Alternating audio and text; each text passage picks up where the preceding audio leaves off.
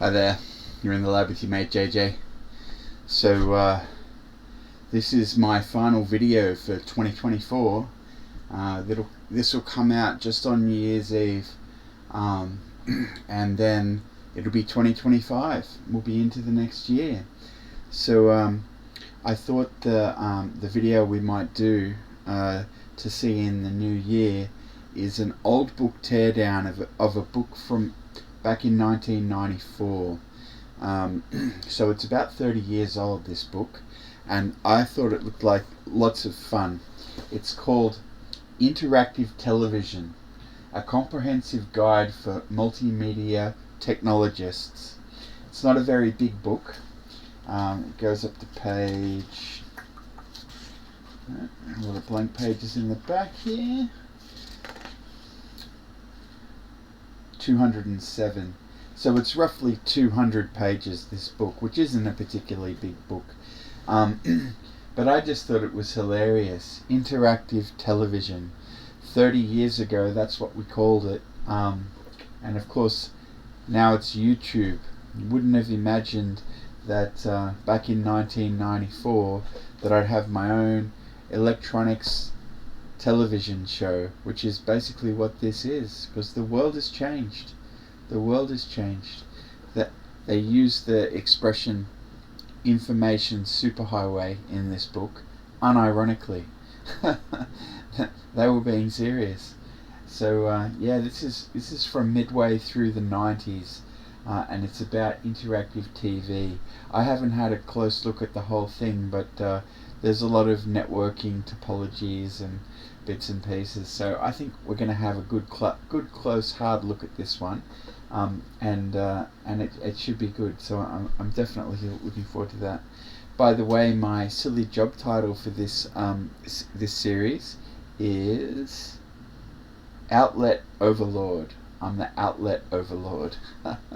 Of course, I was the Outlet Overlord just earlier when I did the electronics project that goes with this old book teardown. So that will complete the set when I get that done. I ordered some equipment today from AliExpress, in fact, which I'm waiting for so that I can keep on keeping on with my J-Car and Silicon Chip mini projects. So those probably won't be happening for another week or two while I wait for that stuff to arrive.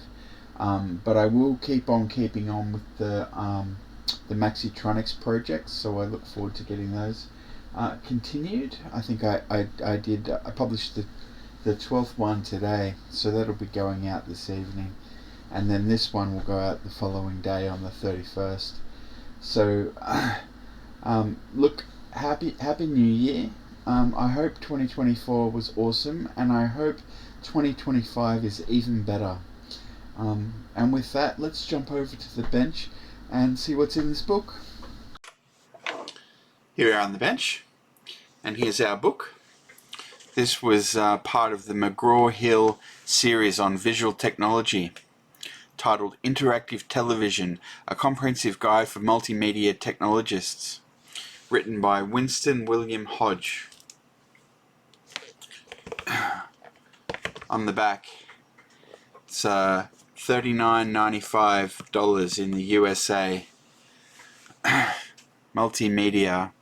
Get up to speed fast on one of the hottest, most in-demand new technologies, interactive television.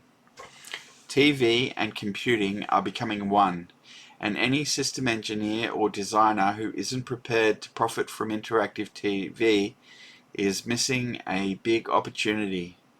Now, with this much needed guide, you have instant access to all the details you need on one of the hottest emerging technologies. In this comprehensive reference, an internationally recognized expert offers an insider's look at the concepts, design approaches, and technology requirements for video on demand, pay-per-view TV, interactive TV, and advanced multimedia. from architectural standards to storage and compatibility requirements to the cost consequences of true versus near video on demand. This invaluable book gives you everything you need to 1. Understand all the system concepts of the hottest new technology areas. 2. Develop a toolbox of necessary information to perform the job, including the storage requirements, communications protocols, compatibility requirements, and much more. 3. Get top system performance at minimum cost without sacrificing quality and functionality. 4. Reduce risk in system design. And 5. Be ready to profit from the most likely future directions and trends. Cover by Holdberg Design. Cover photo Yagi Studio 2/Superstock. Published by McGraw-Hill Inc. Serving the Need for Knowledge. 1221 Avenue of the Americas, New York, New York 10020. There's an ISBN on the back. This book is marked here as Aussie dollars 79.95. Just roughly double the price on the back. So there you go. The Aussie dollar's done nothing for 30 years. Interactive television. McGraw-Hill Visual Technology series titles. So there were some other books in this series. Let's see what we've got. Okay, we've got DataCAD and Illustrated Tutorial. We've got Multimedia Business Presentations, Customized Applications. Video Conferencing, Design and Implementation. CAD/CAM Handybook or Handbook. Multimedia Training, Developing Technology-Based Systems. And Scientific Visualization Graphics. I'd be interested in reading that one. That's probably still relevant. In order to receive additional information on these or any other McGraw-Hill titles in the United States, please call 1-800-822-8158. In other countries, contact your local McGraw-Hill representative. So these guys are all over the place. New York, San Francisco, Washington DC, Auckland, Bogota, Caracas, Lisbon, London, Madrid, Mexico City, Milan, Montreal, New Delhi, San Juan, Singapore, Sydney, Tokyo, and Toronto. Product or brand names used in this book may be trade names or trademarks. Library of Congress catalog in publication data. So it's just a bit of information about the book. Copyright 1995 by McGraw-Hill Inc. There you go. This is dedicated to Sue, Karen, and Nancy with all my love. Alright. Contents. Acknowledgements. Preface. Chapter 1. The merging of computers, imaging, communications, and TV. Convergence. Light highways, data superhighways, and the National Information Infrastructure. Video servers. Computer terminals and TV set-top boxes. An overview of CAT-V. Broadband Integrated Service Network Development. Okay, Chapter 2. Philosophy, Possibilities, Architecture, Concepts, Expectations, and Standards. Video on Demand, an Opening Scenario. Conclusions. Chapter 3. Video on Demand, Architecture, Systems, and Applications. Asymmetric model of information consumption. The program path, the return path, trends in video technology, economic trends, regulatory trends, system requirements, system definitions, system requirements for a video-on-demand system, generalized VOD system architecture, common building blocks, video server, video-friendly disk drives, program selection computer, TV set-top program selection devices, the selector box, programming compression schemes, program database contents and selection, menu navigation, program switcher / router, modulator / demodulator, scalability and modularity, service management, telco television applications, set-top selector at customer premises, VOD equipment at the telco central office, cable television applications, cable demographics, cable network topology, cellular television application, lodging industry applications, long-distance carriers, summary and conclusions. Chapter 4, CATV and Telco System Network Evolution and Constraints, Coaxial Networks, Powering, Standby Power, Status Monitoring, Express Feeder, Bandwidth, Fiber to the Serving Area, Conditional Access, Digital Video Compression, Upstream or Reverse Path, Experience, Bandwidth for New Services, Regional Hub / Passive Coaxial Network Architecture, Regional Hub, Regional Ring, Fiber Hub, Passive Coaxial Network, Telco Approach, Conclusion. Chapter 5, Image Compression, Cost, Quality, Technology, and Philosophy. Requirements for image compression. Some common compression pre-processing elements. An example of transform encoding. DCT transform, MPEG data stream structure, decoding process, video data stream data hierarchy, video sequence, picture types, intra pictures, predicted pictures, bidirectional pictures, video data stream composition, motion compensation, timing and control, system clock references, presentation timestamps. An example of non-transform encoding, polyhedral encoding, combination of shapes, open image compression architecture, conclusions. Chapter 6, Interactive Television and Consequential System Requirements. Chapter 7, True Video on Demand versus Near Video on Demand. Definition and requirements. System possibilities. Costs. Customer demand versus system performance. Limits analysis. Why use video-friendly devices? Why use server-saver style architecture? Why use NVOD instead of TVOD? What is the impact of VOD on CATV delivered ATM? Filling in the viewer latency time. Conclusions. Chapter 8, Storage Systems and Video Servers.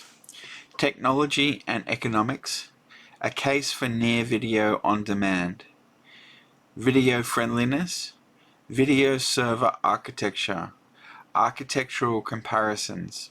Reliability, modularity, interactivity, serviceability, instruction set, summary.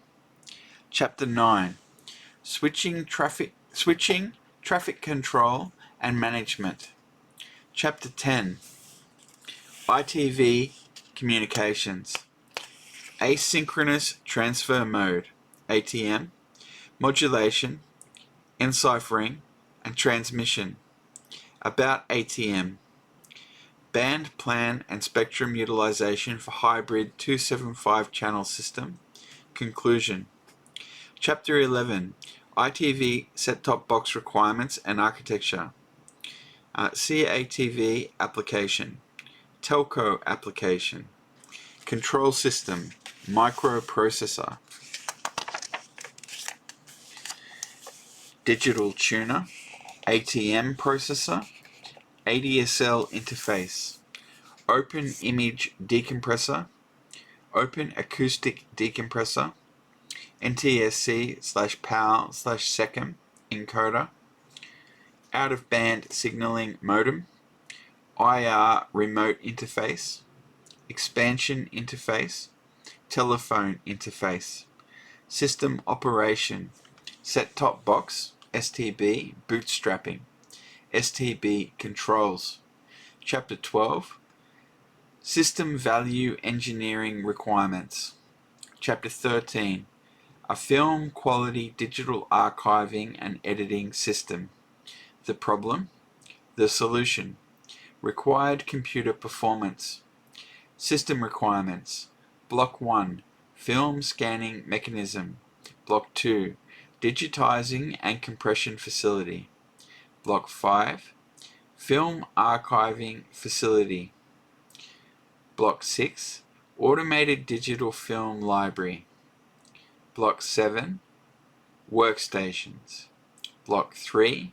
Film replication facility. Block 8. Film producing mechanism. System operation. Data flow. Image data compression and formatting. Data validation and automated correction. Transmission facility. Library characteristics. Database functions. Conclusions. Glossary on page 183. Bibliography on page 201. That's a 2-page bibliography. Index on page 203. And about the author on page 209. I'm going to get some more coffee and then we'll continue. I'm back. So this is the acknowledgements.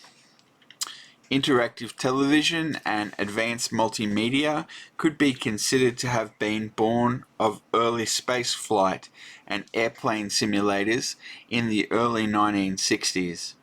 Computer-generated video, created by large mainframe computers, simulated environments for astronauts and pilots. Television projection systems were used as visual display devices, and control panels were interfaced to these computers to permit the astronaut or pilot to interact with his simulated environment. Some simulators provided other environmental effects, such as G-load simulation, pitch, and yaw, by physically controlling the participant's environment. Different flight simulators provided different levels of interactivity. This was also, in effect, early virtual reality. It is unlikely that one would want an interactive television system that would provide the same degree of reality as provided by flight simulators, in that it would not be necessary to rotate or tilt the viewer's living room or even his chair. But it is likely that interactivity to permit the dynamic selection of data, movies, or specific kinds of news, interaction with TV talk shows or other programs, and the capability to provide near real-time responses would be desirable. The systems planned for tomorrow will be controlled regionally by a central facility, head end, and will provide movies or video on demand, VOD, time-shifted TV, interactive news, tele-education, home shopping, video games, and virtual reality, as well as conventional television and telephone service. The service providers of these systems will be the cable television CATV, providers, telco, or combination companies. These systems will permit the user to sit in front of his or her TV, pick up a single button remote control, point it at the screen to a menu that appears, navigate through myriad programming possibilities, select a movie, order food to be delivered to his or her home for consumption during the selected program, and interact with the program's producers with regard to his or her likes and dislikes. The possibilities are endless. This book will discuss the converging of TV, multimedia, and virtual reality, the technology behind video on demand, interactive TV, and advanced multimedia, the architectural concepts, approaches, standards, and requirements, differences between true video on demand and near video on demand, communications requirements and storage systems requirements, system control, human interfaces, costs, and the future. I would appreciate written reader feedback so that subsequent editions of the book can reflect the needs of my readers more precisely. Comments can be directed to me on CompuServe at 74220.2126@compuserve.com, Winston Hodge, or via fax at 714-692-5462. As the principal author of this book, co-author of some chapters, and sole author of others, I would like to thank all the people who have made this work possible.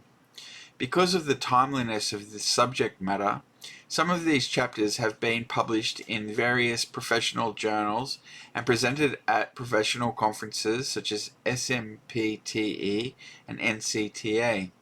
Feedback from these presentations has been documented in this book. The CATV, which is cable TV, telco, computer and communications industries have contributed with plans, drawings, system descriptions, and the like. But mostly, I would like to thank my co-contributors and contributors for their time and dedication to this project. I am truly indebted to them for their contributions. To Lawrence Taylor, my partner and developer of certain video server and TV set-top box technology, contributor of the preface, chapters 3, 5, 6, and 11, my heartfelt thanks and appreciation. To Stu Mabon, my chapter 3 and SMPTE journal, September 1993, article co-author, TV, OD, video server, and friendly disk collaborator, deliberator, and friend who provided valuable support throughout this effort, with hopes we may do more together in the future. Thank you. To Robert Block, President of International Communications Technology Corporation, the founder of Select TV, a brilliant futurist, an individual who permitted me to assist him with his over-the-air broadcast on pay-per-view technology, and co-author of a paper we jointly delivered to the Society of Motion Picture and Television Engineers, which was only slightly modified to become Chapter 13, The Future. Thank you very much. To Jack Powers, to Jack Mulligan, to Bud Junker, to Don Dalchinos, to Roger Pence, to Jim Chiddix, to Mike DeMiro, to David Hanch, to Gordon Smith, to Aaron Bittner. Much of this undertaking was a partnership dedicated to bringing together under one cover the various ideas that, when combined, would provide one integrated volume on the subject of interactive TV and advanced multimedia. This book is intended to be the single-volume reference manual on this topic, the guide for the ITV/multimedia practitioner and/or enthusiast. This book was created using distributed computing technology and communications facilities. It was initially prepared on a Macintosh computer, simultaneously on a local area network and a wide area network connected to other Macs and PCs. Word processing was done mostly on Microsoft Word, Macs and PCs, but partially using WordPerfect because this was my partner's preferred word processing software. Communications between various geographic locations was facilitated using Apple Remote Access and Microphone 2 Pro. Sometimes the manuscript was sent via CompuServe or the internet when the recipient was not immediately available. Sometimes the document was faxed and then, using OCR software, converted back to machine-readable and editable form. As can be seen, we used the tools of our trade to create this document because most of it was created via telecommuting. A list of software used in the preparation of this book is as follows. Microsoft Word for word processing, Microsoft Excel for spreadsheet, Cricut Graph for graphing, Microphone 2 Pro for modem control, Xerox Accutext for OCR, Fax STF for fax software, Apple Remote Access Server for remote networking, Adobe Photoshop, pictorial conversations and editing, Mac Draw, a drawing program, Xywrite 3 for word processing, Quark Express desktop publishing, Novel Network 3.12 local area networking, Word for Word format translation, Graphics Workshop, bitmap editing, and others. All the above software ran under Macintosh operating system 7.1, MS-DOS 5.0, MS-DOS 6.2, Novel Network 2.0, and Windows 3.1. Needless to say, this was a fun and inspiration-filled project, and I hope the reader attacks this book with the same enthusiasm that I have. There you go. I'm going to go get something to eat. Alright, so now we're up to the preface. Now this was written by his friend or partner, Lawrence Taylor, as he mentioned here, contributor of the preface. So, of the preface, not to the preface, so I assume that it was the whole thing was written by him. Highly evolved telecommunications networks, interconnected and delivering telecommunications and data services around the country and the world, will enable the delivery of virtually unlimited numbers of channels of video, telephony, switched data, wide area networking, business data links, etc. These networks will carry services, sometimes called video dial tone, including broadcast video, time-shifted TV, pay-per-view TV, multimedia services, premium channels, video on demand, home shopping, tele-education, interactive games, etc. This interconnected high-performance network is often referred to as the Information Superhighway or the National Information Infrastructure, NII. These NII component networks will be coax or hybrid coax and fiber optic links, creating a single network delivering a multitude of services with integrated diagnostic capability. The network elements will operate in the 5 MHz to 1000 MHz range, employing ATM, digital packetized communications and switching protocols, and making access possible to a wide variety of service providers. Multiple elements will be interconnected and will create additional capacity. The information superhighway will open up what has been estimated by some to be a $1 trillion delivery system for offering goods and services. Interactive TV, ITV, will be a highly efficient merchandising and distribution system. The emerging technologies making this possible are advanced microprocessors, satellites, microwave, fiber optics, new switching technologies, image compression, video servers, and high-capacity video-friendly disk storage systems. Both the telephone companies, telcos, and the cable TV, CAT-V companies are pursuing the coming generation of ITV, interactive TV. The telcos have traditionally supported interactivity, and the CAT-V companies have supported multiple television broadcasts. This new technology has opened up the doors to both the telcos and the CAT-V companies to furnish ITV. The telcos now have a new technology called Asymmetric Data Subscriber Loop, ADSL, permitting the transmission of 2 to 6 megahertz of bidirectional data bandwidth to most subscribers on existing twisted pair cables.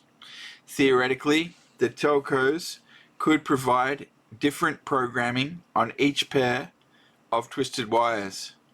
Every subscriber could have a different program, but having sufficient video server capacity at the central office would not be cost effective. The CAT-V companies have gigantic one-way bandwidth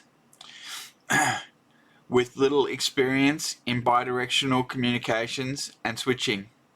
The telcos have little experience in broadcast technology, but telco and CAT-V companies are definitely on this convergence path as partners or adversaries. Cable will be a vehicle for serving ITV. The cable TV or CAT-V industry already serves 58 million households with a flexible, high-capacity fiber coaxial network capable of delivering a variety of video, computer, and voice communications data. The telcos provide wired services to over 94 million households. The advent of ADSL communications technology facilitates the transmission of video over several miles of conventional 22-gauge wire, along with plain old telephone services and a sub-rate return medium-speed digital path, creating possibilities for an alternative technology to deliver images, video, and data to households and businesses. Since the advent of the microprocessor in 1968, computer system costs have been spiraling downwards, and computer intelligence has migrated into storage subsystems, imaging, communications, and network control. Subsystems permitting complex system advances were previously not possible. High-capacity advanced random access storage subsystems now permit access to multiple gigabytes of data and permit storing entire films compressed into a single computer disk. Video servers consisting of hundreds of these high-capacity disks permit selection of video programming from hundreds of titles.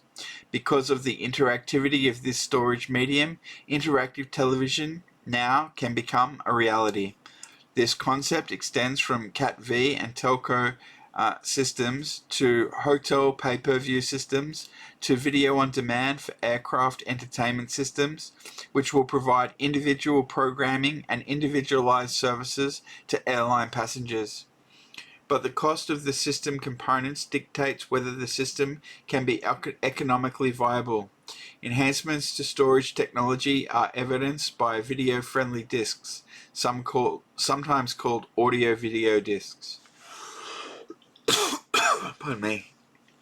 That permit the smooth flow of video from storage to the network without extensive and expensive buffering. Video server technology is moving from an expensive brute force approach to an architecturally streamlined approach, taking advantage of video and data differences and exploiting them to reduce video server costs. From a communications point of view, image processing is a must. It permits 4 to 6 digital channels to exist where only one channel previously resided. And there's a graphic here, but no note. But you see that we've got a bunch of 5 set-top boxes using the cable network to the video server. So this is the cable network CAT-V that he was talking about earlier. From a storage point of view, uncompressed digitized images require hundreds of times more data than compressed data. From a networking point of view, fewer data packets are required for transmission if the images and data are compressed, thereby permitting reasonable cable bandwidth and resulting feasibility. Convergence of technologies in the cable system. Cable television companies have built a very efficient delivery mechanism with a wide variety of video entertainment options. As technology continues to evolve, the integration of previously separate industries has not only enabled cable to diversify, but has also enabled entirely new types of interactive multimedia services to be contemplated and new business arrangements to be formed in order to deliver them. Some examples follow. Example 1. The Time Warner full-service network uses as the core building block of its project the existing cable television system. That system is being upgraded according to an emerging cable industry consensus calling for an evolutionary upgrade of plant by deploying fiber optics in a cost-effective way out to servicing areas with as few as 500 homes. This upgrade, which by itself improves picture quality, increases system reliability, reduces maintenance cost, and sets the stage for other technologies to be connected to it or overlaid on it. Example 2. A video server is being provided by Silicon Graphics, a company with experience in high-end computer workstations. The server will hold a digital library of hundreds of movies and other multimedia products that consumers will be able to choose from their homes. Videos will be routed from the server to individual homes by an asynchronous transfer mode (ATM) switch. ATM switching is a recently developed protocol for switching large amounts of digital data at high speeds, and American Telephone and Telegraph (AT&T) will be providing the switch in Orlando, Florida. The consumer will also see advanced technology deployed in the home. Hewlett-Packard, a leading computer technology company, will be providing printers in consumer homes, allowing consumers the convenience of capturing information that appears in text, video, or multimedia forms on their TV screens. Example 3. In some smaller cable systems, it may not be cost-effective to deploy all of this advanced technology at once. With fiber upgrades, however, many small systems may be able to interconnect through a design known as a regional hub and share the costs of advanced technology. The regional hub design calls for linking head ends through a fiber ring, such as those provided by businesses known as competitive access providers. Cable companies have invested in such companies, and the largest such company, Teleport Communications Group, is owned by a consortium of 5 cable operators. The head ends are linked in this fashion into a regional hub that allows advanced technology to be located in the hub and still be available in a cost-effective manner for smaller head end service areas. Example 4. In addition to telecommunications services, the wide array of high-quality programming provided by cable programming networks is being enhanced by the application of various kinds of processing and interactive technologies that are becoming available. Viacom, for instance, will be testing interactive versions of networks like MTV and Nickelodeon on their Castro Valley, California research testbed cable system. Example 5. The Discovery Network has developed Your Choice TV, an advanced program selection and navigation system that will allow customers to find and select a variety of programming, including best of television programs that they might have missed in their regularly scheduled network appearance. Example number 6. Many cable programming networks now make detailed programming information and schedules available on Prodigy, the computer information service.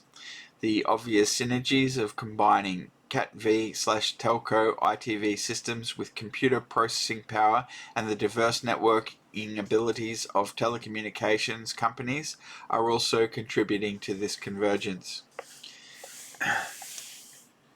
Computer companies. The following is a partial list of computer companies that are offering products specifically designed to enhance the ability of cable systems to deliver a multiplicity of interactive multimedia products and services to their subscribers. They include Sega. Sega, the video game company, is starting the Sega Channel, a cable channel in conjunction with TCI and Time Warner, creating a cable channel that is actually devoted to video games that can be played at home without requiring physical possession of a game's cartridge. Intel. Intel has developed, in conjunction with General Instrument, a cable modem that allows data to be received and transmitted over cable systems. Digital Equipment Corporation, DEC. DEC has developed a collaborative work environment that can be offered over a cable system through the use of DEC's digital channel technology, which turns part of the system into an Ethernet wide area network. This technology allows multiple participants to work together to develop computer-assisted design applications or distributed professional workgroup computing, which allows teams of people to organize and update information in the same way, no matter where they're located. Hewlett-Packard, HP. HP has 3 sets of products that are developing for use in cable systems. HP recently received an order from Telecommunications Inc., TCI, for 100,000 set-top converter boxes. These boxes will include advanced computer processing capabilities, permitting customers to use on-screen menus to find and select video or other services. HP also offers video server technology, computers that can be used to store movies and other programs in digital form for video on demand. The server may also include ad insertion, store and forward, editing, and other capabilities. Finally, HP has developed a video printer and print manager that will first be rolled out in Time Warner's Orlando system. The printer will be used for capturing and printing out screen displays, as well as printing out coupons at the customer's request. Eastman Kodak. Kodak's picture exchange architecture and printers allow image search, retrieval, and printing over cable systems. Customers can view image libraries, which may be connected from a central location to cable systems by high-speed transmission lines, and select particular images for printing at the home or at centers where they can be picked up. CompuServe, Prodigy, America Online. The Computer Information Services, America Online, CompuServe, and Prodigy are planning to offer service over cable systems, allowing huge increases in speed and quality of the service. General Instrument, Zenith, and Intel are providing equipment as part of these trials, and cable operators participating include Viacom, Comcast, Cox, and Continental. Unisys. Unisys provides desktop video conferencing systems allowing individual users to view a common video or data display while in different locations.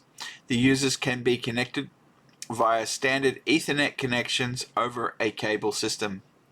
IBM. IBM has developed a multimedia server that allows storage and delivery of various video-on-demand services. Connection to services such as ICTV's Interactive Service Exchange allows customers to instantaneously switch from viewing a motion picture to using an interactive service. C-Cube. C-Cube has demonstrated its Motion Picture Engineering Group, MPEG, encoder/decoder products, which allow transmission of digitally compressed video to increase channel efficiency of existing cable networks, as well as to make more efficient use of fiber and other digital facilities. Zenith. Zenith provides products that allow Ethernet services to be delivered over cable television systems. The benefits include connecting institutional networks of schools and government agencies and allowing individuals to use the cable system for high-speed online connection to information services without tying up their phone line. Individuals can also access their office networks through work-at-home applications. Micropolis.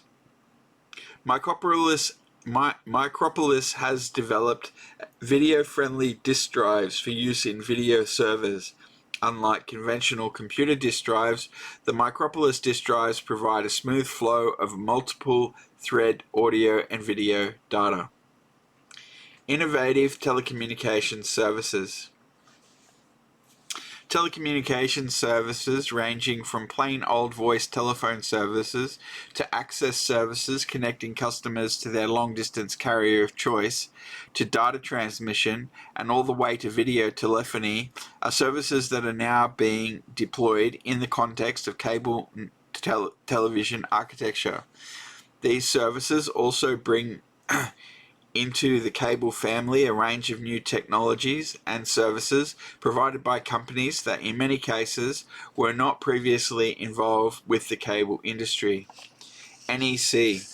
NEC's asynchronous transfer mode ATM switch provides video and broadband switching capability that can process voice, video, and data and can route different types of information to different customers at the customer's request. Northern Telecom. Northern Telecom designs and builds high-speed 2.5 gigabit per second fiber rings, such as those used in providing competitive access services, which can be used for interconnecting cable head ends. Northern Telecom also provides ATM switching technology as well as network management for all services provided by its fiber rings. DSC Communications Corporation. DSC provides network support for systems based on the SONET standard, allowing transport of existing and emerging applications in the business community. DSC network support can connect a competitive access provider, CAP, network to a cable company transmission network that is connected to a local business site, allowing that business to take advantage of new or more efficient services without being directly connected to that cap. Scientific Atlanta. Scientific Atlanta, a traditional supplier of cable system equipment, has announced the development of a product that will allow consumers to make telephone calls over their cable television systems. About the book.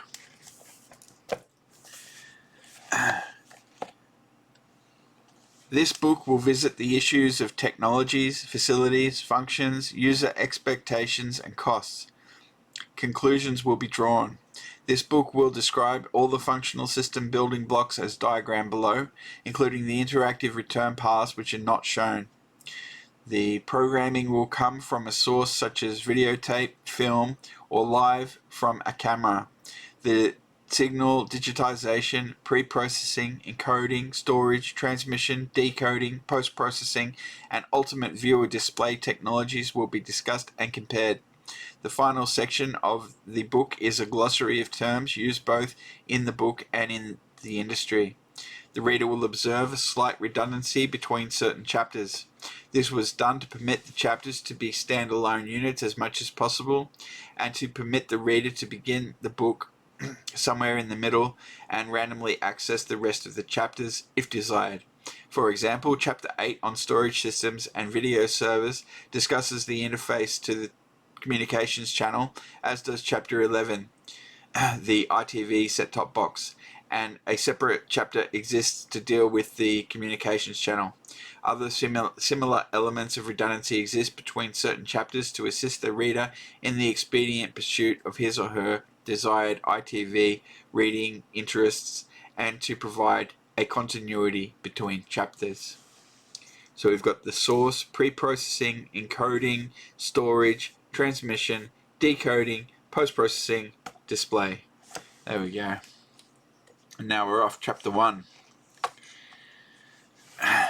The merging of computers, imaging, communications, and TV. Convergence. This book describes interactive television, advanced multimedia, and the convergence of television and computers. It discusses the requirements for interactive television, ITV systems, and the requirements for advanced multimedia systems. It will discuss the shortcomings of today's computer-based multimedia and how those inadequacies can be corrected. It will introduce the concept of advanced image storage systems, video-friendly disk drives and video servers, compression requirements, communications, switching, and set-top boxes. Philosophy and standards will be discussed, and the key players and their technologies will be examined.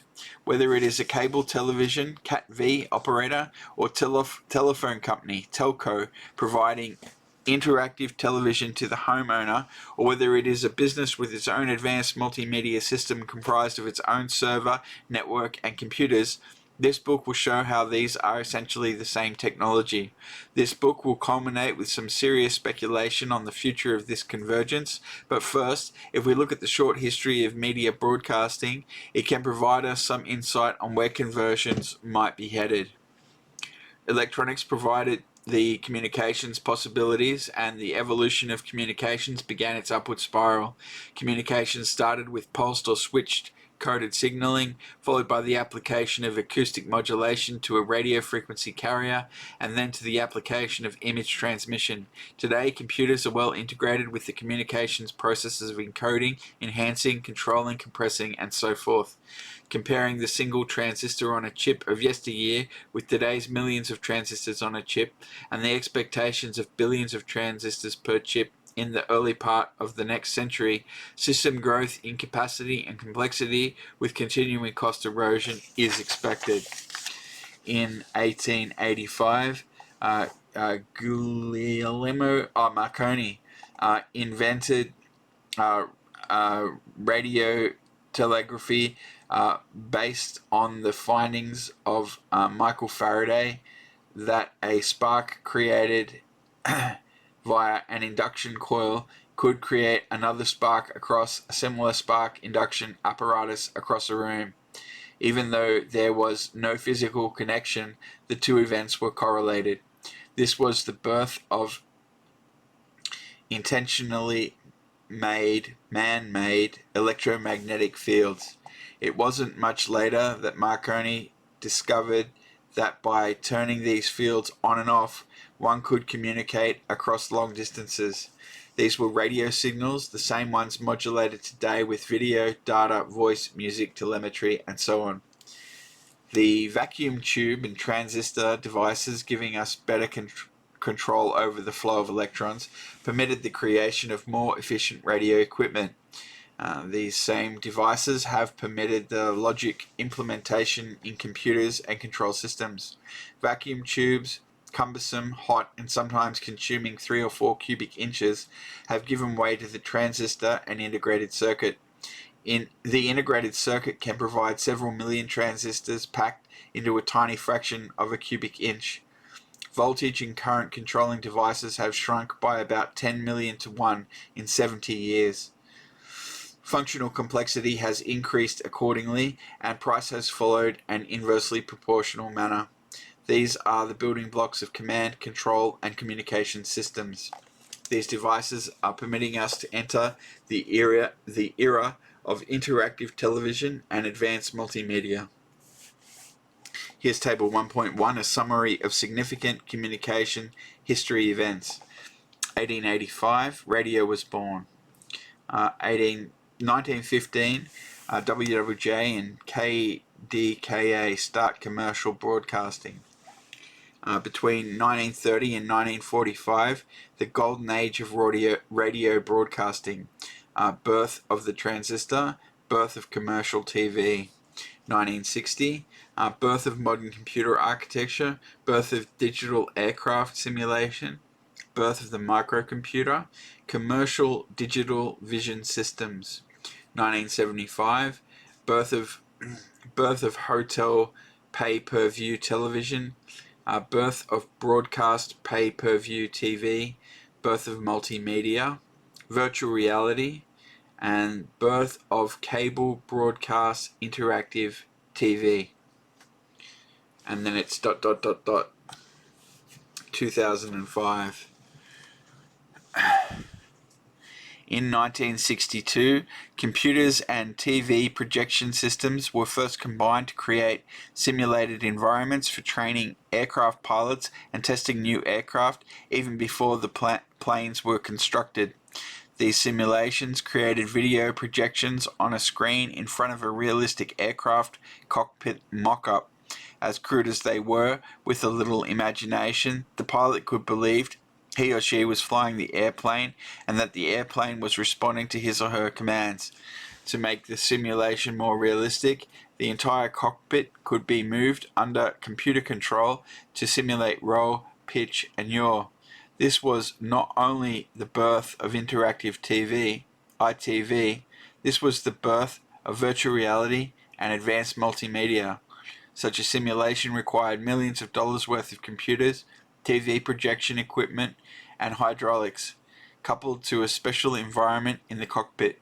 Today, excluding the physical positioning equipment, comparable experiences can be produced thousands of times less expensively. ITV can be defined as TV that is controlled by the viewer, whether this implies inter-programming or intra-program decision-making capabilities. The difference is only the degree of interactivity. Inter-program ITV could be defined as the selection of new video-on-demand programming, such as selecting a new movie when the viewer wanted it, with minimum waiting time, from seconds to minutes, but with intervening information that made the viewer's requests appear immediately responsive. Intra-program decision-making would occur frequently in educational ITV applications, but not so frequently in filmed entertainment applications due to the high cost of producing interactive film presentations with alternative scene-to-scene jumping possibilities. Pardon me. Interactive games would also exploit the ITV interactivity. Advanced multimedia can be defined as the highest quality audio and visual. Just give me a minute, please. Sorry, I'm back. Advanced multimedia can be defined as the highest quality audio and visual presentation with very frequent participant interactivity. Thus, advanced multimedia can be thought of as ITV with a higher frequency of participant interaction. The difference between ITV and advanced multimedia is essentially the degree of interaction. Generally, an advanced multimedia application will be a single-user application, and an ITV application will be a multi-user application. These concepts overlap and converge. The similarities between interactive TV and advanced multimedia are so significant that this book spends a great deal of time revealing those similarities. Figure 1.1 illustrates an advanced multimedia system on a local area network, a LAN, while Figure 1.2 illustrates two multimedia LANs being interconnected through bridges or routers. Oh dear. well, we'd call that just a switch these days. The routers keep the traffic destined for a specific LAN contained while permitting only LAN-to-LAN traffic to pass through. If there were not any inter-network communications, the router would be unnecessary. Advanced multimedia networks provide interactive, full-performance, smooth-motion video to be displayed on each workstation just as if it were a TV set. And while these workstations could display favorite movies, it is more likely that they would be displaying training information, tutorials, research data, and other business-related information. For example, Figure 1.1 could be a system entirely resident on an automobile dealership, where some of the workstations are in the showroom for customers to interact with in the car selection process, while other workstations could be in the service department being used by mechanics to investigate correct procedures for repairing a specific automotive function. At the same time, a salesperson could be investigating the merits of an automobile versus the competitors' automobiles. This system could be a small self-contained video server LAN, or it could be a group of automotive dealer systems interconnected so that information could be shared. Okay, and here's Figure 1.1, the local area multimedia network. Okay, ATM LAN coax. Fair enough. We used to have Ethernet networks like this using the BNC and the coax. And what have we got here? Figure 1.2, wide area multimedia network, and then a router/bridge. Yeah, we just call that a switch these days. Ethernet switch. And this is all Ethernet. Well, this is ATM. I don't have any experience with ATM. I think the telcos still use it, I'm not sure. Hang on, I'll find out. So, yeah, ATM. It's an obsolete technology these days. It's not secretly still being used as the substrate for our IP and Ethernet-based networks. It literally lost out to those. So there you go.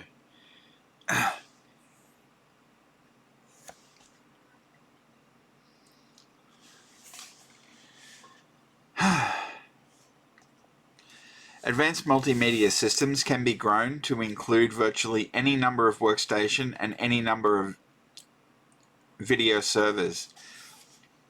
Their usefulness is limited only by the total traffic on the network, and hence by the network and video server availability to the user at his or her workstation. The systems shown as figures 1.1 and 1.2 are generally delivering unique streams of data to each workstation, unlike a Cat-V system, which can deliver one set of data to many workstations/terminals/TV sets. While it would be possible to have advanced multimedia workstations share data stream, it is probably not too likely. Yeah, so there did used to be like multicast, sort of seemed promising, but I think in the end it's just OTP, right, over the top.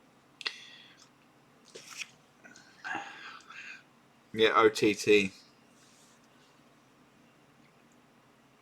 I don't know if there's any use for multicast. I don't know if it's used anywhere. Maybe some video conferencing uses it or something. I'm not sure.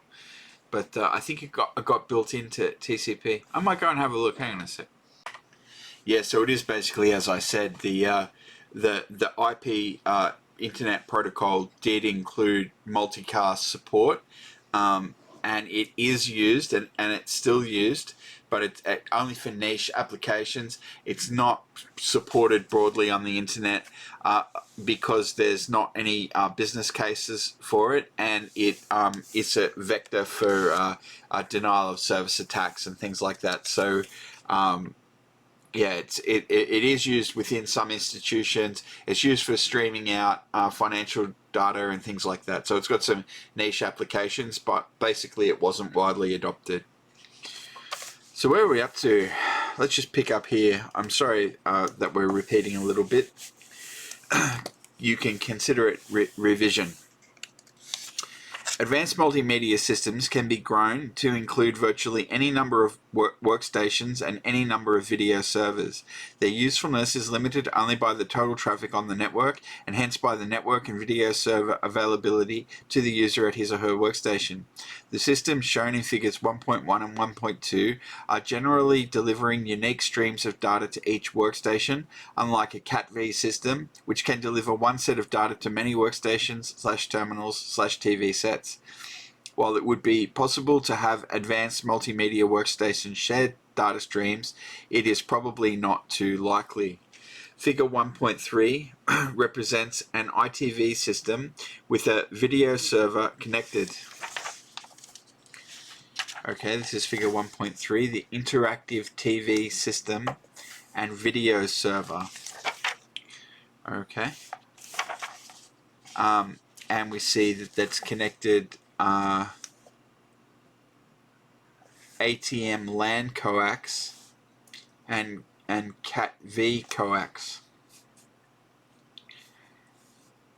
So I'm a little confused about how those coaxial networks, they wouldn't be using the same protocols, so I don't understand. Interactive TV system and video server. Okay. So I don't see how really that's different to this.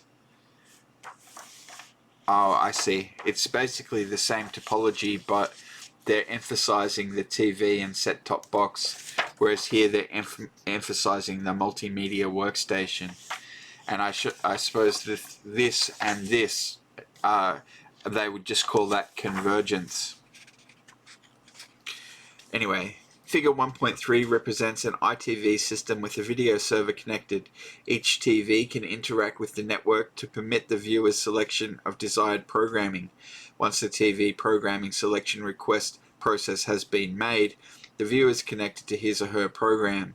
If a 90-minute program is rebroadcast in a time overlapping manner every 6 minutes, then 15 copies of the program will need to be broadcast with a 6-minute delay between broadcasts or program threads.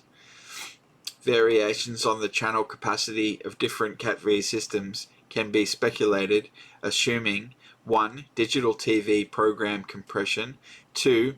200 MHz to 500 MHz of digital transmission capacity. This book will show how a range of 40 to 500 programming channels or threads can be made available on a Cat-V system without affecting existing analog television channel transmission. Naturally, a multi-coax Cat-V system can produce multiples of the above, and an all-digital system, one where all programming is compressed, could support even more threads. Well, we don't use threads. We don't use that. That's not contemporary at all. We don't talk about threads in terms of media, but they did. There will come the time when multiple fiber optic cables intertwine the cities we live in, and bandwidth in excess of the requirements for ITV will exist. On such a system, it will be natural and convenient to mix ITV and advanced multimedia programming. Such a system might appear as in figure 1.4. Here is figure 1.4, a composite system consisting of ITV and multimedia applications. There you go. So you've got multimedia workstation, TV, and set-top box. Multimedia, and this is the convergence that they were hinting at with this topology. Huh.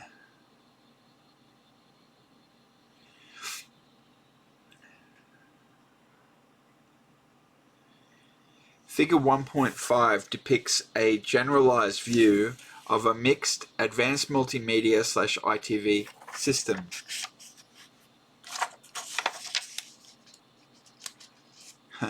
Gateway to the information superhighway. Data superhighway. Multiple composite ITV and advanced multimedia systems interconnected. So it's talking about the internet, basically, and then these, I guess we'd call these edge servers, or CDN servers for the video servers, and then these are the workstations.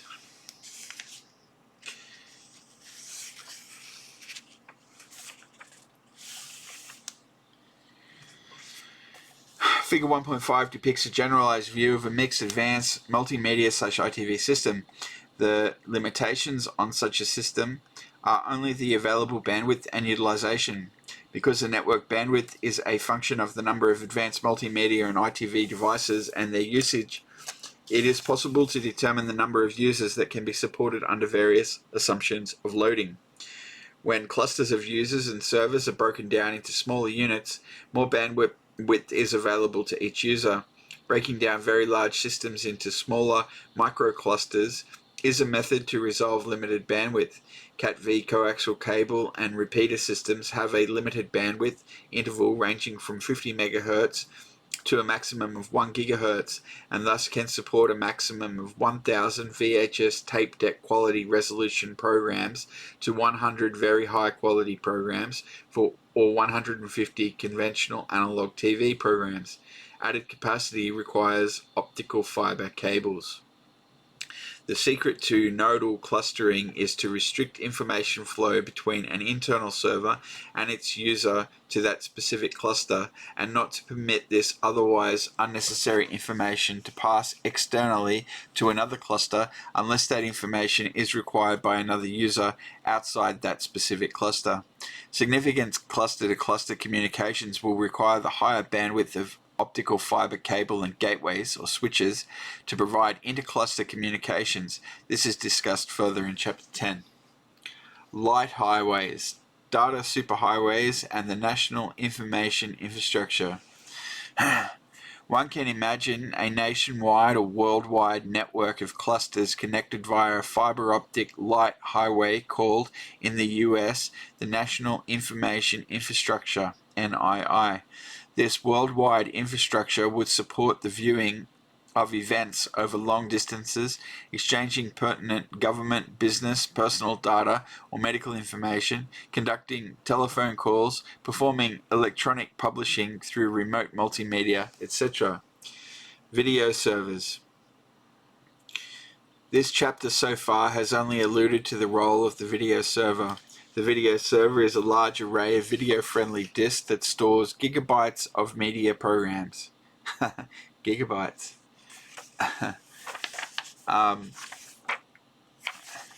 Typically, one movie will be stored on one disk, and because of the design and capacity of the video-friendly disk drives, multiple threads from each movie can be read and transmitted to the rest of the system. A 90-minute movie can occupy a 1 gigabit disk for low resolution, or a 6 gigabyte disk for a high resolution video. Video RAID systems could provide the same function, but employ different disks data structuring. Video servers are described more fully in Chapter 8. It will be shown how 3 to 15 threads, depending on video quality, can be transmitted to the network. It's interesting they use this term threads. That doesn't exist. They're talking about, maybe you call it a channel, or I don't know. Thread. Computer terminals and TV set-top boxes.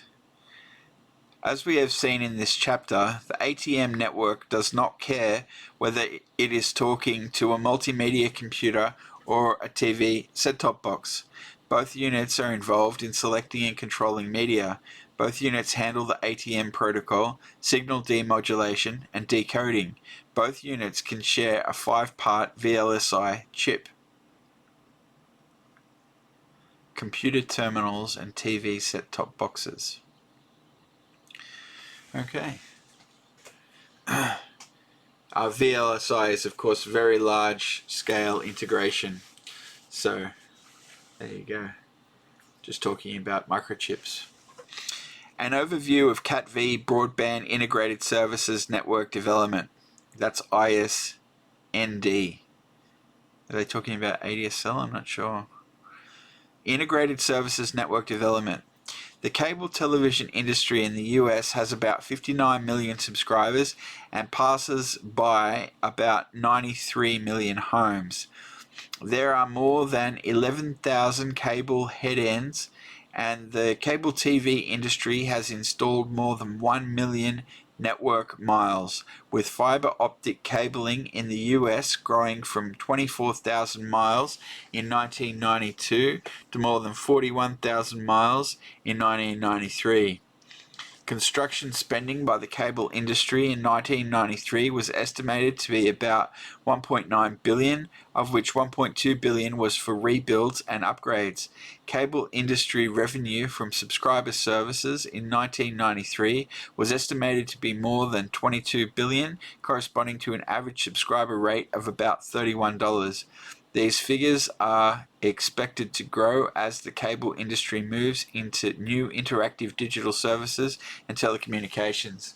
The convergence of cable television systems, telecommunication systems, and computer network systems will drive the future information age, and integrated services network architectures will provide the key enabling technology for the development of this new business sector. The cable industry's development and deployment of the broadband information superhighway requires architectures for a network infrastructure that integrate the numerous applications that will be offered. Applications will cover a wide range of programs and services. Entertainment video delivery will evolve from the current core services of the cable industry to enhanced offerings like interactive shopping, near video on demand, and true video on demand functions. Telecommunications services will evolve from current voice telephony and data transport to include interactive multimedia applications, information access services, distance learning, remote medical diagnostics and evaluations, computer-supported collaborative work, and more. In addition to the complexity and diversity of the applications, development and deployment of a broadband information infrastructure will combine a number of different networks that will have to work in a coherent manner. Not only will users be connected to different regional networks, but the sources of information will also belong to different enterprises and may be located in remote networks. It is important, therefore, to realize that from the start that the two most important goals of the architecture for the broadband information superhighway are integration and interoperability. Achieving these goals is a mind-boggling endeavor. Nonetheless, it is a critical goal that goes beyond just elegance of the technical solutions. First, the investments that will be required to realize these network broadband applications will be quite large. It will be difficult to economically justify the widespread deployment of disjointed networks. The value of communication services grows exponentially with the number of connected users, and future broadband applications will have to reach globally to large numbers of customers in order to be commercially viable. Second, the multiplicity of broadband applications that one can envision in the future will not emerge from a centralized planning and deployment process, but rather from an information marketplace where independent application developers will compete for the customer's attention. The existence of integrated and interoperable networks will stimulate the rapid development of new applications and hence speed the introduction of new services by providing added value to users. The cable industry's broadband integrated services network architecture should be based on a hierarchical deployment of network elements interconnected by broadband, fiber optic, and coaxial cable links. Following is a view of this architecture. Starting at the home, a coaxial cable tree and branch plant provides broadband two-way access to the network. The local access coaxial cable plant is aggregated at a fiber node, which marks the point in the network where fiber optics becomes the broadband transmission medium. See figure 3.1 on page 51. Shall we do that quickly? Let's jump up to page 51. Okay, figure 3.8, was it? 3.1. 3.1, that's 3.8. Figure 3.1.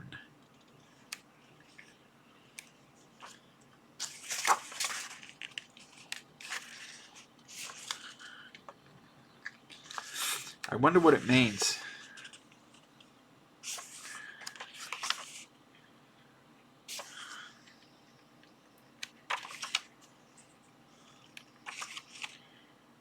Okay. So there's two figures on page 51. Oh, I see. I think that's what it's talking about. Is it talking about the star configuration? The local access coaxial cable plant is aggregated at a fiber node, which marks the point in the network where the fiber optics becomes the broadband transmission mediums. Figure 3.1 in. So I think. Yeah, well, it's not figure 3.1. This is the one. There's, yeah, that's what it's talking about. The sort of fiber connections to the nodes and then the coax from the nodes, called a star configuration. Yeah, right. Current expectations are that approximately 500 homes will be passed by the coaxial cable plant for every fiber node, with variations from as low as 100 to as many as 3,000 that depend on the density of homes and the degree of penetration of broadband services. The multiple links from the fiber nodes reach the head end, which is where existing cable systems have installed equipment for origination, reception, and distribution of television programming and other services. The head ends are in buildings that provide weather protection and powering, and hence represent the first natural place in the network where complex switching and processing equipment can be conveniently located. Traffic from multiple head ends, see figure 4.8 on page 69. Shall we do that? 69. I wonder if they got it right this time. So what are we looking at here? Traffic from multiple head ends can be further routed over fiber optics to regional hub nodes deeper in the network, where capital intensive functions can be shared in an efficient way.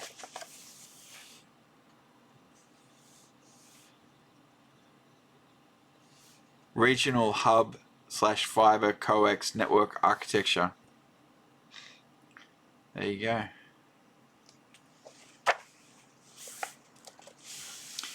In order to achieve the integration and interoperability of the different services, the first basic issue to consider is bandwidth allocation. Today's cable networks use the coaxial cable plant as an RF medium and generally allocate spectrum as follows. 1. 50 to 450 MHz. 2. 50 to 550 MHz. 3. 50 to 750 MHz. And 4. 50 to 1000 MHz for the downstream traffic towards users, and 1. 5 to 30 MHz, 2. 5 to 35 MHz, and 3. 5 to 42 MHz for the upstream traffic. Low split approach from the users. See chapter 10, ITV communications. That hasn't changed. That's actually what I've got with my fiber service here. It's it's about 250 megabits per second down, and about 1/10 of that, about 25 megabits up. I remember back in the good old days when I had ADSL, I had a 50-50 plan, so I could serve as well as consume. So I still do serve a little bit of stuff from the home network here, but not very much these days. Most of it's in the cloud now. Anyway, see Chapter 10, ITV Communications. Interoperability is expected to be facilitated by the use of industry standard technologies, in particular synchronous optical network, SONET, networking elements, and asynchronous transfer mode, ATM, multiplexing and switching. Well, all of that's well out of date by now, isn't it? It is possible that ATM will eventually become the prevalent solution all the way to the user interface at the home, but alternatives are being explored for the early deployment of broadband services in a cost-effective manner. Other mechanisms for internetworking will have to be used until competitively priced ATM products, including interfaces, multiplexers, and switches, become widely available over a range of speeds, from a few megabytes per second to gigabytes per second. Issues that still need to be resolved in ATM are numerous. Access and congestion control, quality of service definitions, choice of adaptation layer standards, transport of compressed packet video, MPEG in particular, end-to-end latency with regard to isochronous services, voice communications in particular, advanced signaling protocols and connection control systems, and management information models and interfaces. The final evolution to an integrated services broadband network will require consideration of many additional interfaces and protocols associated with the many services and network interconnection points that will be supported. Signaling protocols, directory access services, and application development environments are only some of the issues to be resolved. Integrated network management, operations support, and business support systems are important components of the broadband architecture. The use of open and modular platforms and protocols for the development of support systems is a crucial factor in controlling the complexity that the multitude of network components and applications will create for the network operators. The evolution should be toward the use of distributed computing environments, coupled with modern software technologies such as managed object models, client-server architectures, and contract trading capabilities. Alright, now we're off to chapter number 2. Philosophy, possibilities, architecture, concepts, expectations, and standards. Interactive television, advanced multimedia, and virtual reality are on a convergence path. What makes the evolved version of each of these different is the application. When a suburban Cat V subscriber selects a movie, orders some food, and orders some specialized information from his ITV system, it is referred to as an interactive television. When a physician in the hospital uses his or her personal computer attached to the very same network to watch instructional sequences of specific operational procedures with permitted branching at certain sequences of the operation, it is called advanced multimedia.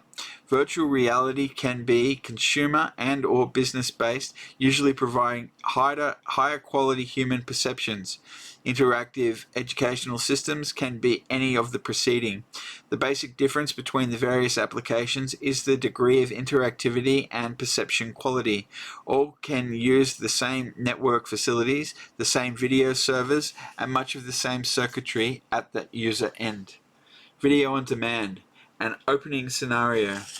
To create a human factors experiment to test our conceived ITV system, we will create a mythical ITV consumer sitting at his or her interactive TV set. Assume the consumer is pondering what would be entertaining today. He or she picks up the very simple one-button remote control.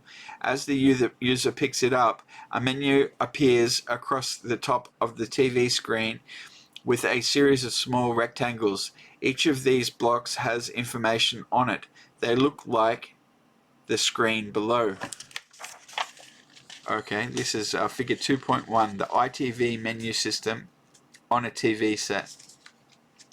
and the blocks TV, sports, news, movies, and shopping. Alright.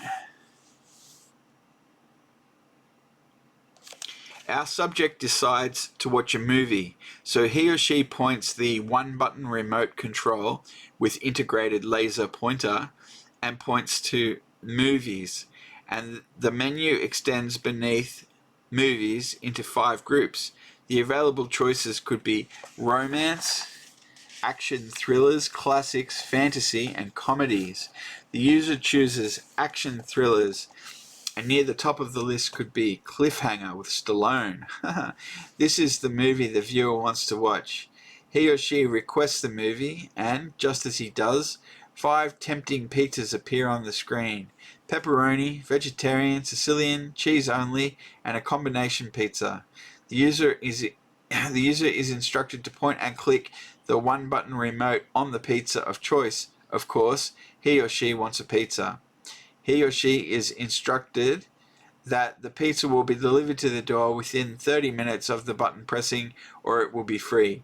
The user doesn't have to tell anyone where to deliver the pizza because the system knows who and where he or she is. Then comes the beverage selection. The user selects a beverage and gets ready for the movie. The complete food order on the screen appears for validation purposes. Also, a few excerpts from the movie appear in order to validate that this is really the movie he or she wants to see and giving the viewer an opportunity to change his or her mind. The user is then given pricing information and the movie is ready to start. About 2 minutes have lapsed from the beginning of the transaction to the beginning of the movie. The user has been entertained and his or her needs have been catered to during this entire interval. The movie is starting, the user is replenished and invigorated, and he or she is ready for serious movie watching. Within 30 minutes into the movie, the doorbell rings. It's the pizza delivery person. The user gets up from the TV and does not need to get any money. The system has already charged the pizza to an ITV or credit account. The viewer goes to the door, tips the pizza deliverer, gets the pizza, goes to the kitchen for some eating utensils, and returns to the movie. However, the viewer has lost 3 minutes of the best part of the movie. He or she picks up the remote control and immediately sees 15 small screens on the big screen, each showing the same movie but with different starting intervals. The user selects the interval subsequent to the one he or she had been viewing, the movie delayed by 3 minutes, because he or she recognized it in the small screen as the part of the movie that was shown just before the pizza arrived. The user resumes watching the movie from where he or she had previously been interrupted. Our subject settles back and starts to eat pizza, and about another 12 minutes into the movie, there is a scene that would certainly nauseate any food-consuming connoisseur. He or she picks up the remote control. Again, the small screens appear on the large screen, and the viewer clicks onto the small screen that has just completed this gruesome sequence. The user bypasses the grisly sequence faster and easier than he or she could fast forward a VCR because he or she is essentially random access to has essentially random access to any scene on a scene-by-scene basis. The user continues to watch to the completion of the movie. Because the cable TV system employs an open architecture, some of the movies will be encoded as MPEG-2 or as wavelets or using spatial correlation technology. This permits the movie studio to select the best encoding for the specific movie because different compression algorithms create different artifacts in the compression requirements and as the compression requirements become more demanding. The action scenes with lots of fast motion are the scenes most likely to suffer. It may be that no significant difference can be perceived by viewing the different algorithms. However, the studio executives may have their preference and, of course, this is their film, so the selection of compression methodology is their choice. The studios perceive compressing video, digitizing it, and placing it on some information-bearing substance as their domain, just as is putting movies on VHS tapes. Furthermore, the studio executives realize that the various standards committees find it difficult to agree on specific compression standards, and that ownership of certain compression technologies may be questionable at best. So the studios create their own compression algorithms, digitize the film, and include decompressing information in the form of firmware for our viewers' TV set-top box to decipher and execute. There is more.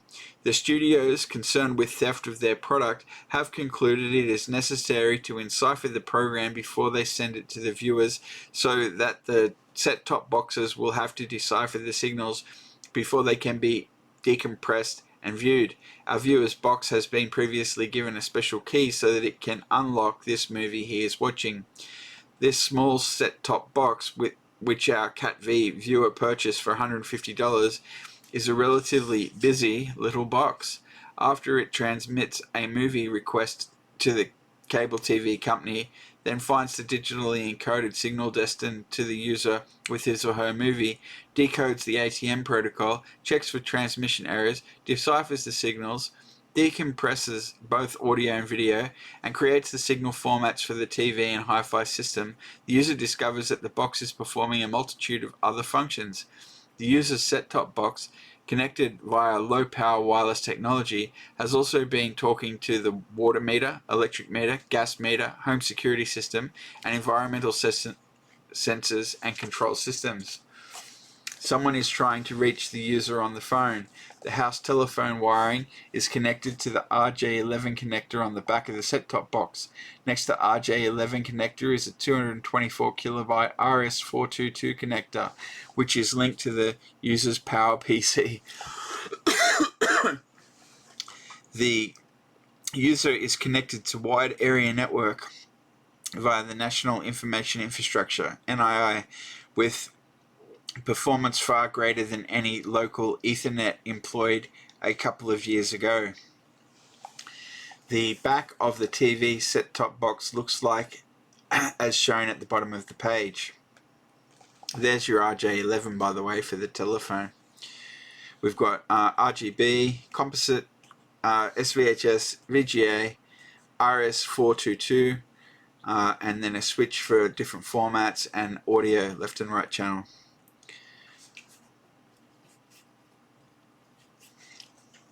Of course, this is 1997 and the user just upgraded their box to this year's premium model. The 1995 model didn't have the RJ11 and RS422 connections.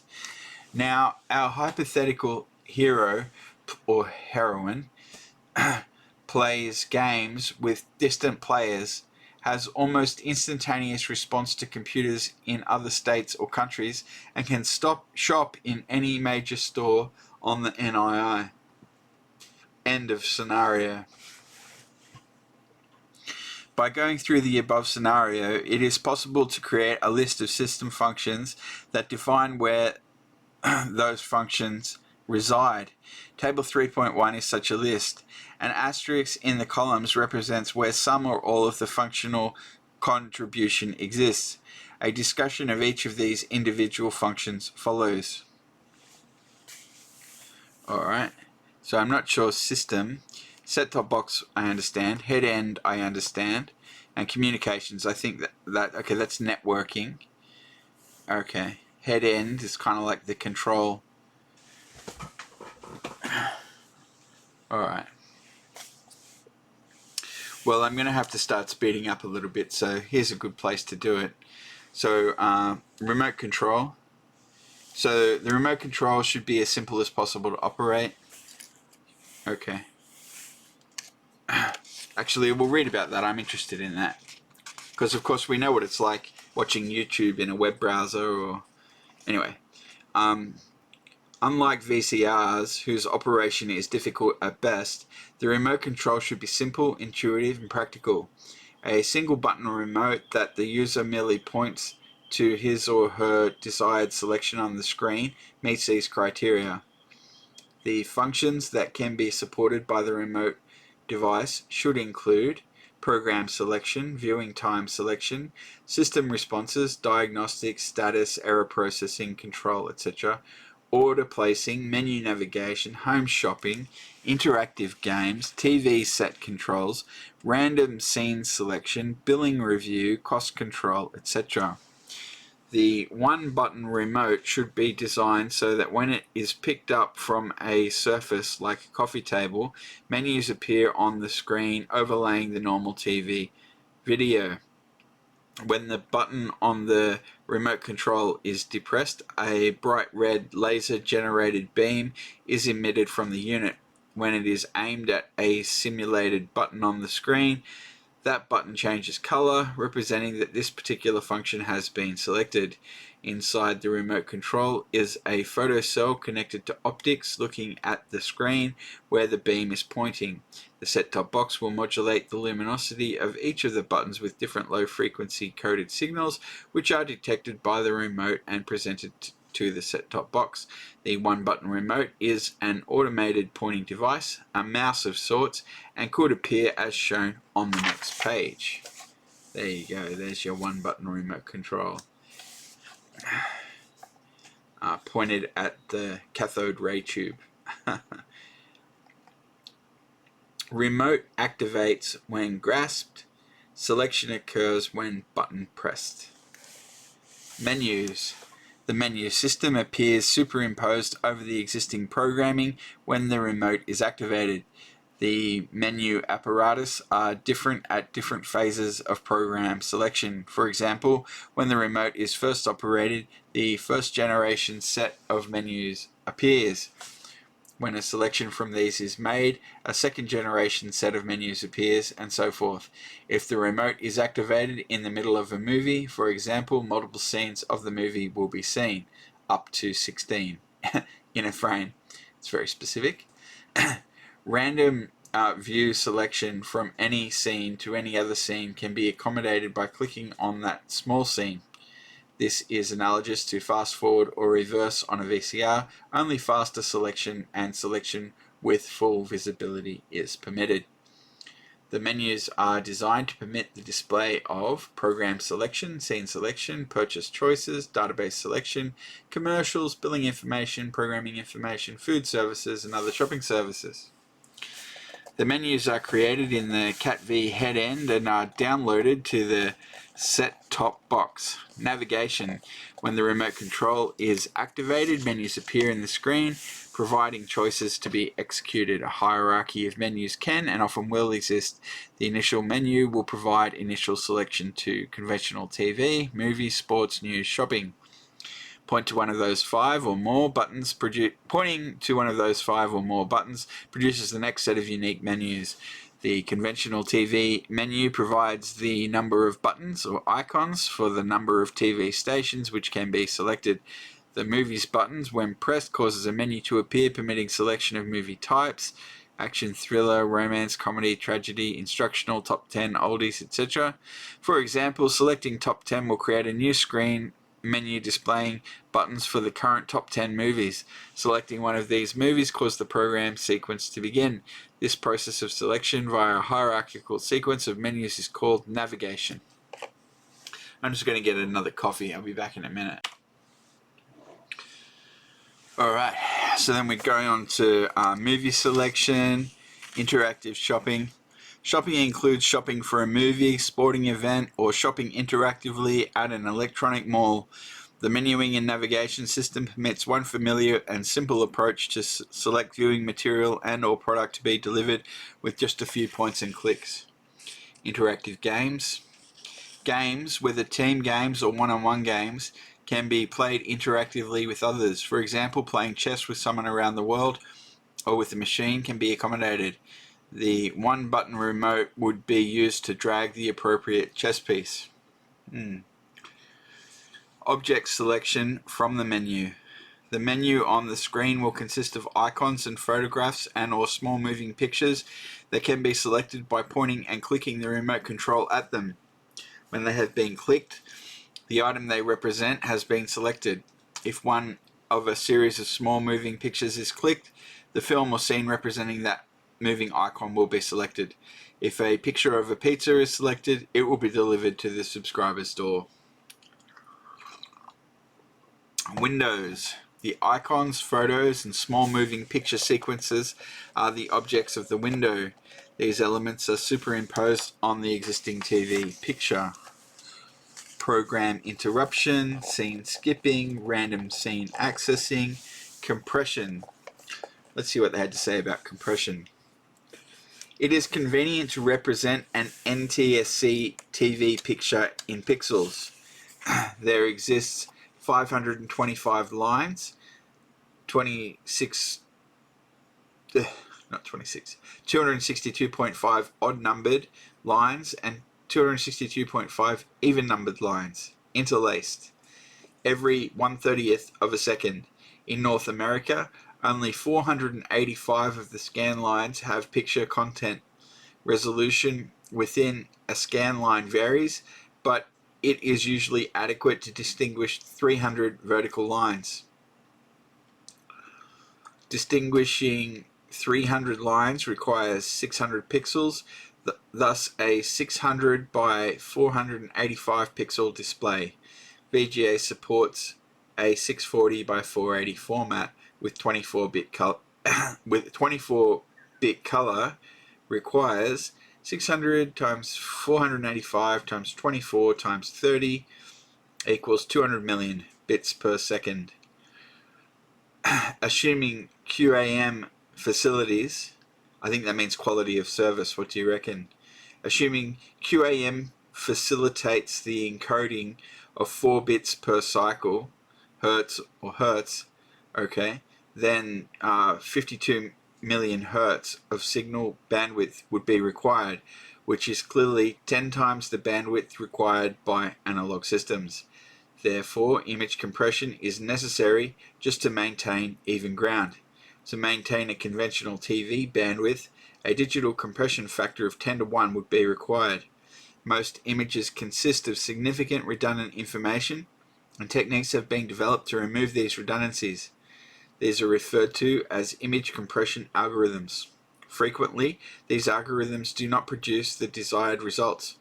These undesired results appear as artifacts or alterations to the image which reduce the compressed image correlation to the original. However, image compression technology has advanced to the point where one high-quality NTSC image can be produced by a 7 megabytes per second data stream.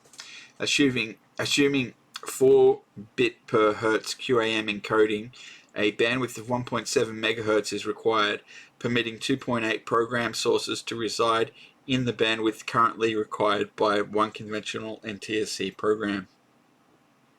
VHS quality video can be produced by a 1.5 megabyte stream, permitting 13 program channels in the space of one conventional NTSC channel. Therefore, digital compression can produce a range of analog compression factors from 2.8 to 1 for high quality video all the way to 13 for 1 for VHS quality video, as compared with conventional analog schemes. Various compression schemes, including JPEG, MPEG, wavelets, fractals, and spatial correlation technologies. These will be discussed in Chapter 5. Hardware mechanizations that permit the changing of their compression algorithm are called open compression architecture schemes. Because computers can be used for viewing TV and a TV can view computer data, an interesting comparison of screen resolution is shown in figure 2.5. Okay, cool.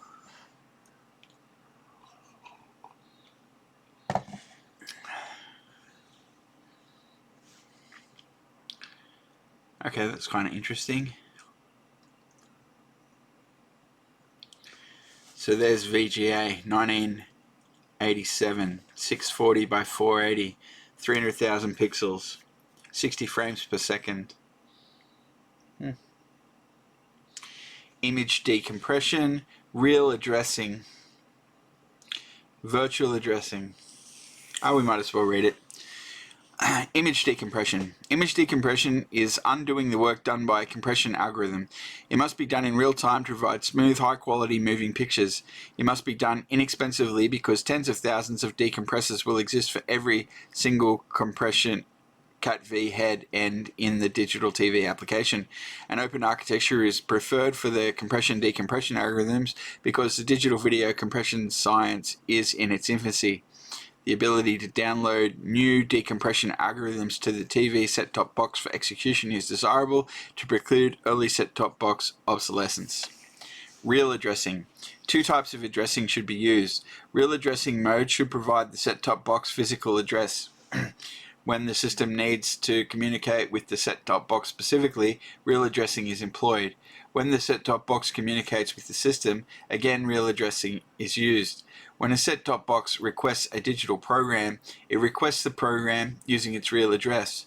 The system addresses the set-top box using its real address and instructs the set-top box to use the accompanying virtual address to decode the requested program. A specific program is defined by its concatenated virtual address and its time slot address.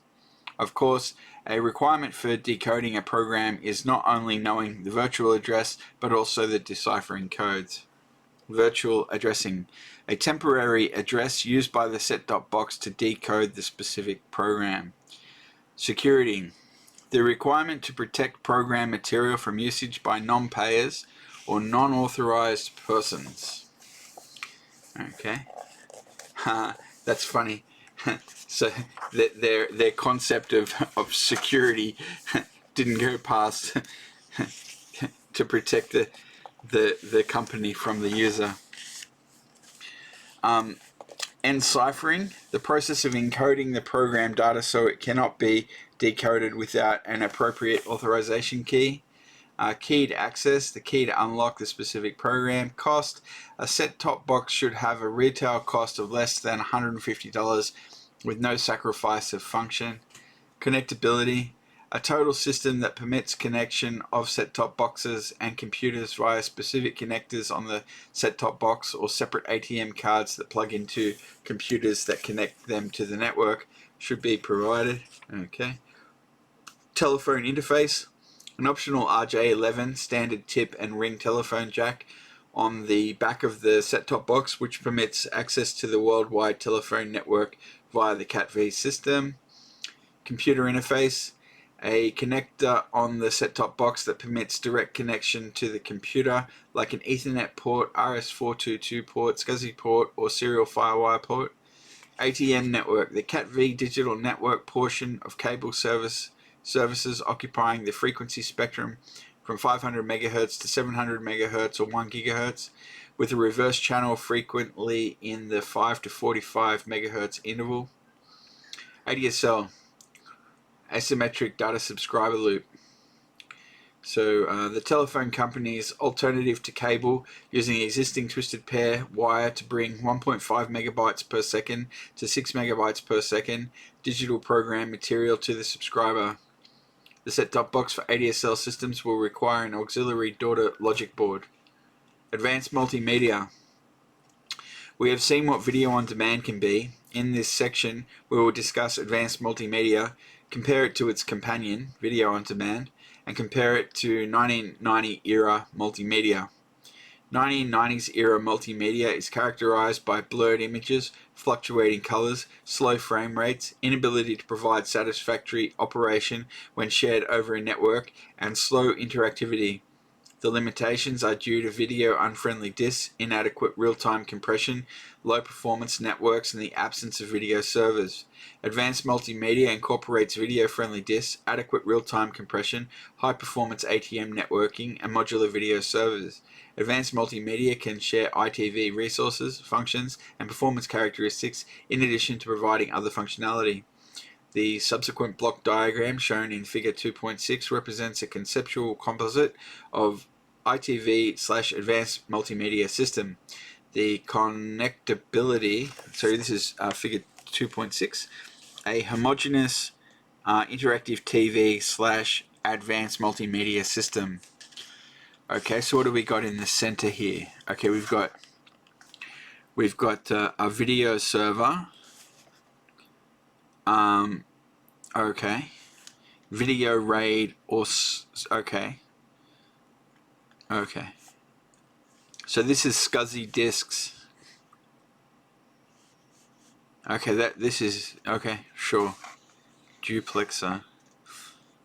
It's got ATM everywhere. ATM, ATM, ATM, and you can see set-top boxes and office workstations on this kind of internet, but it's called ATM, Homogeneous ITV Advanced Multimedia System, and it seems to be concerned with SCSI and then SCSI RAID, and presumably that's striping for performance reasons, as opposed to mirroring or other forms of RAID for redundancy. I think that's striping RAID that they're suggesting there. Because hard drives used to be really small and really slow, and if you needed to put a lot of data on them, you needed to stripe them. I suspect that's what that's about. The subsequent block diagram shown in figure 2.6 represents a conceptual composite ITV advanced multimedia system. The connectability assumes that the data traffic between workstations is inter-office rather than intra-office. An intra-office system could be private, or it could attach to the public network via routers, which would be employed to keep local traffic local. An advanced multimedia system is just as likely to be a private system with a private video server, private ATM network, and a group of personal computer workstations. It is identical to the drawing above, except all stations are probably workstations and no TV set-top boxes would be employed. This is figure 2.7, interconnected ITV and or advanced multimedia system. So this is an ATM switch to from National Information Infrastructure. There you go. So of course this is just now the internet protocol, isn't it? These ATM networks and their subscribers can be interconnected as shown in figure 2.7. The ATM switch provides the function analogous to a router in a local area network, keeping local traffic local and permitting only inter-system traffic. The system above, therefore, permits program material from one system or its subscribers to be interchanged with another system or its subscribers. It also shows connections to the entire nation via the National Information Infrastructure. A major European country currently is planning an advanced multimedia system for their public library system to preserve that country's national heritage. They are building a system to archive 3,000 hours of film and culturally significant videos. They intend to make any of that material available on audio-video Macintosh workstations with internal ATM cards connecting to an ATM network. The same video server and ATM network technology will be employed as described for the ITV system in this chapter. 3 modes of library patron operation will be permitted. They are: library patron selects desired programming and views it from beginning to end. Library patron selects desired programming and views some or all of the material with the ability to move forward or backward in the program to review program material.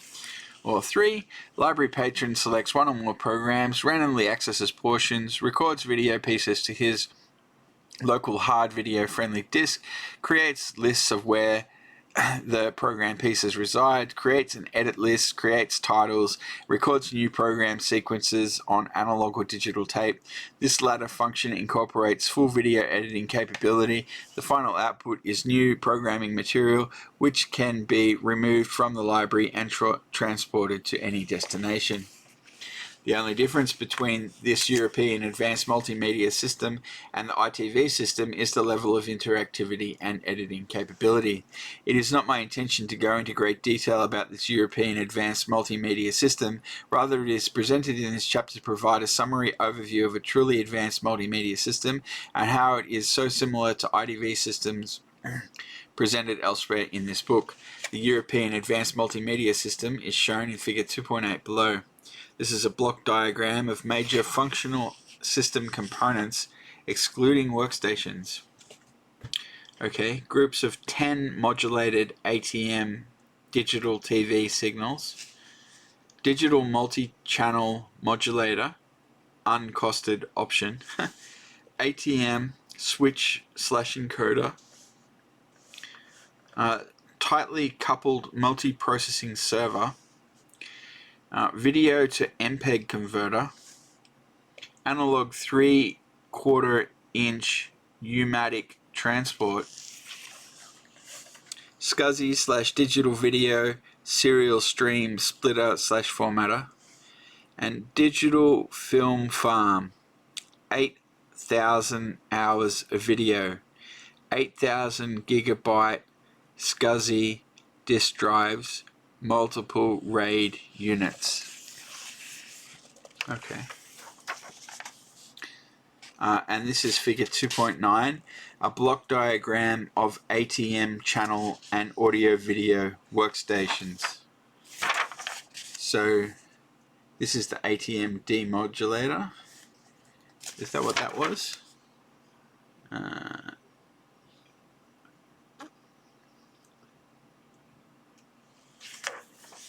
Okay. So it's just showing a bunch of workstations connected to the ATM demodulator.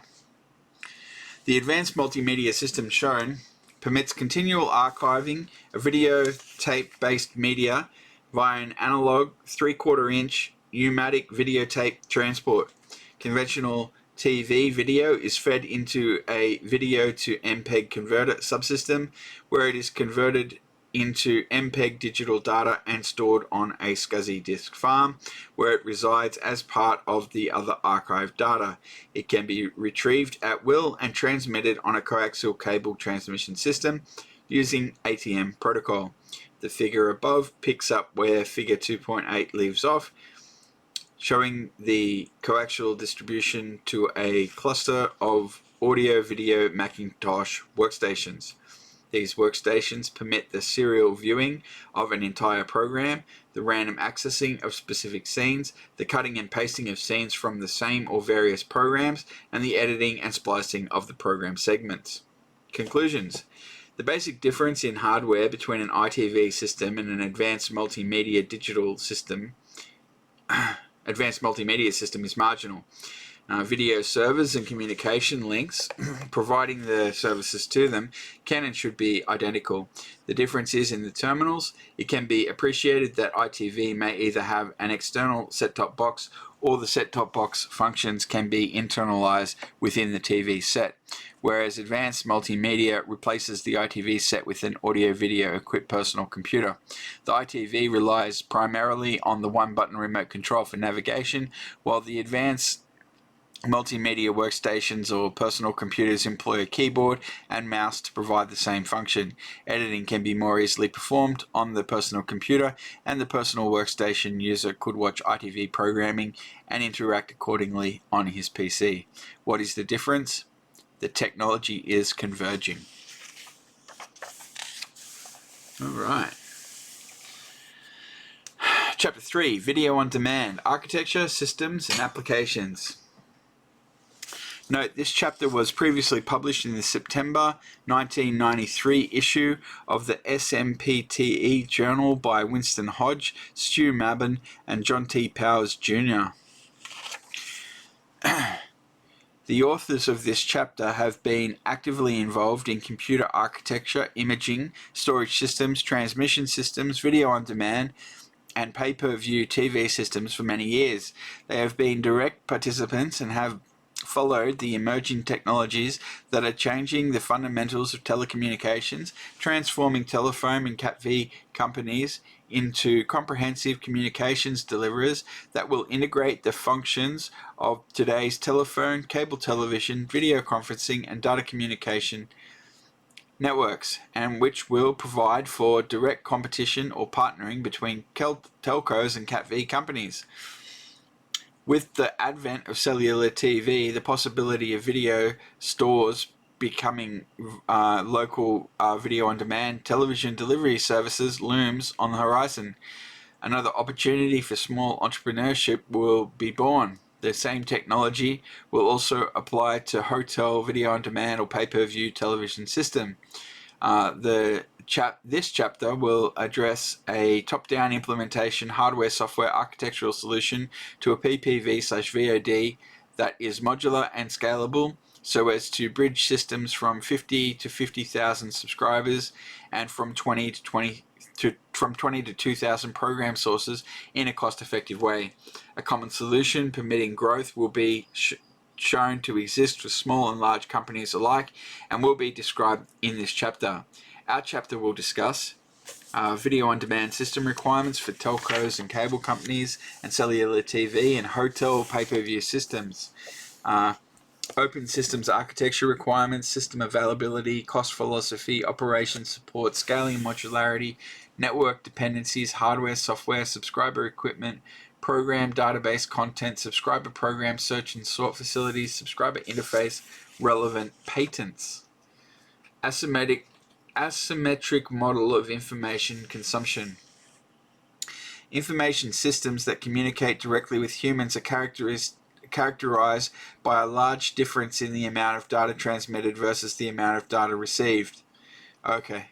The human eye-brain combination is capable of absorbing a very large amount of information quickly, while the hands that operate keyboards and positioning devices are many orders of magnitude slower. To ignore this difference is to risk producing uneconomical and even unusable systems. Consider simple television viewing using a remote control. While current technology requires megabits per second to deliver home-quality TV, the average data rate from the remote control to the TV is in the order of a few bits per minute. This asymmetry is a relatively new concept in the computer and data communications field. High-speed computer channels, local area networks, and both analog and digital leased lines have all been designed with the same data rate in both directions for their main transmission paths. This is based on the assumption that data exchange will be between computers. The entertainment business, on the other hand, has used asymmetric communications for years. One example is pay-per-view TV, where a program is ordered simply by dialing 11 digits on the telephone. The ratio of user input, 44 bits, to code an 11-digit telephone number to response, say 90 minutes of video, 192,000 bytes per second, is over 188 million to 1. Video applications make significantly different demands on digital storage and transmission systems than for those which they were designed. This chapter will examine some of the principal issues in interactive video system design. The program path. By program path, we mean the path by which video information is delivered to the viewer. While many technologies exist that are capable of transmitting video, all of them share the characteristics called high bandwidth. Compared to other applications, they require a great deal of transmission capacity. This is true whether the transmission is analog or digital and is simply a result of the amount of information delivered per unit time. For example, an analog TV channel requires about 1,500 times the bandwidth of a telephone call. So then there's the return path, which is, I'll just read it. The transmission path by which the user communicates his or her requests for programming to the video storage and transmission system is called the return path. This is consistent with cable television terminology, in which, for two-way systems, the television signals are sent in a forward direction and signals from decoder boxes, telemetry system, etc. follow a return path. The originator of information sent along this path is a person, most likely using a conventional appearing TV set-top box, a keyboard, or a pointer of some sort. Some uses for the return path are program selection, response to polling, as with an electronic town meeting, answers to quiz questions presented by an educational program, browsing and ordering from an electronic shopping catalogue, real-time communications analysis via return telemetry data analysis. The return path can be 1. The same cable, 2. Different cables of the same type, 3. Different cables of different types, 4. A different return frequency, or 5. A combination of the above. The return path can have a different owner than the program path. Trends in video technology. While all aspects of the video business are involved in revolutionary change, certain trends are easily identified. Digital capture and storage, digital transmission, high definition, wide aspect ratio. Digital video storage on magnetic tape has been in use by broadcast and post-production houses for several years, including products from Ampex, e.g. D2 format, and others. As compression technology and disk price performance improve, random access storage will become the rule rather than the exception for storage of active, non-archival material. Digital capture, broadcast quality digital cameras are not far behind, waiting mainly for cheaper high-density versions of the CCD arrays already in use for consumer camcorders. All digital TV studios, control rooms, and editing facilities will be old news by 1995, capturing very high quality images and sound, reproducible essentially forever without degradation. Digital transmission is now taken for granted by the cable TV industry, with the only question left being implementation details and schedule. In addition, certain regional bell operating companies, RBOCs, have also become missionaries within the US telephone industry for digital transmission over existing local cable plant using a system called Asymmetric Digital Subscriber Line, ADSL. The public, used to digital music recordings and telephone calls, seems quite ready to associate digital with high quality and high function for video after over 40 years of living with TV in its original form. It is almost certain that the next US TV standard will be not only much higher in resolution but completely digital. Aspect ratio is the ratio of picture width to height, and the US advanced television will most likely have a 16:9 ratio. Digital storage and processing immensely simplifies the problems of automatic format conversion, not only for aspect ratio but for the differing frame rates and resolutions of TV systems around the world. Economic trends. The cost of electronic hardware, especially that of mass-produced items like memory chips, continues to plummet at an amazing rate. Magnetic storage prices are also falling rapidly, but not as rapidly as for semiconductor products. On the flip side, the price of human talent for video production and post-production continues to rise. Technology that amplifies human talent and increases the accessibility of products like high-quality television productions will gain increasing acceptance. Regulatory trends. Government regulation seems to be waning all over the world, with the result that limitations on business activities are being relaxed. In the US, telephone companies, particularly the RBOCs, are gaining freedom to sell information as well as carry it.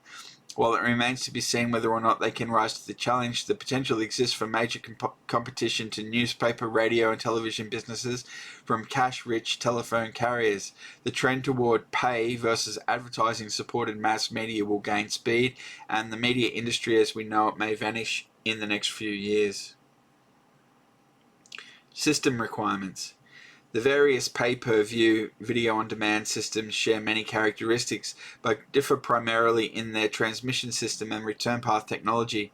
The telephone companies, for example, using ADSL technology, can transmit over 1.5 megabytes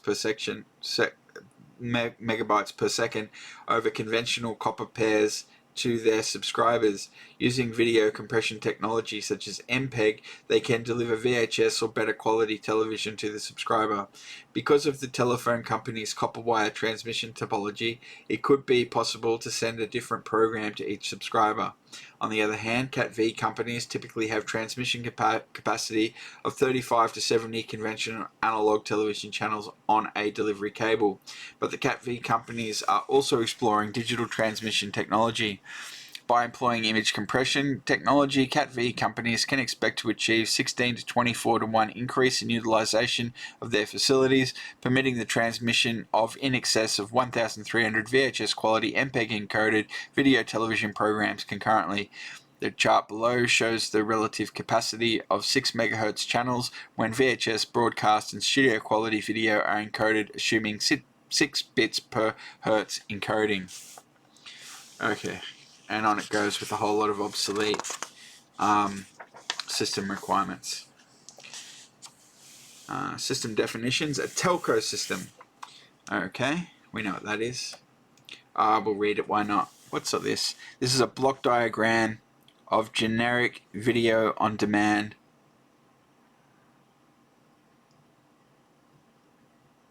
Yeah, okay. Yeah, let's read the system definitions, why not? A telco system It transmits a video program over existing copper twisted pairs, used also for plain old telephone service, POTS. Using ADSL and MPEG technology.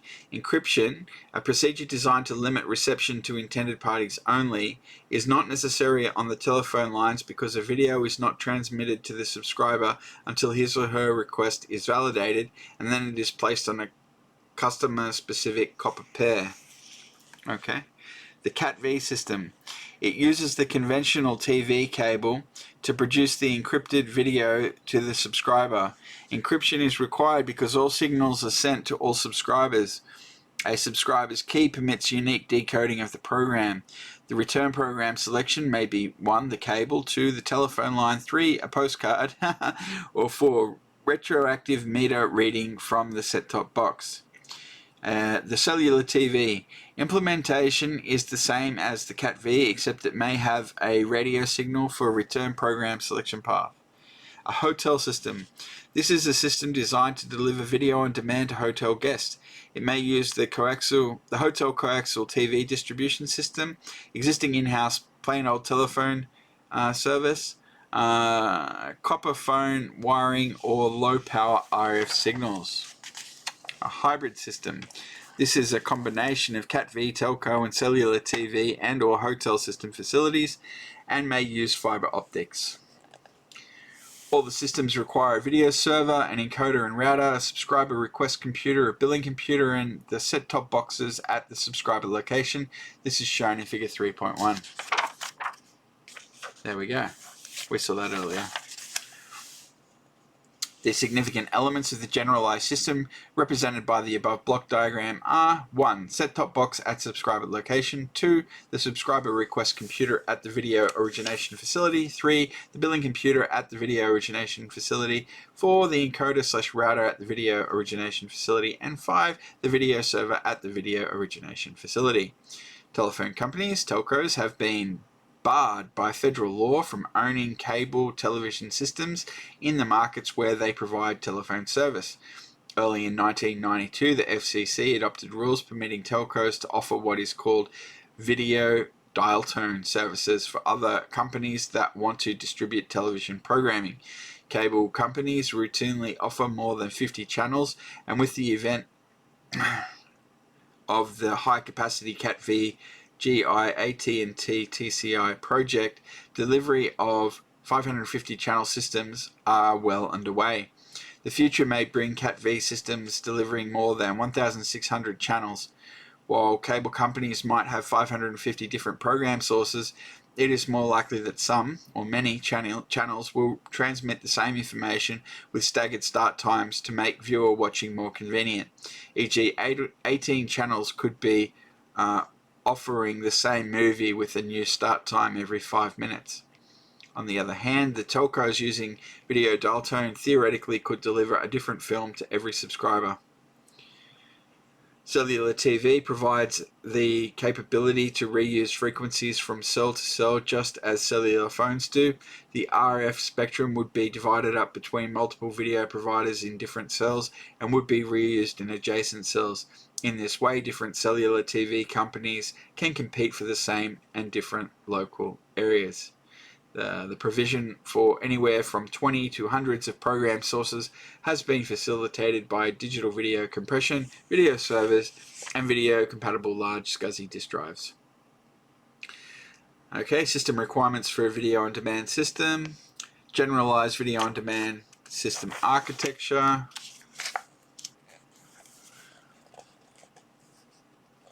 Macroscopic view of the video-on-demand system universe. Common building blocks. Video server. They have talked a lot about the video server. Shall we have a read?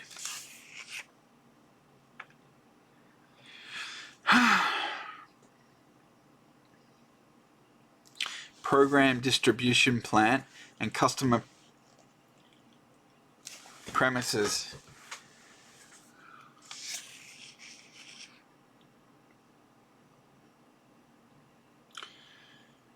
Yeah. Video friendly disk drives.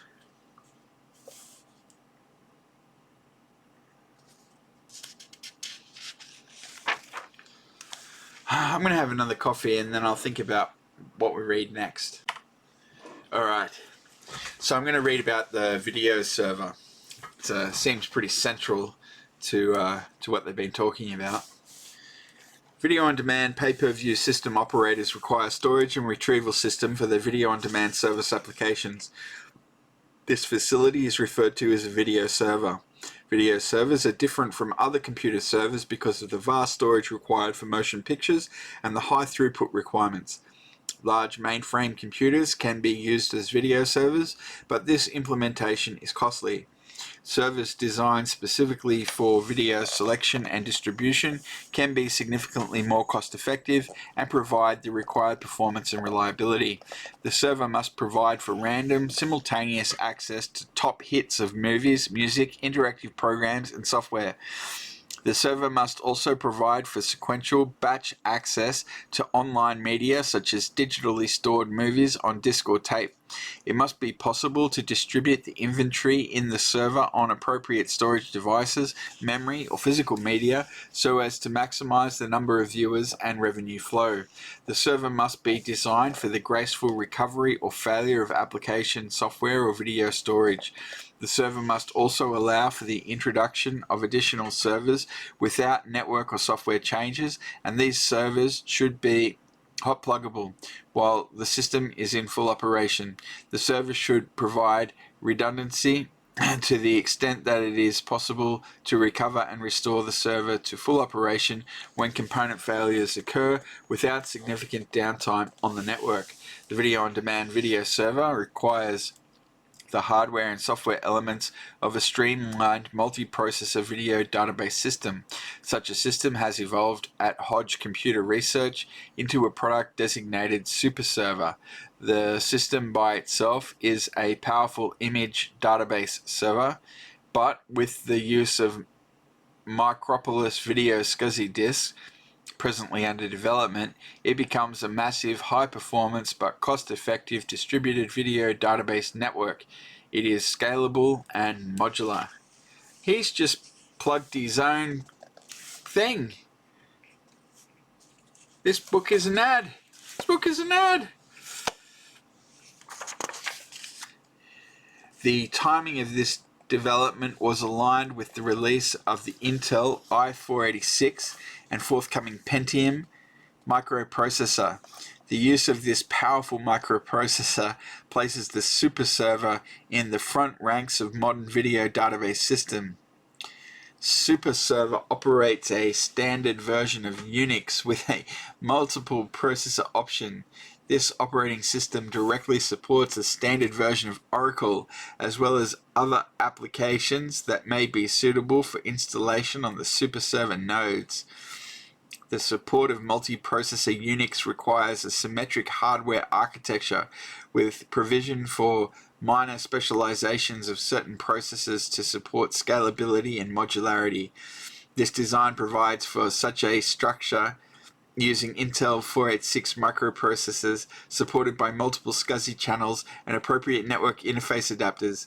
As many as 8 486 microprocessor-based CPU boards may be configured, along with 10 SCSI channels delivering 60 digitally compressed video channels and 64 megabytes of ECC protected memory to form a large, reliable, high-capacity single node. That's a whole 64 megabytes of ECC protected memory.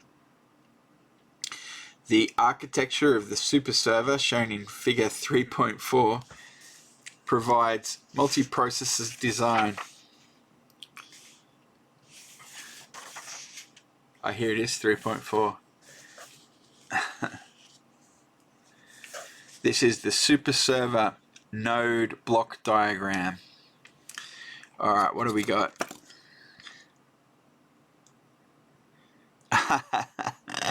He's got future development. It hasn't been made yet. They're still dreaming about it. SCSI buses, dual serial ports, optional keyboard, optional floppy disk drive, dual SCSI channels. I'm not sure what I186 is. I'm not sure what that means. 486 CPUs. ATIO. Does that mean advanced technology like the IBM AT? Yeah, and this is the ISA/AT bus. That's the old ISA bus. Workstation network controller. Okay, I wonder what kind of technology it was using. ECC memory up to 64 megabytes.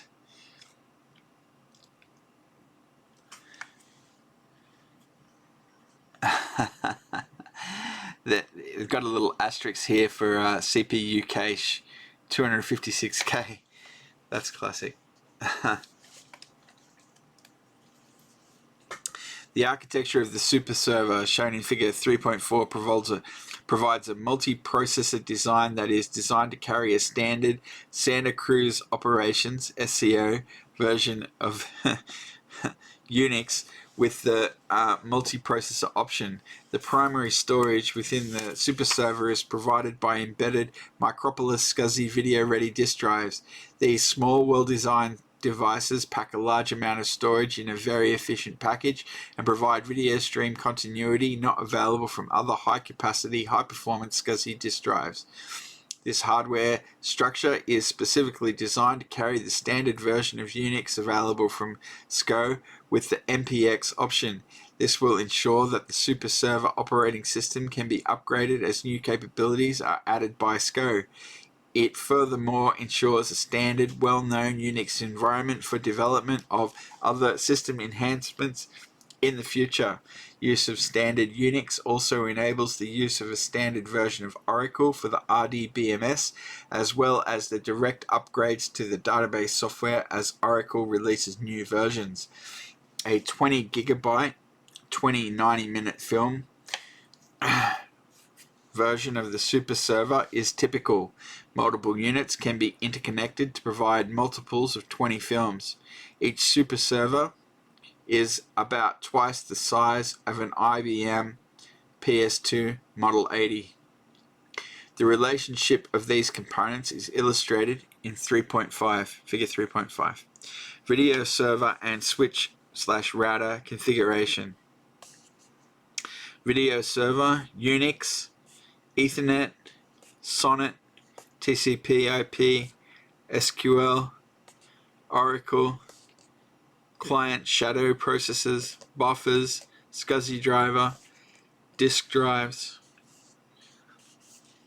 program selection computer, switch router subscriber. There you go.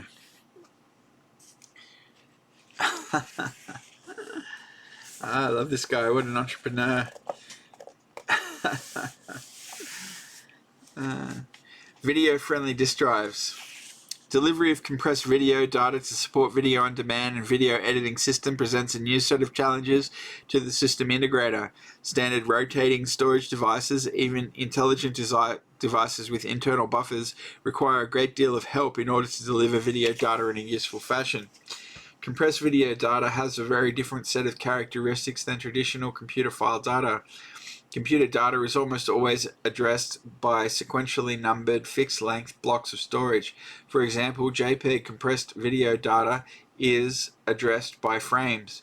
Typically, these frames are numbered by a timestamp that includes the hour, minute, and second and frame number. Standard video data has 29.97 frames per second. A further complication is that the length of each frame varies depending on the success of the compression scheme. Traditional disk drives are designed to deliver requested data as fast as possible at the highest possible rate. Also, many modern disk drives can interrupt a data stream for large periods of time, hundreds of milliseconds, to recover from errors or calibrate mechanical characteristics. While most computers can tolerate this brief interruption, video data must be delivered at an exact pace of 29.97 frames per second. Either faster or slower will cause the video stream to degrade or disappear. The Micropolis video-friendly drives help the system designer to minimize the amount of external hardware that is required to deliver video data in a suitable manner. Again, in the case of JPEG compression, data is stored and retrieved using frame numbers rather than block numbers. The video-friendly drive manages the variable length frame addressing without any external hardware or software. Also, the frames are delivered at exactly 29.97 frames per second, eliminating the need for external data management hardware. Error recovery algorithms and calibration techniques are designed to guarantee that the video data stream will never be interrupted. The data stream must facilitate external data transmission synchronization. The conversion has been limited to JPEG compression because JPEG encoding is a frame-by-frame processing technique. Additional compression can be facilitated by one of the MPEG variants by including temporal processing, which significantly complicates frame addressing. Similarly, adaptive polyhedral encoding algorithms exploit intra-frame redundancy and suffer from the same unique frame selection complexity. A video-friendly drive will accept at the beginning of the operation a disk formatting plan that is optimized for 1. The encoding algorithm used, 2. The resolution required, and 3. Any error correction necessary. The error correction code attached to each video packet is received, stored, and transmitted with each packet, along with other program identification information. The same packet is subject to various stages of storage, reception, and transmission, and is processed identically by each of the various functional building blocks in the system and the network. Each of the functional building blocks will have an opportunity to revalidate each video packet. The disks will provide yet another level of error handling and validation. A single video-friendly drive can manage multiple video data streams and deliver them to multiple external targets as separate video streams. This allows a single disk drive to simultaneously deliver different movies to different targets, or to deliver a single movie with a fixed offset time delay. For example, if the video data stream averages 200 kilobits per second, a single drive could deliver 18 simultaneous MPEG data streams, allowing delivery of a single 90-minute movie at 5-minute intervals. For video-on-demand systems, this proactive behavior of the video-friendly drives eliminates the need for a very high bandwidth computer to manage the video data streams. Instead, each video-friendly drive manages its own data stream. This distributed systems solution permits the designing of an inexpensive video server with the ability to put hundreds of gigabytes of video data online in a very cost-effective manner. It's funny. This guy just wants to flog his super servers. It's pretty obvious. Program selection computer. TV set-top program selection devices. The VOD selector would, at a minimum, embody the following functions. 1. Indicate the status of the customer premises equipment, network transmission, and program source, displaying the service company and or information provider originated messages and menus on the customer's TV screen. 2. Transmit customer choices to the serving office and or information provider. 3. Provide customer control of basic functions such as power on off and choice of video on demand or standard TV operation. In addition, the video on demand selector could provide the following functions if not prevented by the design of other system components. Control of customers' TV and or VCR, interactive shopping, interactive education, interface to home computers, alarm transmission, utility monitoring, telemetry feedback of transmission performance. Programming compression schemes, program database contents and selection, menu navigation, program switcher / router, demodulator. This is the modulator and the demodulator. The modulation system for multi-channel video on demand system could be of a wideband QAM or CAP technology. CAP is suppressed carrier QAM. I don't know what those two technologies are. They're modulation and demodulation standards, I guess. Scalability and modularity. Service management. Telco television applications. What do we got here? Telco office and subscriber video on demand block diagram. Information provider. ADSL switch, T1 switch, program selection computer, ADSL splitter, voice switch, customer premises central office, ADSL splitter, telephone, TV, video decompressor, 9,600 bits per second. We got a bit faster than that. Set-top selector at customer premises, video-on-demand equipment at the telco central office, cable television applications, cable demographics, cable network topology. We saw this earlier, didn't we? Signals on the high-capacity fiber part of the network may be a mixture of analog and digital.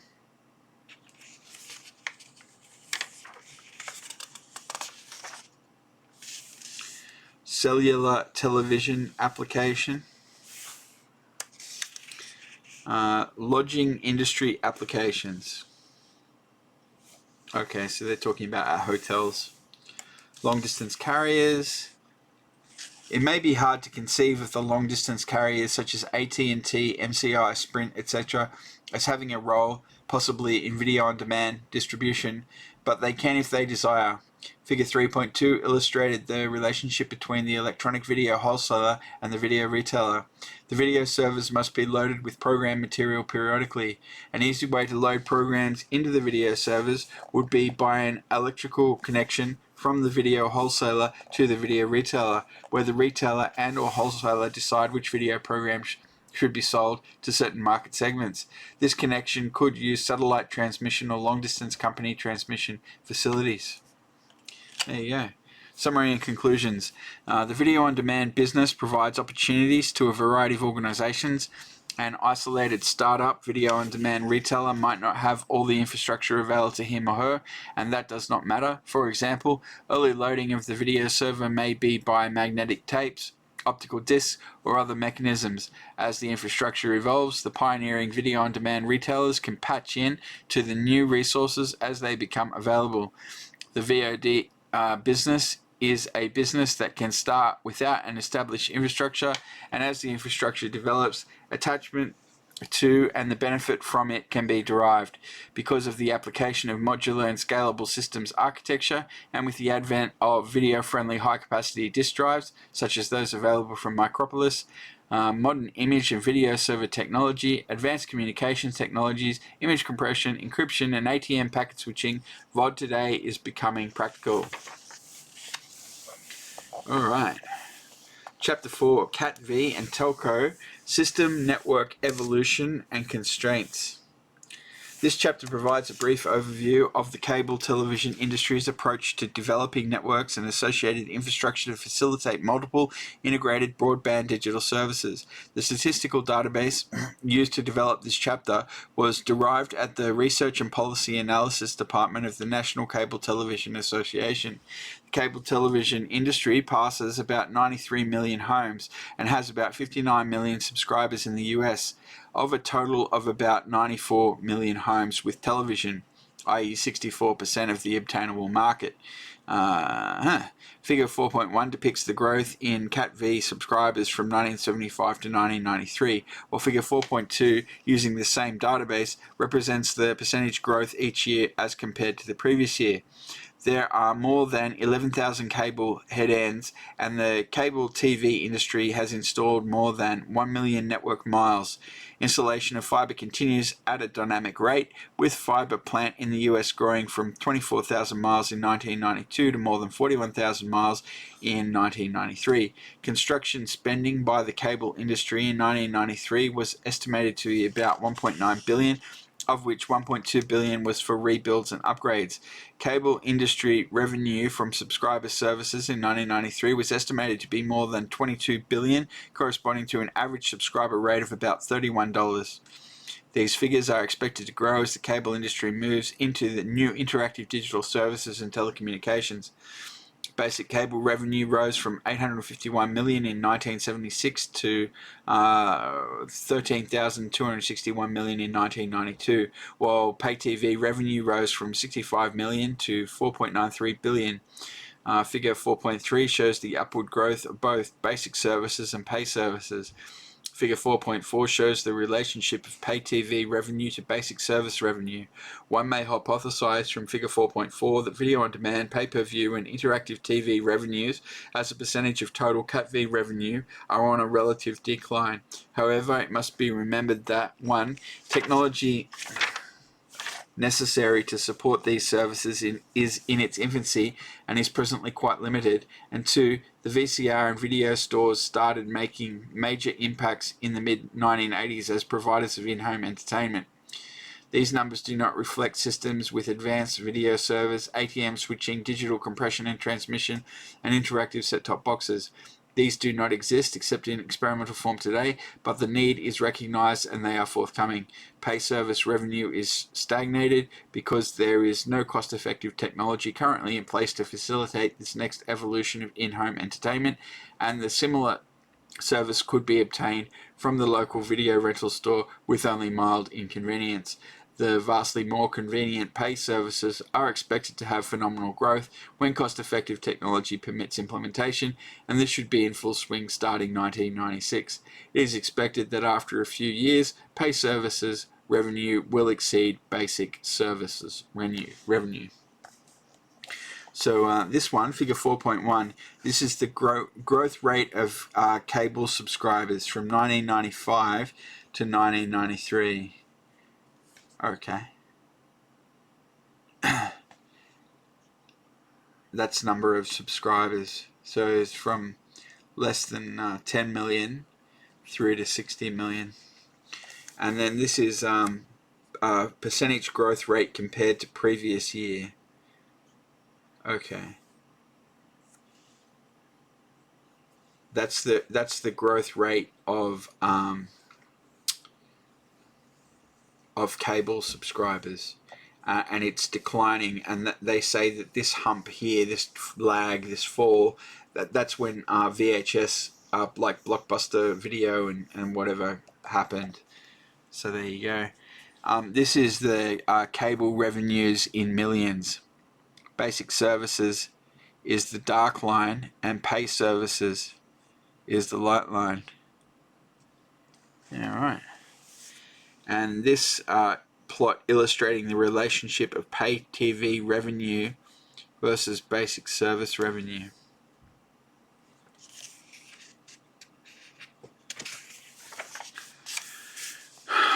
Talking about coaxial networks, head-end equipment. The head-end equipment is the location where television program source material is collected by direct reception via satellite from local sources directly or by upstream contribution links, and by various means of storage. This source material and other signals are assembled in frequency division multiplex in an RF band, and this signal is launched through the trunk and feeder systems downstream toward customers. Head ends may serve a few hundred or thousand of subscribers in small localities and tens or hundreds of thousands in larger localities. Trunk cables. Trunk cables are coaxial cables that carry the RF signal from the head end to groups of subscribers. Amplitude modulated wideband microwave systems are sometimes used to bridge obstacles or large distances. Losses in the trunk coaxial cable are made up by trunk amplifiers, which are designed to balance degradations due to low-level noise and distortion. Fiber to the serving area, FSA, designs now limit the number of active amplifiers after a fiber node to a range of 4 to 10. And the feeder cables, powering, standby power, status monitoring, express feeder, bandwidth, fiber to the serving area.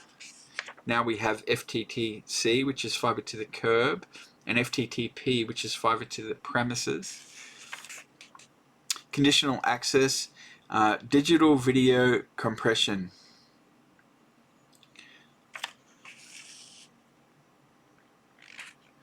Fiber to the serving area.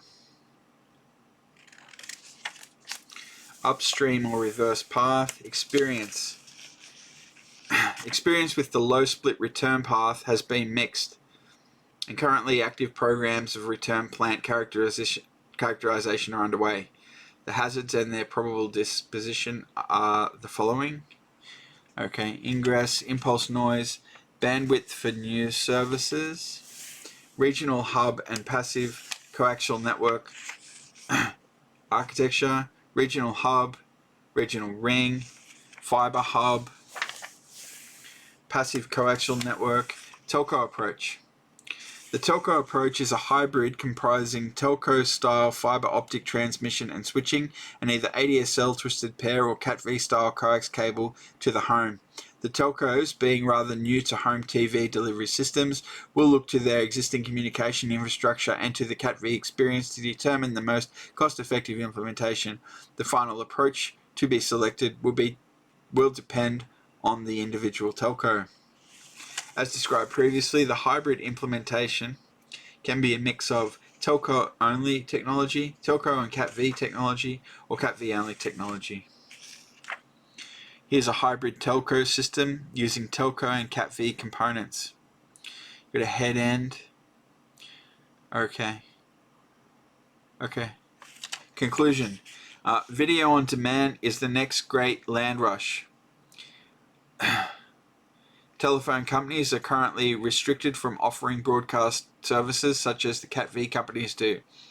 Video on demand has legally been defined as transactional and can permit telephone companies the opportunity to take significant market share in delivering television programming over twisted pair phone lines or coax before Cat-V companies try to take market share in delivering telephone calls over their cable facilities.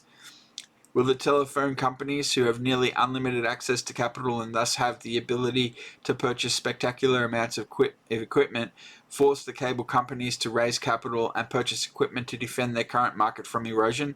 Will there be an ITV war? While the approach and winner may be uncertain, one thing will be certain.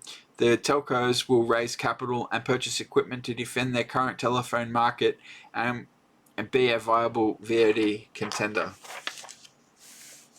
Alright, Chapter 5. Image compression, cost, quality, technology, and philosophy. But first, more coffee. I'll be back in a sec.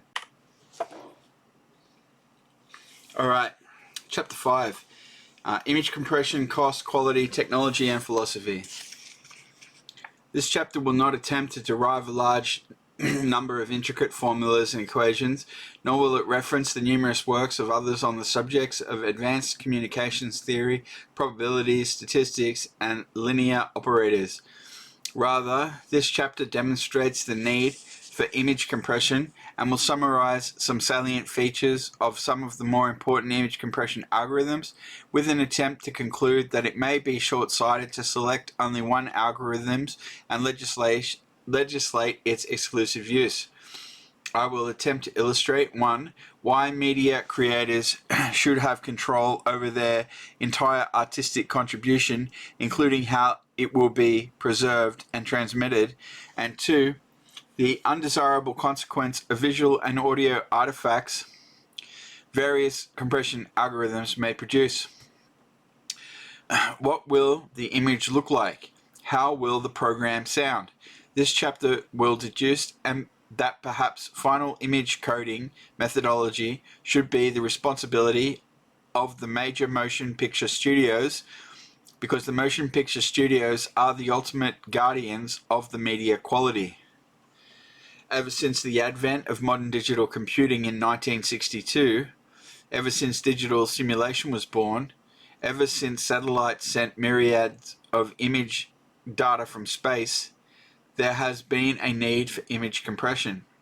Many believe digital image compression was born in the 1980s, when it was used or popularized in a variety of telecommunications applications, namely teleconferencing, digital broadcast codecs, and video telephony. But that notion is incorrect. In the early 60s, the Earth Resource Satellite Technology Project was born, which was commonly called ERTS, and popularized in many journals, including National Geographic. ERTS was the forerunner of Landsat. These satellites orbited the Earth, scanning the planet's surface through their multispectral sensors, whose vision ranged from ultraviolet to infrared using many parallel scanning sensors. Periodically, the entire surface of the Earth was mapped using these multispectral sensors, each producing monochrome images in their own spectral interval.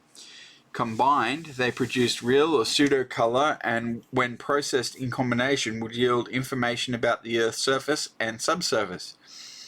Digital signal processing produced data useful in determining hidden mineral or oil deposits, water quality and quantity, urbanization, military complexes, etc.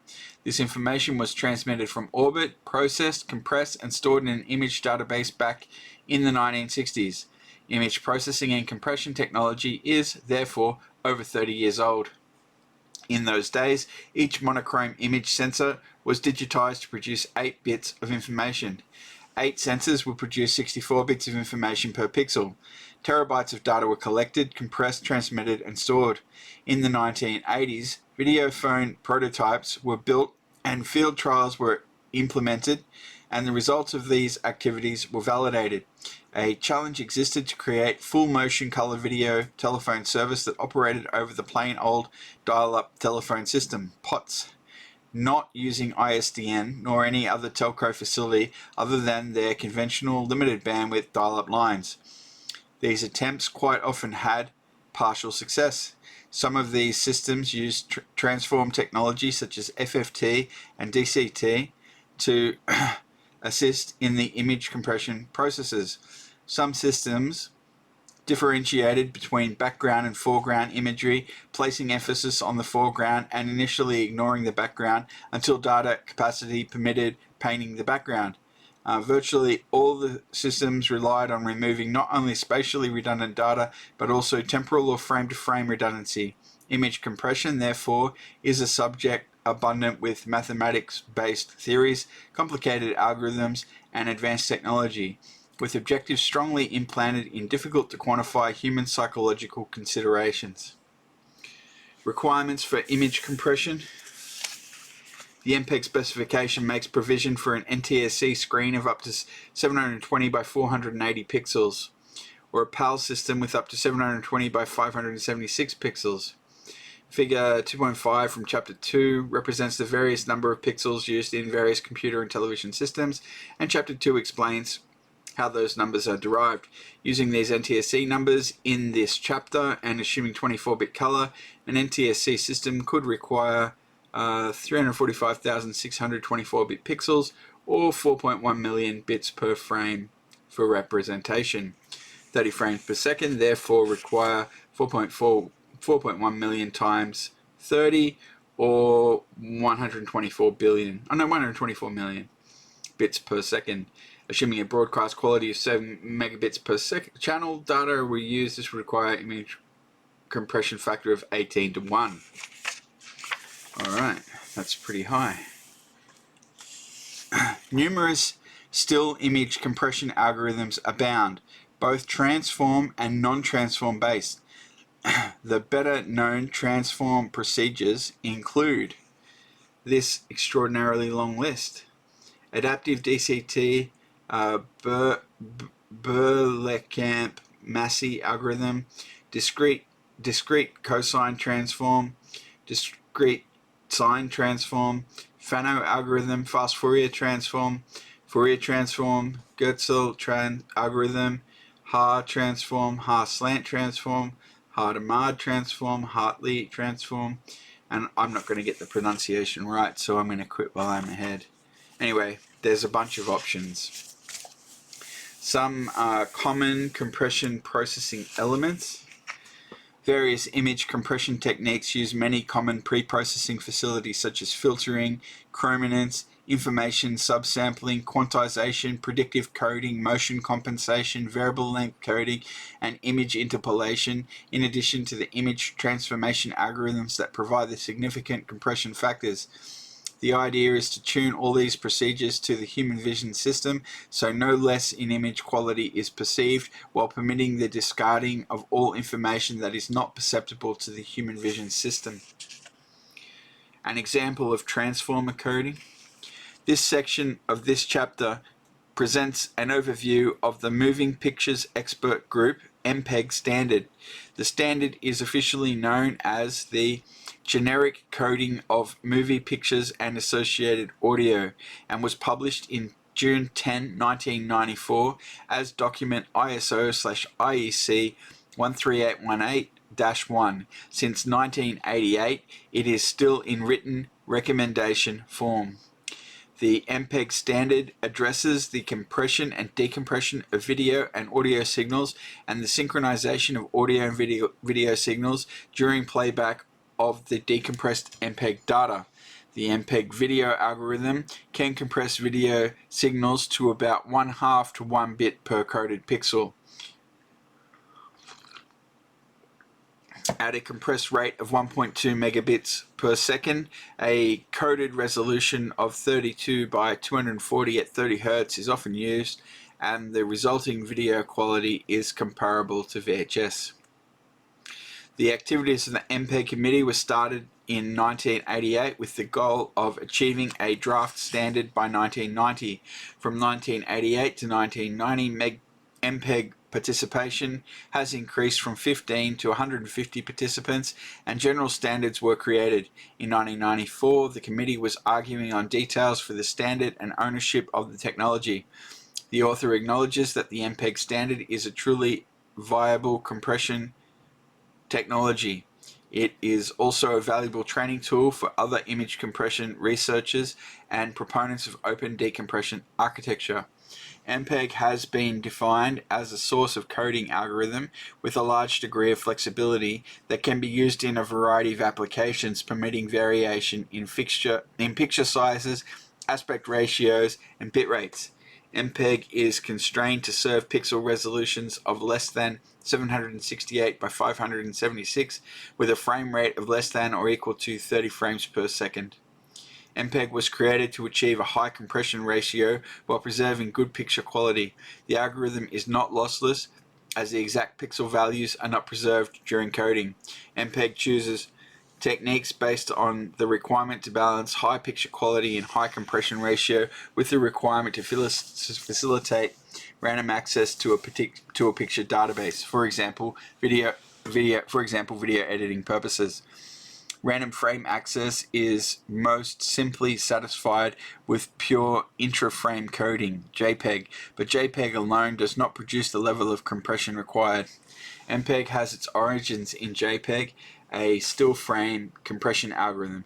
JPEG is focused exclusively on still image compression. JPEG could produce a series of still frames that could be viewed in rapid succession, but it would fail to take advantage of the extensive frame-to-frame redundancy present in all video sequences. JPEG takes advantage of image redundancy in 2 dimensions, and MPEG takes advantage of image redundancy in 3 dimensions. MPEG produces significantly higher compression factors than JPEG.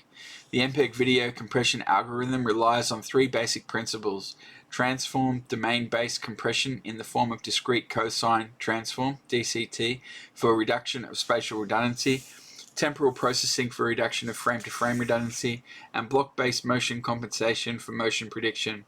Motion-compensated techniques are applied with both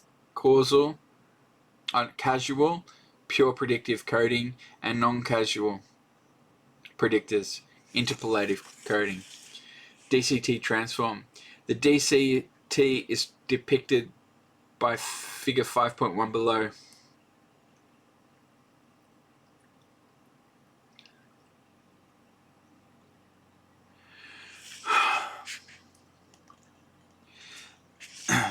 The picture elements, pixels, are shown in raster, scan, order, or pixel space, while the DCT coefficients are arranged by frequency order. In frequency space, the top left coefficient is the DC term and is proportional to the average value for the component pixel values. The other components are called AC coefficients.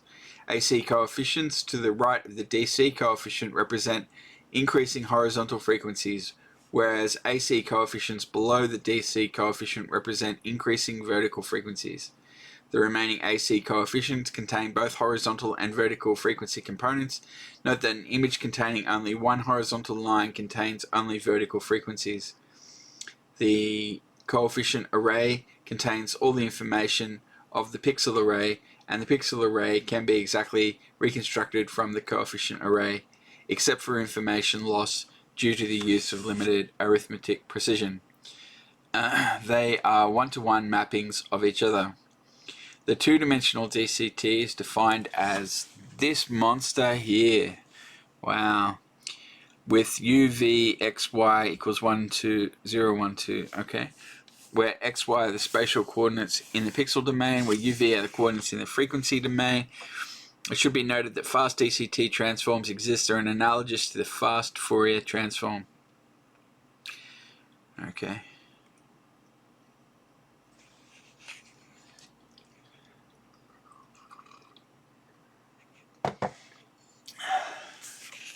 MPEG data stream.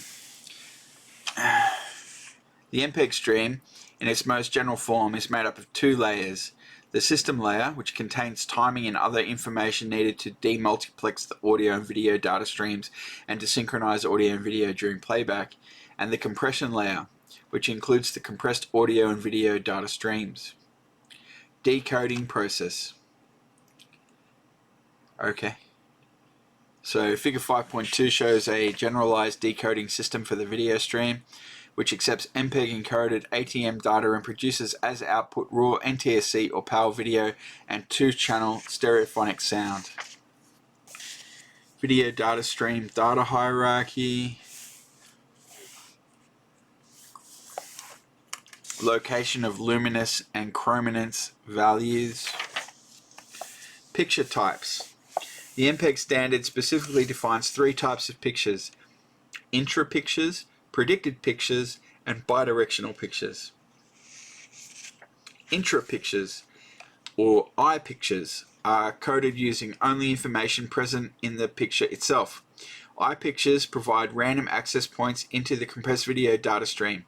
I pictures use only transform coding and therefore provide moderate compression. I pictures typically use about 2 bits per coded pixel. The I pictures are actual JPEG still images with no other processing. Predicted pictures, or P pictures, are coded with respect to the nearest I or P picture. This procedure is called forward prediction and is illustrated in figure 5.6. Here, I, B, B, P, B, B, P, I. There we go. Predicted pictures facilitate more compression and serve as a reference for B pictures and future P pictures. P pictures use motion compensation to provide more compression than is possible with I pictures. P pictures can distribute coding errors because P pictures can be predicted from previous P pictures. Bidirectional pictures. Bidirectional pictures, or B pictures, are pictures that use both a past and future picture information as a reference. This technique is called bidirectional prediction and is illustrated in figure 5.7. Bidirectional prediction. Okay, bidirectional pictures provide maximum compression and do not propagate errors because they are never used as a reference. Bidirectional prediction also decreases the effect of noise by averaging 2 pictures. Video data stream composition. The MPEG algorithm allows the encoder to choose the frequency and location of I pictures, which are JPEG pictures. This choice is predicated upon the application's need for random accessibility and the location of scene cuts in the video stream. In applications where random access is important, such as video editing system, I pictures are typically used 2 or more times a second. There you go. Motion compensation.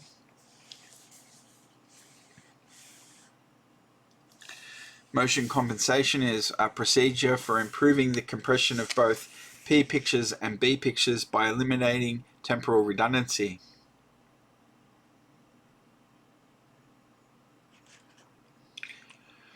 Motion compensation normally improves compression by about a factor of 3 compared to intra-picture coding. Motion compensation algorithms work at the macro block level. When a macro block is compressed by motion compensation, the compressed file contains the following information: the spatial difference between the reference and the macro block being coded, which are motion vectors, and the content differences between the reference and the macro block being coded, which are the error terms. Not all information in a picture can be predicted from a previous picture. Consider a scene in which a tree has fallen. The visual details of the scene behind the tree cannot be predicted from a previous frame in which that tree had fallen. When a macro block in a P picture cannot be represented by motion compensation, it is coded in the same way as a macro block in an I picture, that is, by JPEG transform coding techniques. Macro blocks in a B picture can be coded using either a previous or future reference picture as a reference, so that 4 codings are possible. 1. Intra-coding, 2. Forward prediction, 3. Backward prediction, 4. Bidirectional prediction. 2 pictures are used as reference, the closest previous I picture or P picture and the closest future I picture or P picture. It is important to note that backward prediction can be used to predict uncovered areas that do not appear in previous pictures. The MPEG transform coding algorithm includes the following: discrete cosine transform, quantization, and run length encoding. Timing and control, system clock references, presentation timestamps. SCR flow in MPEG system.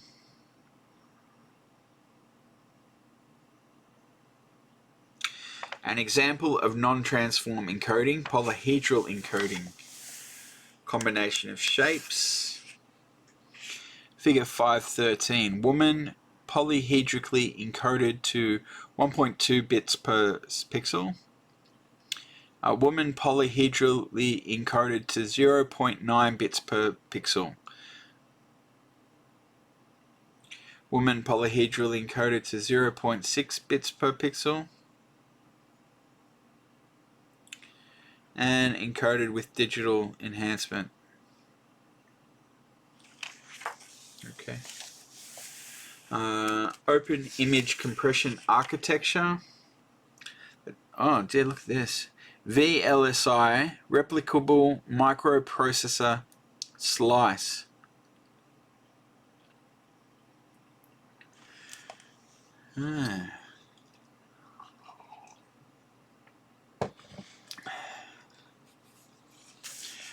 The portion of the architecture represented by figure 517 requires less than 80,000 gates for implementation.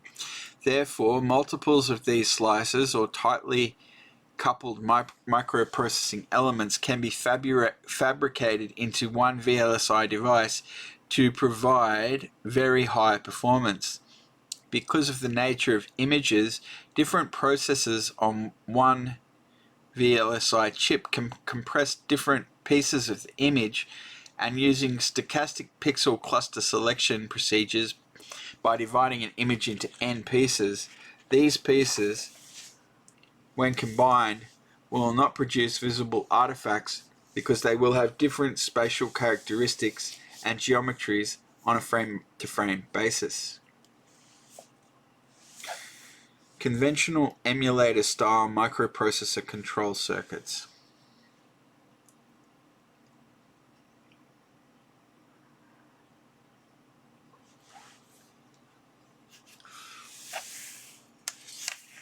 Microprocessor microprogram control circuits tuned for image processing.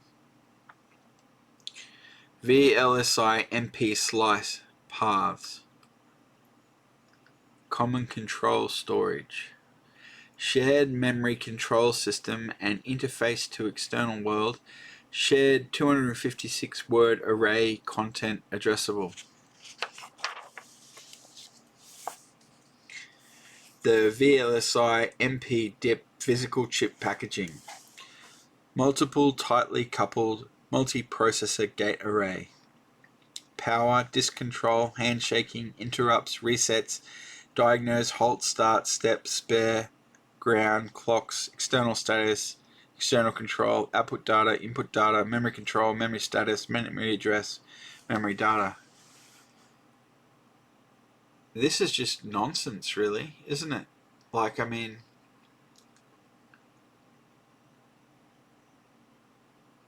okay.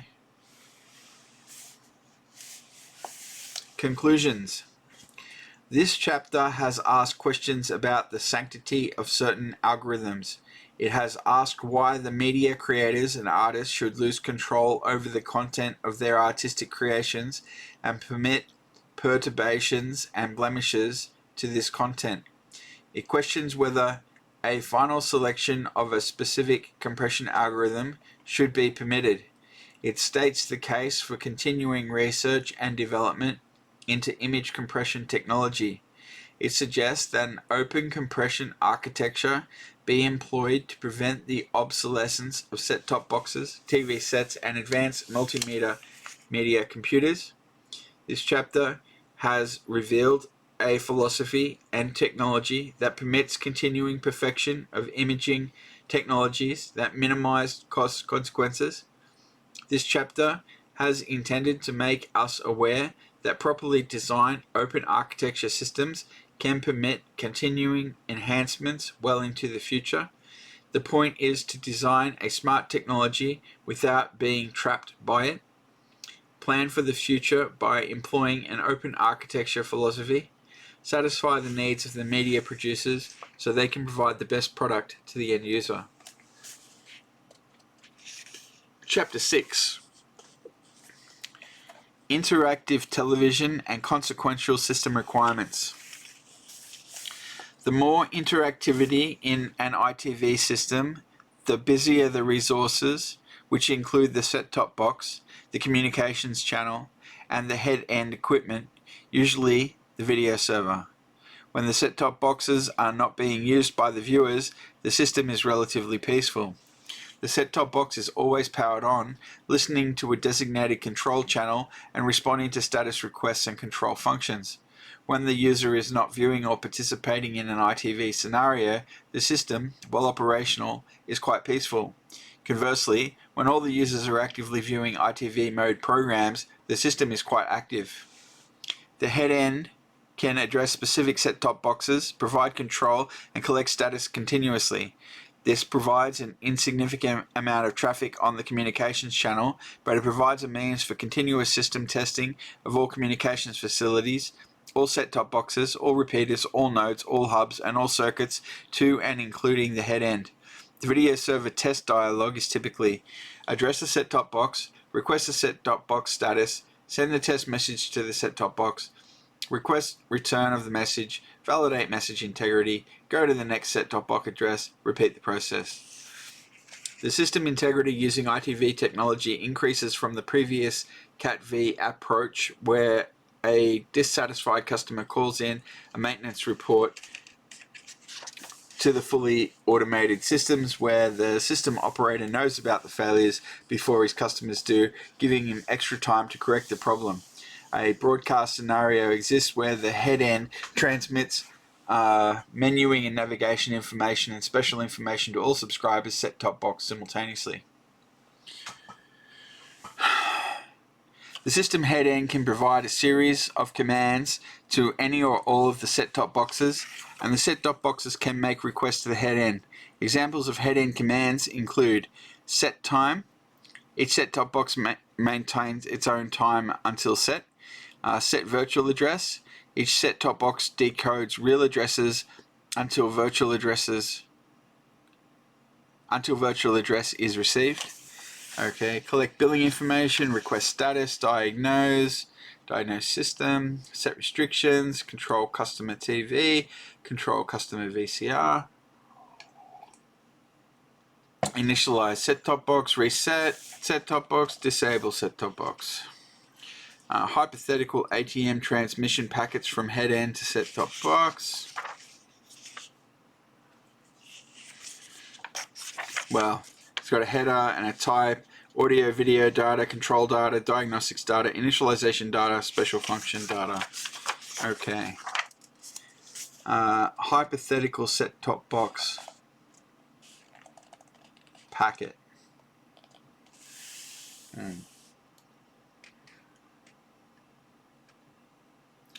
It is common to hear of large mainframe processing hundreds of database transactions per second. At this rate, 10,000 transactions would require tens of seconds. On a Pentium disk-based transaction processing system, 5 transactions per second would translate to 2,000 seconds or 33 minutes.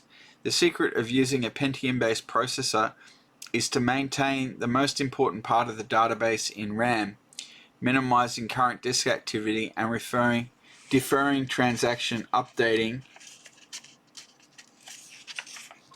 to non-busy times, e.g. late at night.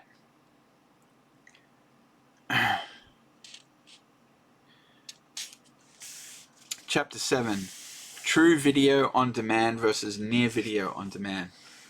Note, this was a chapter delivered to the National Cable Television Conference May 24, 1994 by Winston Hodge, Hodge Computer Research, and Chuck Milligan, Storage Technology Corporation. Video on demand, VOD, has the potential of giving individual television viewers nearly instant access to a wide range of recorded movies, video programs, games, information, and other services. It is distinguished from more conventional TV viewing by a high degree of interactivity between the viewer and the material being viewed. A perception exists in this industry today that each person interacting with his or her TV demands instantaneous response. This is called True Video on Demand, TVOD. As this chapter will show, TVOD is extremely expensive when it provides for all services possible. The alternative to TVOD is Near Video on Demand, NVOD. This chapter will demonstrate that while NVOD is significantly less expensive to implement, an NVOD system can be designed so that its delays are not objectionable to the user for many applications. Procedures and strategies for concealing customer latency time will be described, along with the cost differential attendant to eliminating it.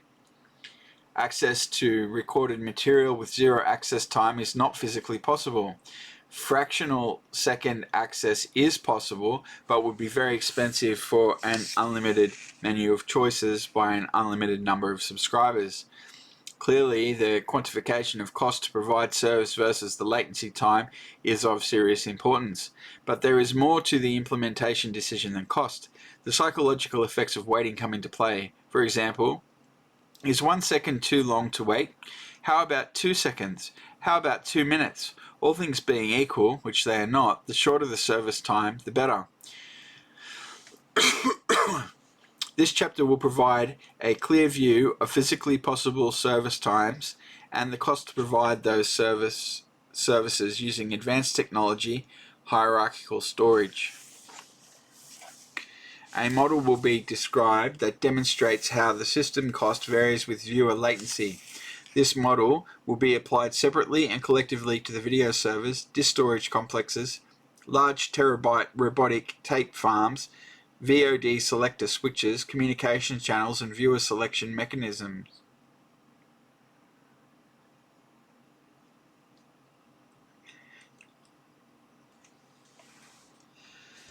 Okay. Definition and requirements, system possibilities. Okay, we've got robotic terabyte tape facilities, we've got disk clusters, we've got computer mainframe or video servers, and we've got ATM modems and switches. So it's just a caching, caching all the way back to tape. There we go.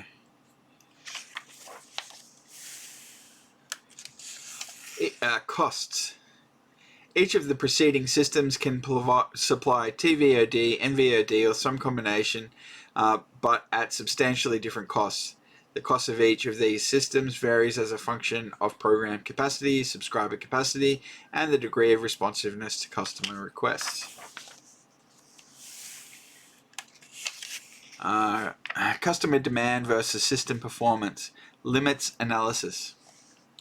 The given task is to identify the number of program titles necessary to satisfy a large portion of the customer requests.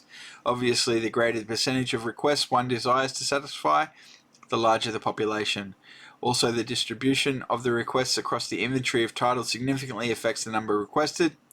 If the total number of titles is significantly greater than what can be simultaneously broadcast, e.g. more than an order of magnitude, such as 200 channels for 2,000 titles, then the true answer will generally lie between an exponential and a hyperbolic distribution.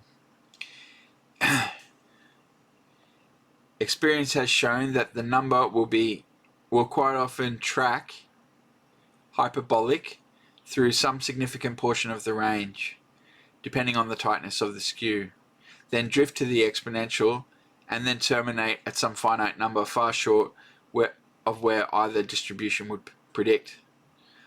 Without knowing the actual distribution of requests to the most popular titles, it is difficult to calculate the exact number of titles that must be broadcast with any confidence. However, using what little is known about the reference patterns of the video rental base, e.g. one company reports that 97% of revenues come from 20 to 25 titles, one can calculate, arrange, and bound the problem using distributions that historically tend to fit skew problems of this sort, i.e. binomial, to give an easy but very gross and optimistic first approximation, exponential, and hyperbolic or Pareto probability distributions. The emphasis should be on the use of hyperbolic distributions with the probability density form Pn equals A on n to the power of k for n greater than or equal to 1.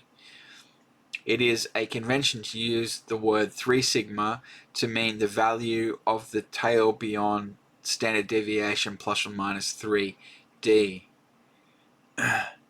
Limits for the case of normal or Gaussian and blah blah blah. Alright. So they're just talking about the long tail, which is the opposite of the long tail. They didn't see it coming, did they? When they said that that you have 97% of your revenue coming from 20 to 25 titles here. One company reports that 97% of revenues come from 20 to 25 titles. Yeah, that's not how things played out. Instead, we have a thing called the long tail, where a sizable percentage of the content is very niche.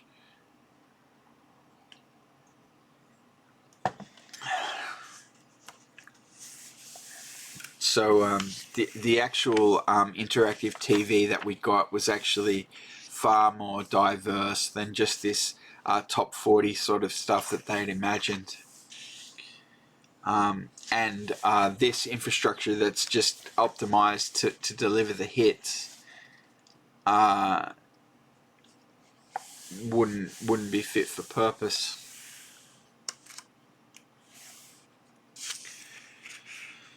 So here they crunch a whole lot of numbers based on a whole bunch of assumptions which aren't true. Figure 712, a table representing completed video server costs for a multiprocessor system, a server saver system, and a mainframe system. The last 5 rows of numbers represent cost improvement multipliers per thread.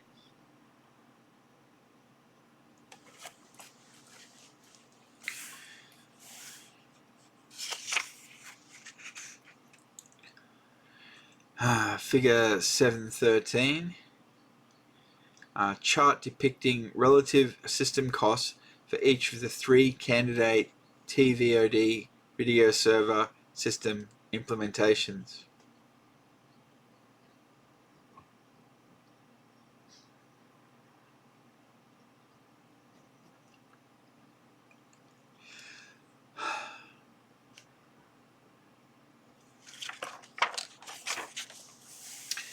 Why use video-friendly devices? Video-friendly devices are able to cost-effectively produce multiple threads of smooth programmed video without the requirement for external video buffering, which requires extensive amounts of video RAM. Therefore, video-friendly drives are a significant component in reducing system costs. Why use server-saver style architecture? The server-saver architecture represents a highly tuned video-on-demand application, not a generalized solution. It is the most cost-effective tool to solve the video-on-demand problem. It provides significant advantages, including cost performance, system flexibility, simplicity, high uptime, and low maintenance, as discussed in the author's previously referenced VOD articles. It can produce TVOD and VOD and combinations of TVD and also NVOD systems can produce unlimited customer showings per movie, unlike TVOD systems. This guy's just selling his stuff. This book is an ad. Why use NVOD instead of TVOD? NVOD systems can require approximately half the hardware cost to produce 10 times the video flow as do TVOD systems. Therefore, NVOD systems are the highly preferred economic approach. NVOD has been shown to cost substantially less to implement than TVOD and has the ability to support unlimited clients. NVOD can be tuned by the system operator to produce waiting intervals other than discussed in this chapter. What are we looking at here? He's pimping his Micropolis disk drives again. So there was Connor CP, Maxtor MXT, Seagate ST, and Video Requirement. What is the impact of video on demand on the cable delivered ATM? The basic non-cascaded server saver supports a 500 thread or channel system. The industry seems to support the idea of employing 50 MHz to 500 MHz for conventional analog TV and 500 Hz up to 1000 MHz for digital interactive TV, while leaving 5 MHz to 50 MHz for reverse channel communications. If this is the case, then it is expected that as many as 500 streams or channels of digital interactive video could be placed in the upper Cat-V frequency band. If it were desired to support more program sources or threads, a different delivery system, such as fiber optic cables, might need to be in place. Filling in the viewer latency time. The following strategy is proposed as a means of preventing the viewer from becoming frustrated at the delay between the time he or she makes his selection and the time it is actually delivered. Assume a maximum viewer latency of 10 minutes. A number of pre-packaged mini programs may be prepared. They could be binary divisions of the 10-minute maximum time to be filled if a viewer requested a program only 1 second after the previous start time. Thus, there could be one of several 10-minute cartoon, 5 minutes of coming attractions, 2.5 minutes of news headlines, 1 minute and 45 seconds worth of public service announcement, 50 seconds of helpful hints, 25 seconds of quotable quotes, 12 seconds of inspirational messages, and up to 12 seconds of a warning that the feature is about to begin. Using various combinations of the above, any amount of time up to the maximum latency time may be filled with entertainment.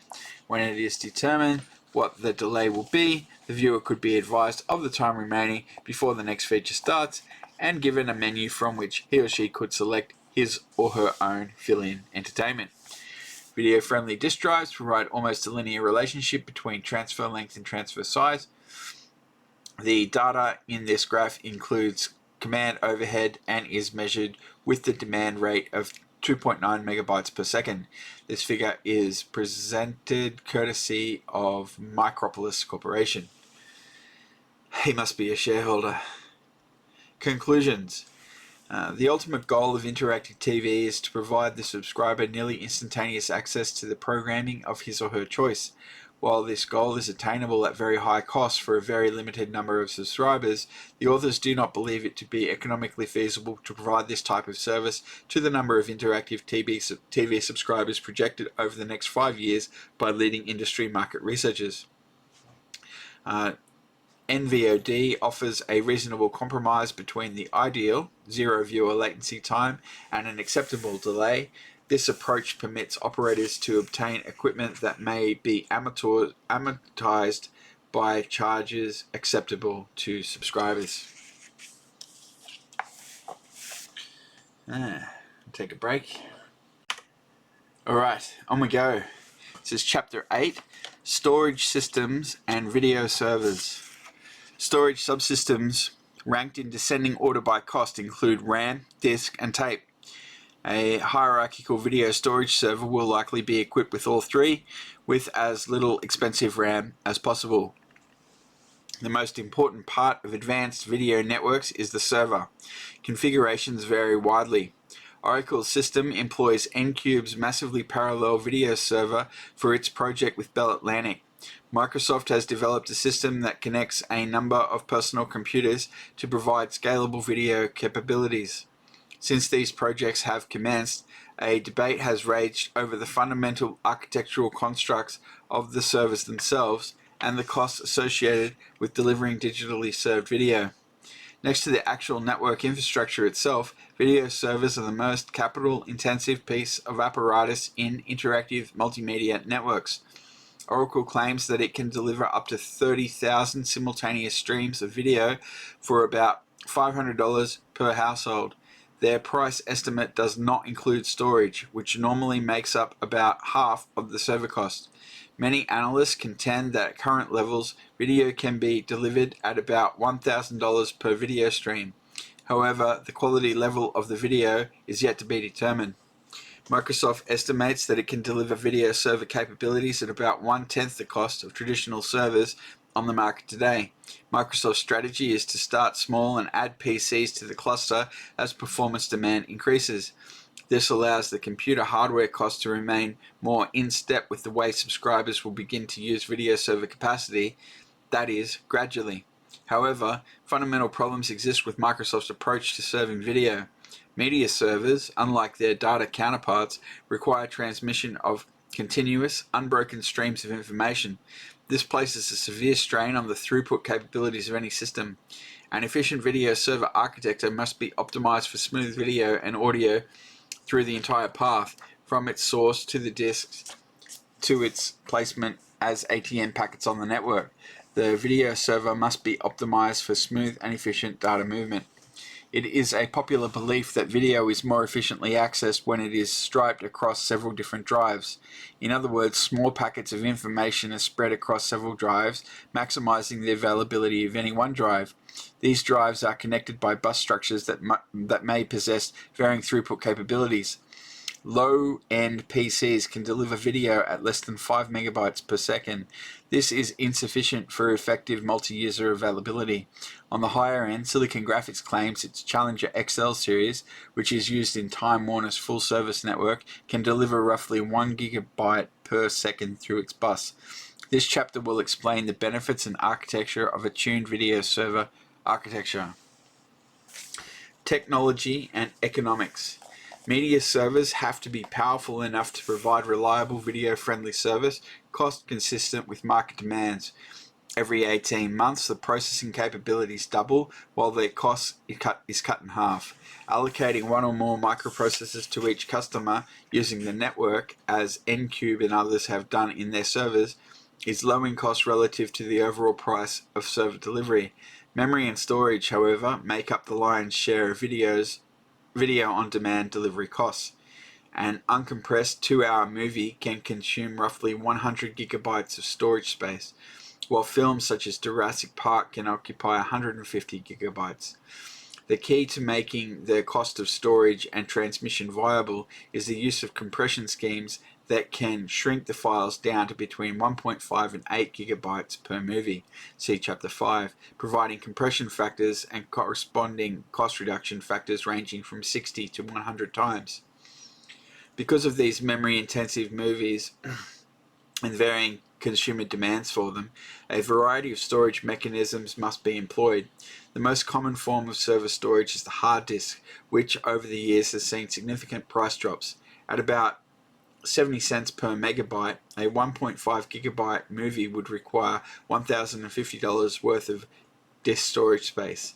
Older movies and television shows will probably not experience the user demand necessary to justify their placement on the video server. However, they may still have a market. To satisfy the lower demand for less popular videos, a secondary storage mechanism is essential.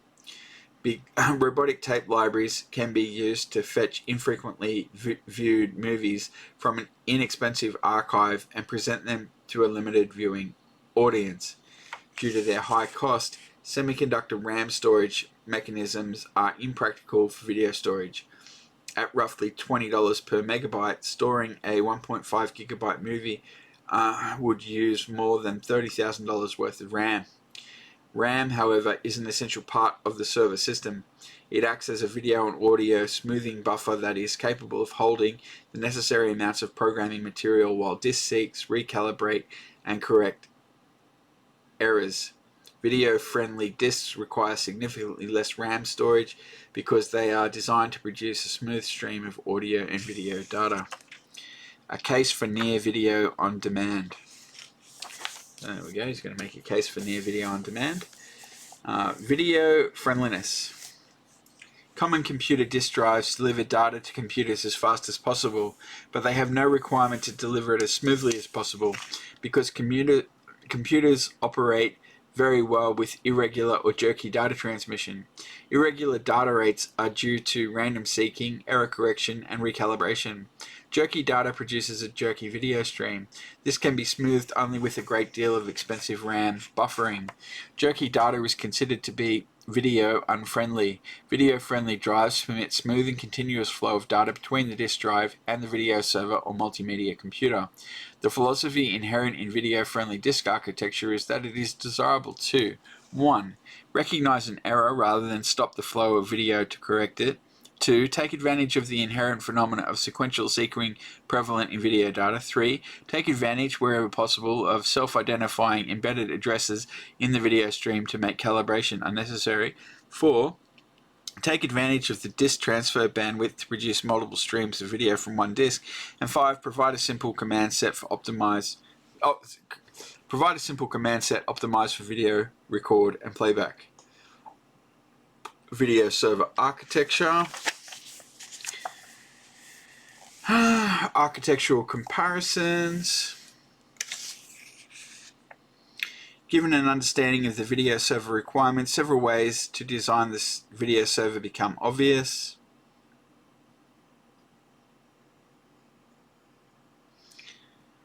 The simplest approach, of course, is to implement the video server functions on a mainframe with enough performance to permit real-time operation. Alternatively, a system employing a tightly coupled multi-processing architecture, as shown in Figure 8.3, may be programmed to execute the desired function. The last approach, Figure 8.4, employs a completely custom and finely honed design encompassing all the objectives and functions required of a video server. The chart representing the relative goodness of the various approaches is shown below in Figure 8.5, where higher numbers indicate greater cost efficiency of the design approach. Reliability. The tuned, honed video server is designed to provide the highest reliability for the lowest possible cost. However, different customers have different ideas of what is acceptable reliability. For instance, it is not uncommon for cable systems to go down several times a year. During such a failure, there may be several hours where all channels on the cable are interrupted. Many customers grumble about this, but are not dissatisfied enough to cancel the service. Of course, there is no competitive service.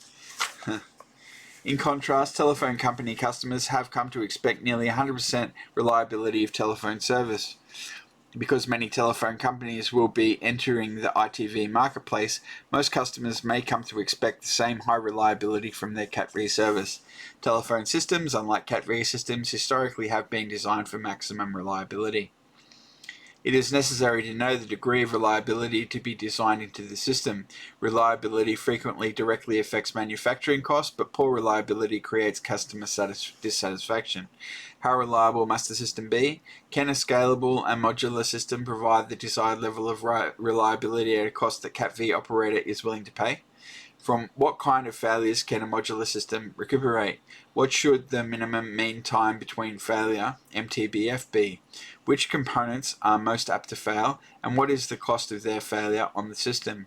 Will it bring the entire system down, or just a single program, or perhaps just introduce a momentary glitch in the program? What happens if a system component fails before the first is replaced? With appropriate design, redundancy improves system reliability. If redundancy is designed in, what level of reliability should be accommodated? Should there be completely redundant systems, with one simply shadowing the other, waiting to be switched in the event of a failure is detected in the primary system? Should a failed subsystem be automatically switched out and replaced by a new one upon failure detection, or should the system operator merely be notified that the replacement module can be manually hot swapped? Is cold swapping acceptable? All these are questions that must be decided by the video supplier based on his or her assessment of the cost-benefit trade-offs affecting his or her particular marketplace. Redundant arrays of independent disks, RAID, systems for video provide an added disk drive on which is recorded error correction information. Typically, a 5 or 6 drive RAID system will have an added drive providing the necessary information to facilitate real-time error correction. If one disk fails hard, the system will continue to operate, but if a second drive fails, all the programs striped across the remaining groups of drives will fail. Pardon me. The tuned video server can be designed to provide the same expected failure protection as the RAID system for the first failure. However, it can tolerate a second failure with consequences ranging from a few second glitch to the loss of a program as stored on a single disk. Significant cost trade-offs can be made. For example, in the event of a failure resulting in the loss of some program threads, the system could automatically switch to a previous thread of the same program. The customer would then experience only a momentary inconvenience with perhaps as little as 30-second repetition of a previously viewed program segment. This could offer a cost-effective alternative to complete redundancy of each system. Modularity. Okay. Figure 8.7, expanded block diagram of tuned video server showing distribution of functions.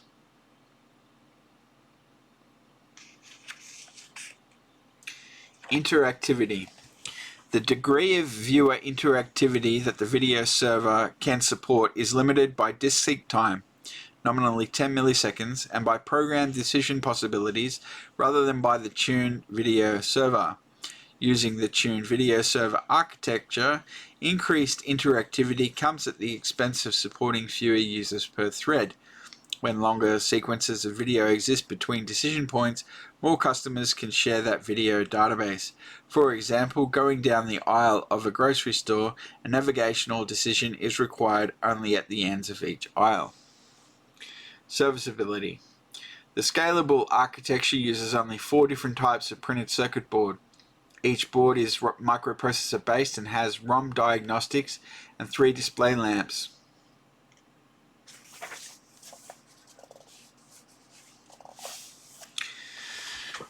Identifying the status and nature of a failure, if one exists. 2 buttons on each board permit either offline or inline diagnostics. Inline diagnostics run concurrently with normal system operation, collecting and displaying status information continuously.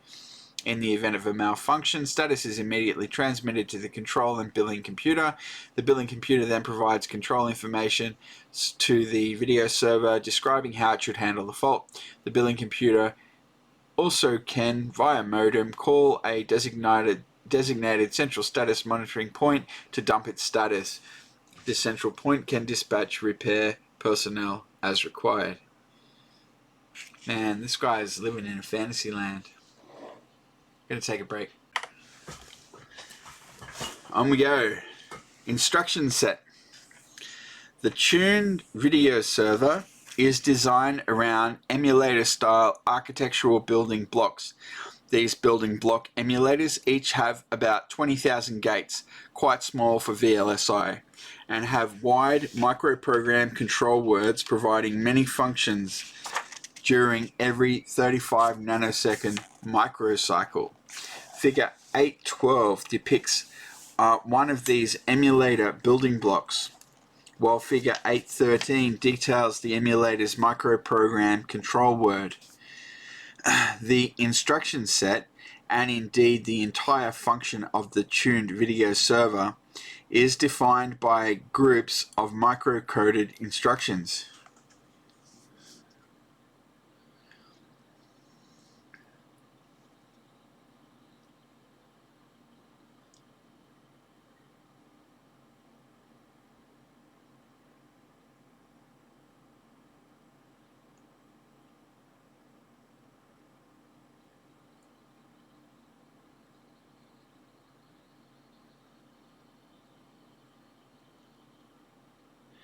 typical emulator building block employed throughout Tune video server architecture.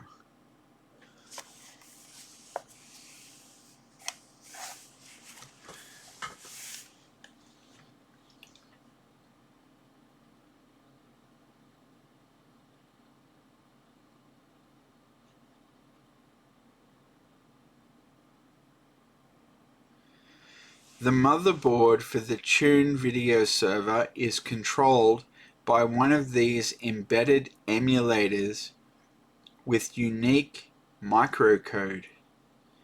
The disk controllers, ATM packetizers, and billing computer interface all employ these very high-speed emulators to provide their functions and inter-function communications. The emulators are very tightly coupled via special registers, buses, and microcode.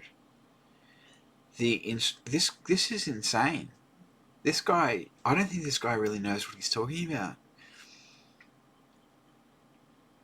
The instruction set of the Tune video server, as viewed by the control and billing computer, consists of the following: abort program number, change media program virtual address, change program's virtual address, change thread, collect subscriber N status, control set-top box real address, control set-top box virtual address, copy disk number to disk number, copy tape number to disk number, deselect media program, diagnose communications interface, diagnose media program, diagnose set-top box,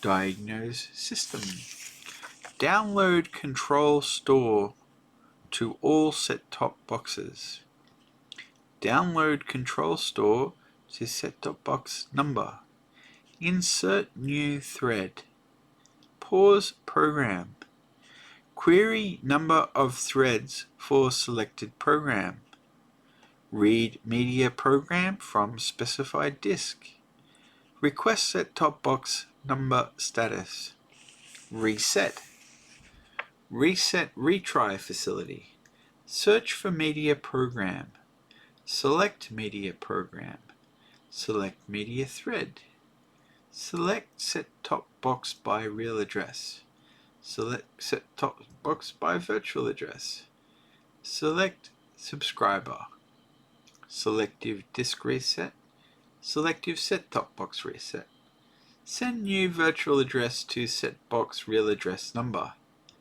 sense communication errors, sense disk errors, sense media interaction point, sense media program number end of program, sense media program number end of scene, sense pending end of media programs, sense set-top box number viewing time, sense set-top box errors, sense summary status, sense system errors.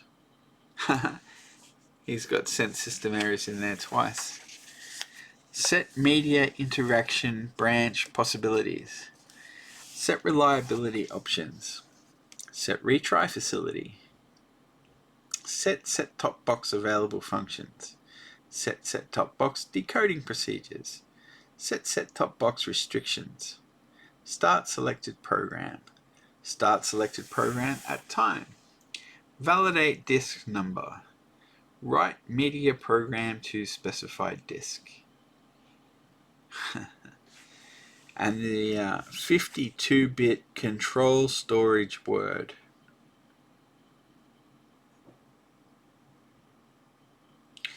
Control word for emulator building block shown in figure 8.12.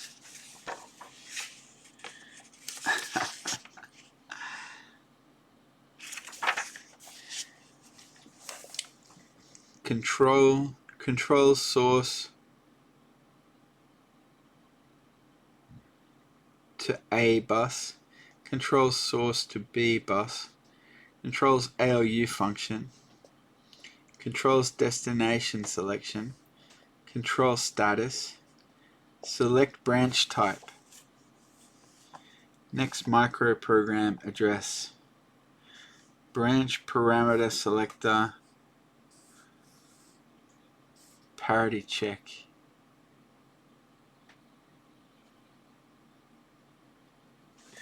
Wow. I don't know what this guy was smoking. Summary. Video server architectures range from mainframes implemented with massively parallel microprocessors through scalable, tightly coupled high-end microprocessors to systems specifically tuned for the video server application. The latter are characterized by the use of video-friendly storage devices and data paths optimized for the smooth data movement from disk to delivery media. These are required to provide glitchless video to the viewer. The mainframe is the easiest to implement. The tightly coupled multiprocessor system is easier to scale to meet the changing volume requirements of the video provider than is the mainframe approach. However, the tuned solution is the most cost-effective solution to meet the cradle-to-the-grave requirements of the station operator. Reliability may be implemented to whatever degree the operator feels meets the expectation of his or her customers and the financial resources available to him or her. The open modular approach permits a wide variety of configurations to provide the amount of redundancy required to meet his or her availability goals. An architecture implemented by a large number of identical microprogrammable embedded LSI modules provides a minimum of board types for minimum spares provisioning. It also provides for automatic reconfiguration upon the detection of hardware failures and speeds the diagnosis and repair of failed components. The control word format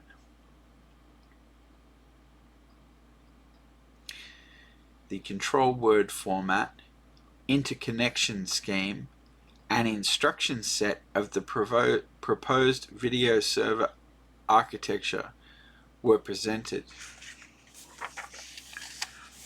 Chapter 9. Switching Traffic Control and Management.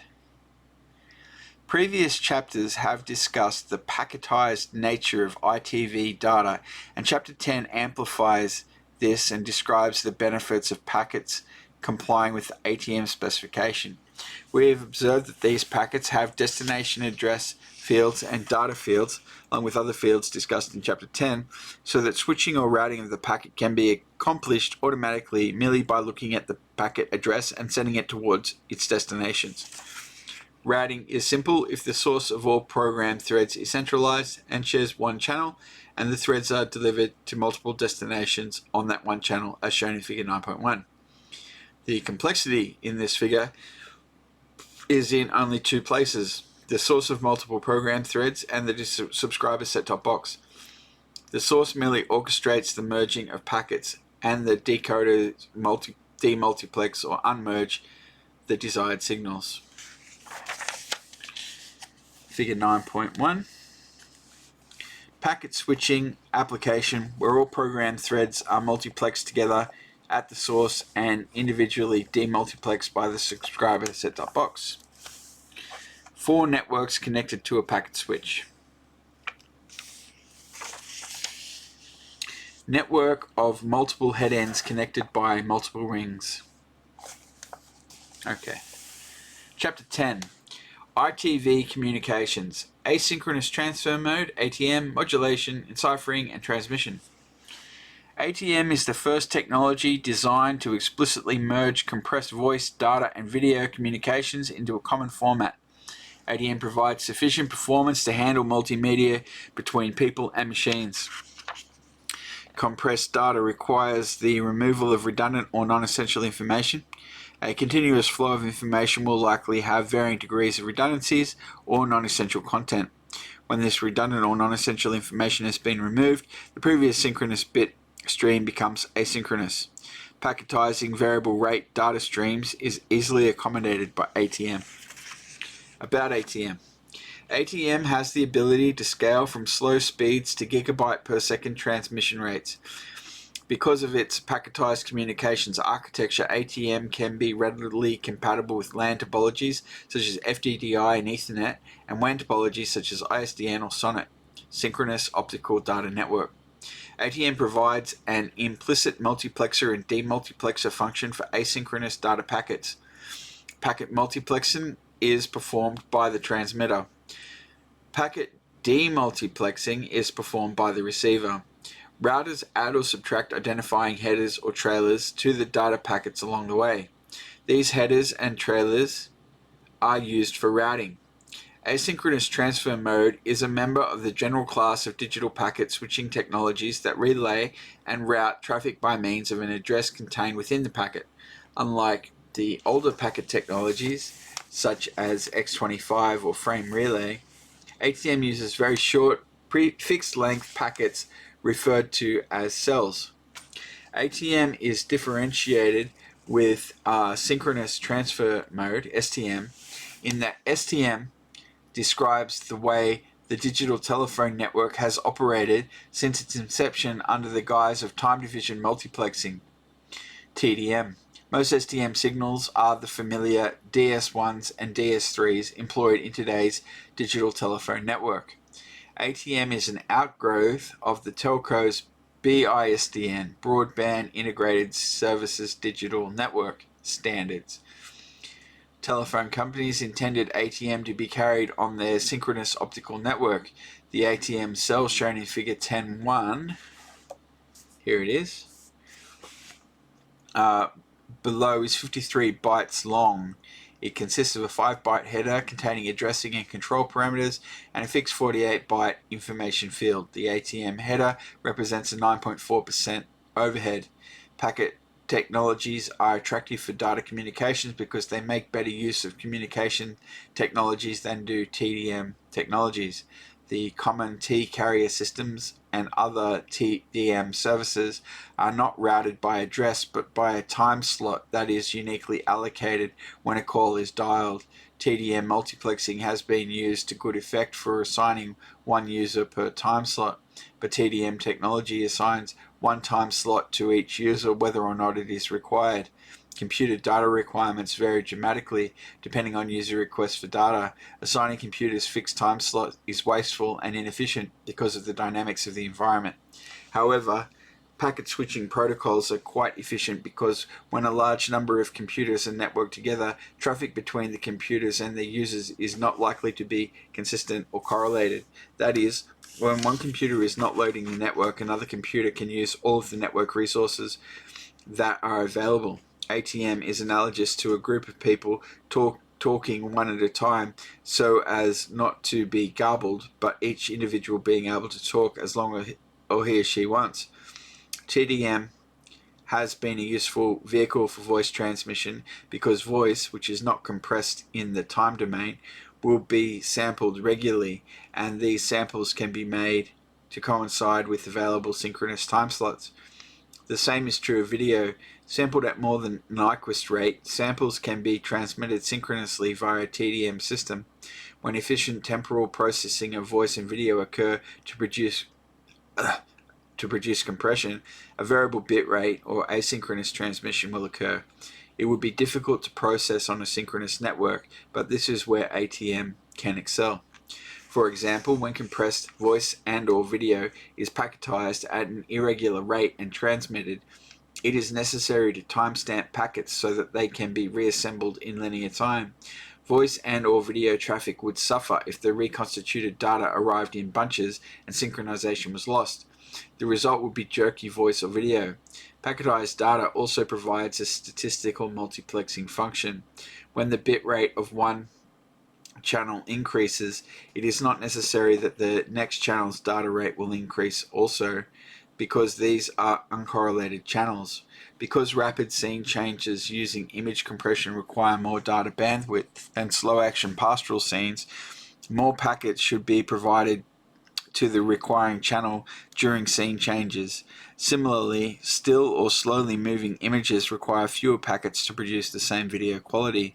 Because there is statistical independence between different video sources, e.g. different movies, there is little likelihood of many channels requiring high bit rates at the same time, and the system bandwidth will not be exceeded. The 53-byte length ATM cell is a compromise designed to make ATM viable for data, video, voice, and other real-time traffic that cannot tolerate randomly varying transmission delays. Computers can produce extremely long packets, but breaking long packets into small packets ensures that voice and video can be given priority and never wait more than one 53-byte cell before accessing the communications network. At 155.52 megabits per second, a 53-byte cell occupies a time interval of 3.4 microseconds. Therefore, a 3 microsecond delay can be expected before the channel is accessed. The header for ATM cells is formatted as shown in Figure 10.2. Okay, there's the ATM header. For networking purposes, only the header is significant. It defines the cell's credibility and how the cell is to be delivered. The bytes are transmitted in an increasing order, starting with byte 1 of the header. Within the bytes, the bits are transmitted in a decreasing order, starting with bit 8. The first bit transmitted is the most significant bit, MSB, and in all fields of the ATM cell. The ATM header is divided into the following fields. It says here GFC, but up here it says GPC. So maybe that was just an artifact of his OCR software that he was telling us about. The first 4 bits of the first byte contain the generic flow control field, the GFC. It is used to control the flow of traffic across the user network interface, UNI, and into the network. The VPI and the VCI. The next 24 bits make up the ATM cell address. This 3-byte field, 4 bits displaced, is divided into 2 subfields. The first byte contains the virtual path identifier, and the second 2 bytes make up the virtual channel identifier. In an interactive Cat-V system, the VCI could be the TV set-top box real address, while the VPI could be the program address. A value 7 of the PTI field, currently reserved for future use, could be employed to discriminate between VPI and VCI. Thus, a 24-bit real addressing scheme can be used for set-top box identification over 16 million different address possibilities in one system. PT is a 3-bit payload type. This field is used to distinguish between user data and network management cells. ATM cells will be used to transport different types of user information that may require different handling by network or terminating equipment. Cells also will be used to transfer operations and maintenance information across the network between users and the service provider. CLP, a 1-bit cell loss priority field, is used to mark the cell's priority and is set by the user. The bit indicates the eligibility of the cell for discarding by the network under conditions of congestion. If the bit is set to 1, the cell may be discarded by the network should traffic conditions dictate. HEC, the header error check, byte 5, uses cyclic codes to perform error correction across the first 4 bytes of the header. It is designed to detect multiple header errors and correct single-bit errors, and it also provides the cell delineation function. The main purpose of this field is to provide protection against misdelivery of cells due to addressing errors. The HEC byte does not validate the content of the 48-byte information field. Information. The information field is the 48-byte field that carries either discrete and/or composite audio, video, and control data. The system requirements for NVOD and TVOD can impact communication, addressing, and storage. See Chapter 7. TVOD requires a separate communications path to each user. NVOD permits program sharing and subsequent virtual address sharing. NVOD is a broadcast mechanism permitting multiple subscribers to share one virtual address. In other words, in an NVOD system, 500 people could, for example, share one program, one virtual address, being broadcast to them. In a TVOD system, a program would be sent as 500 different sets of cells to the 500 subscribers via 500 different addresses. The TVOD system in this case requires 500 times more bandwidth and is more complicated and costly to transmit, transport, and decode. An NVOD system has one extra step of complexity, namely, after subscriber program selection, a virtual address must be sent to each real address box requesting the particular program. This is an inexpensive function.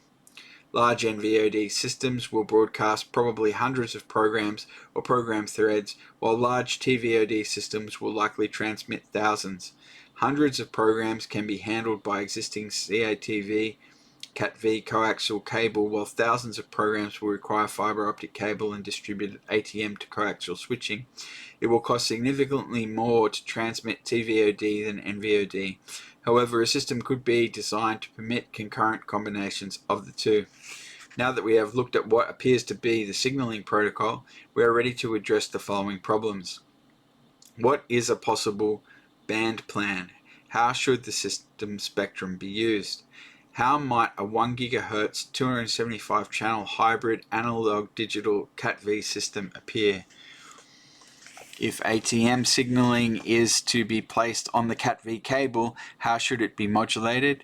How many program or program threads should be combined, and what bandwidth should the ATM signal occupy? How does this affect video quality?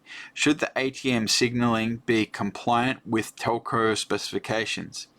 What effect does standards compliance have on system complexity, reliability, maintainability, cost, and future functionality? How is the bandwidth used on existing CAT-V systems? What level of security should be provided? What new features will be added to the CAT-V system of the future, e.g. telephone, shopping, video, phone, games, education, residential monitoring and control, ... What are the business applications? I'm going to take a break. I'll be back in a minute.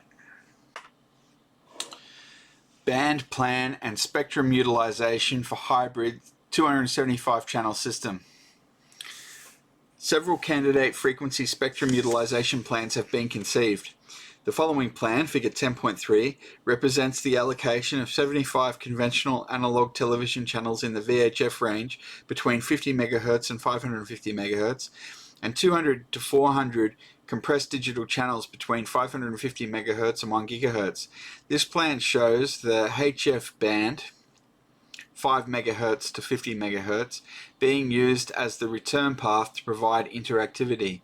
These digital channels are to be used for pay-per-view, interactive TV, HD TV, video on demand, home shopping, etc. Figure 10.4 represents a CAT-V system broadcasting. Okay. A CAT-V system functional block diagram for the 275 channel hybrid system using the spectrum described in figure 10.03.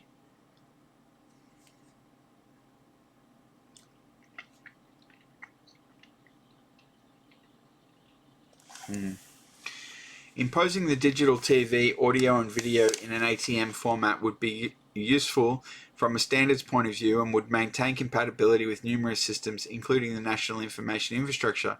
The next question is, how should the bandwidth be employed?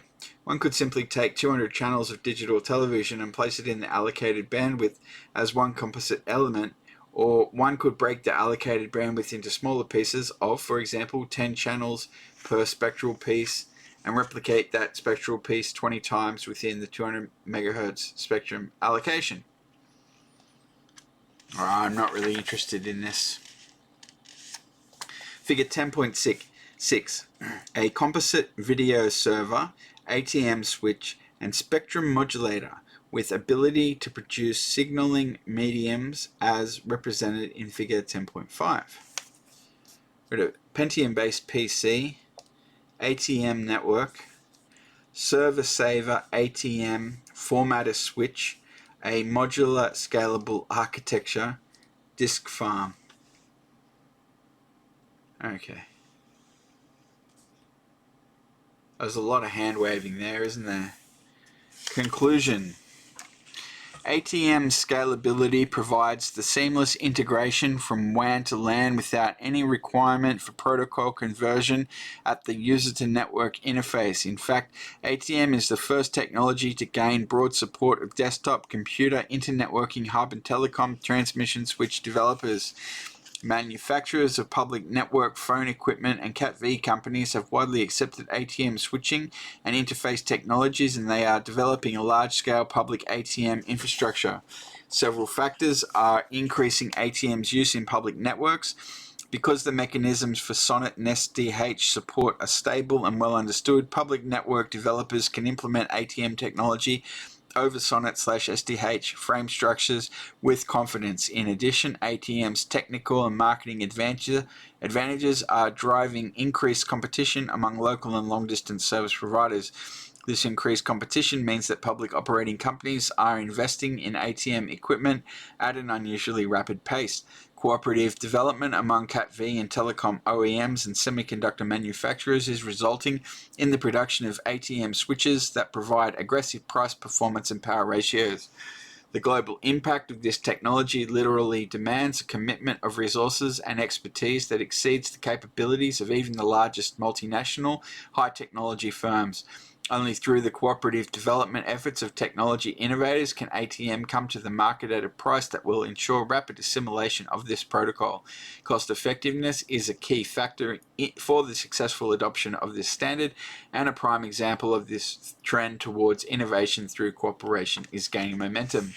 As a local area network transmission format, ATM offers greater bandwidth than the current assortment of shared bandwidth network technologies.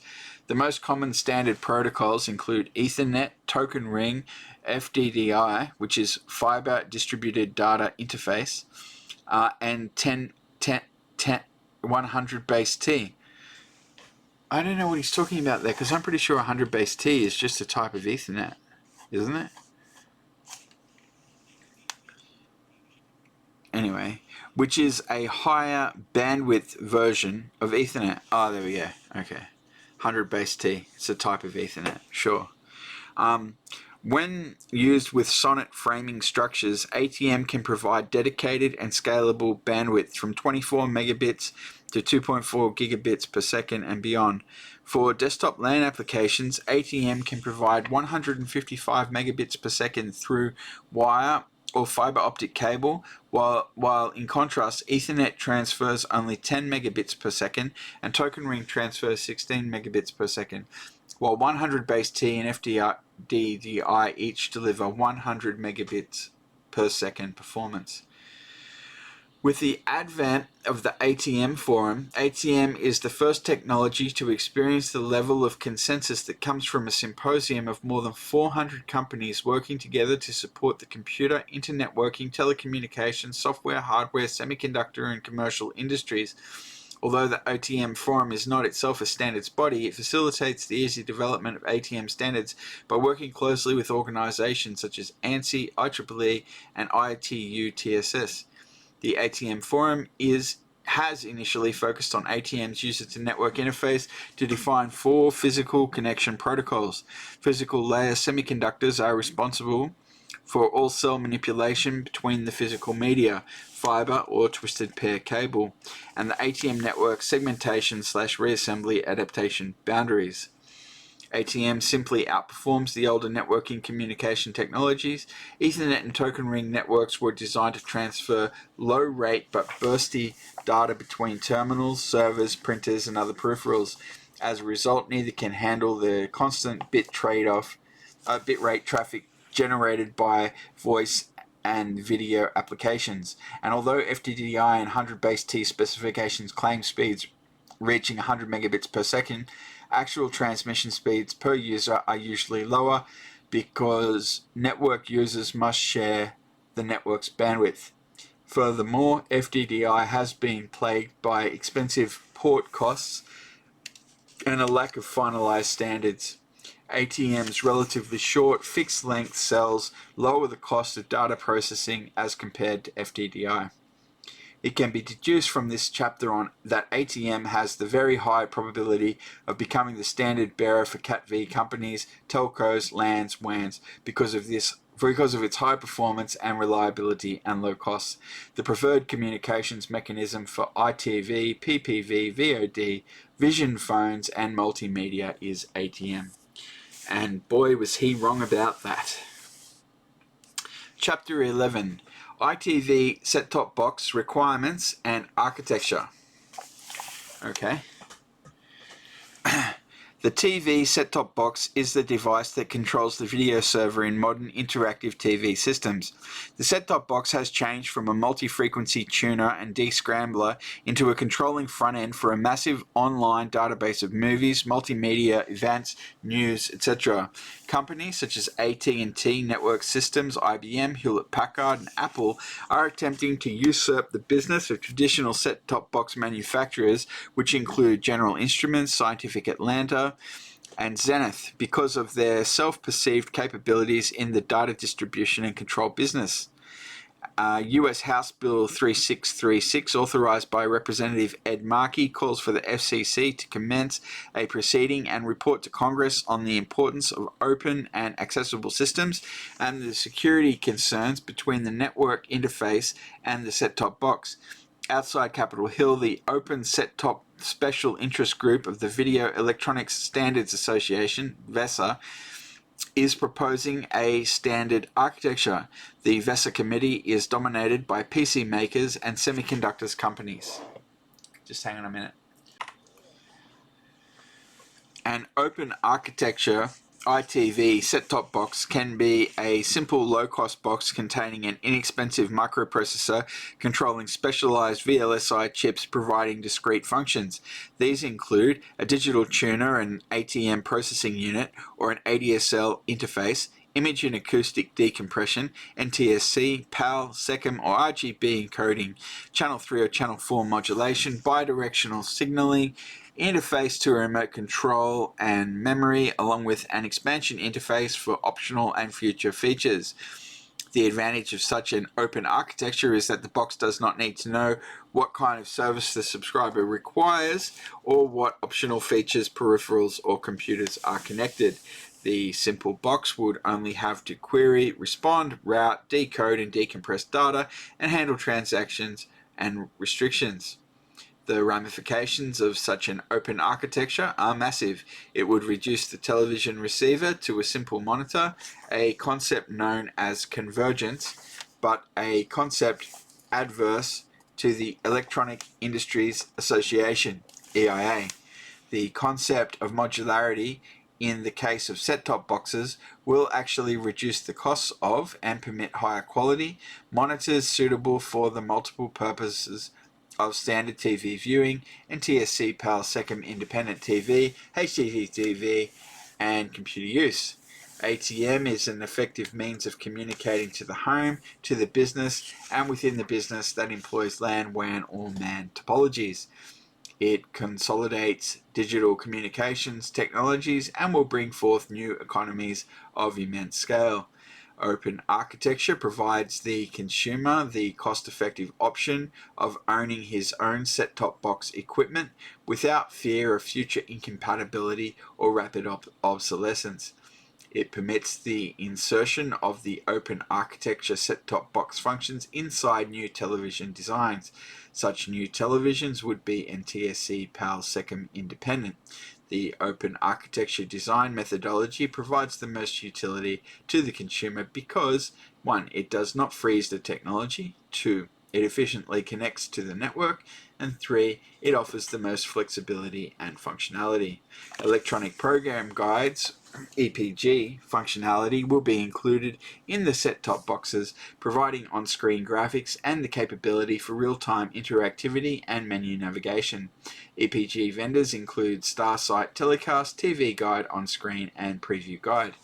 The set-top box of the future should accommodate upstream data rates from 1.5 MHz VHS quality to 10 MHz studio quality.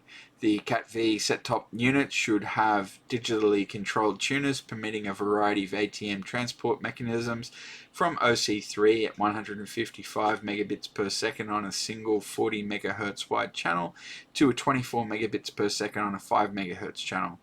The out-of-band data signaling should be able to be placed either in the low band, 5 MHz to 45 MHz, or on a high band above 500 MHz. To be economically viable, the set-top box should be saleable for under $150. A design for a fully featured Cat-V 150 set-top box is shown in Figure 11.1. Functional block diagram for a typical Cat-V set-top box. Interactive cable interface. Digital tuner. Okay, we've got a system bus. Out-of-band signaling modem. ATM processing. Expansion interface. IR remote interface. Control system. System bus, ROM and RAM, open image decompressor, open acoustic decompressor, left channel and right channel, NTSC decoder. There you go.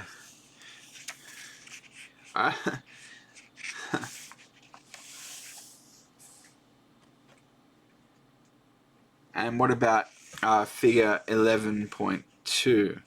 Functional block diagram for typical telco set-top box.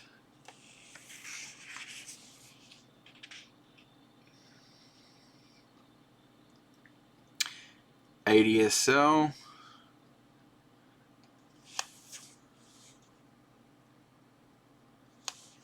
Yeah, okay. The only difference is the digital tuner and the ATM processing, ADSL interface and signal processing. But this guy, I don't know. I just don't know.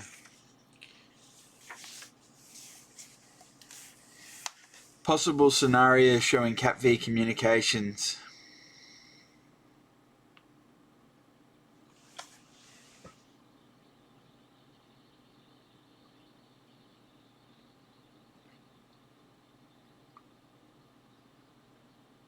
Cat-V application. A portion of the cable spectrum will be used for out-of-band signaling. This is for use by a set-top box to communicate with the video server and will contain such information as the viewer's menu selections, hardware line diagnostic status, requests for program downloads, etc. At the present time, various candidate frequency allocations are being considered, including the unused low band from 10 to 40 MHz. However, out-of-band allocations are also being considered in the high end of the spectrum. Telco application. The telco ADSL application was designed to permit concurrent voice, compressed audio, compressed video, and return data to coexist. It is called Asymmetric Data Subscriber Loop, ADSL, because of the highly asymmetric nature of data transmission. Plain old telephone service occupies the first approximate 5 kHz of bandwidth. The return path occupies the second 10 kHz of bandwidth, with that balance being left for compressed audio and video. The telco set-top box requires no additional tuner because only one compressed audio-video signal is transmitted to it, unlike the Cat-V set-top box, which must select from hundreds of compressed audio-video signals carried on the Cat-V coaxial cable. This implies that in a household with many TVs, in order for several viewers to watch different programs simultaneously, a pair of twisted pair cables might be required for each TV program. The functional electronic building blocks comprising the set-top box are subsequently described. control system, microprocessor, digital tuner, ATM processor, ADSL interface, open image decompressor, open acoustic decompressor, NTSC PAL second encoder, out-of-band signaling modem. The out-of-band signaling modem provides the interface between the set-top box's control system and the video server at the Cat-V head end. This function is common to the telco application. It provides full duplex digital data communications to the set-top box. In the Cat-V application, it defines which real or virtual addresses should be decoded. In both applications, it provides instructions on how to decompress, descramble, and decode them, what the program ratings are, the timing of the program threads, menuing and navigation information, bandwidth planning, electronic programming guide, information processing, bootstrapping, etc. The subsystem communicates customer requests, system status, diagnostic responses, etc. to the head end. IR remote interface. The IR remote interface provides an interface to popular infrared remote controlled devices, including the one-button point-and-click devices. The IR interface includes the full duplex capabilities required for the one-button point-and-click remotes. Expansion interface, telephone interface, system operation, set-top box, set-top box controls, power on test, test valid, no, go to error processing, boot ROM available, yes, test communication, set up to use boot ROM, communications with head end, okay.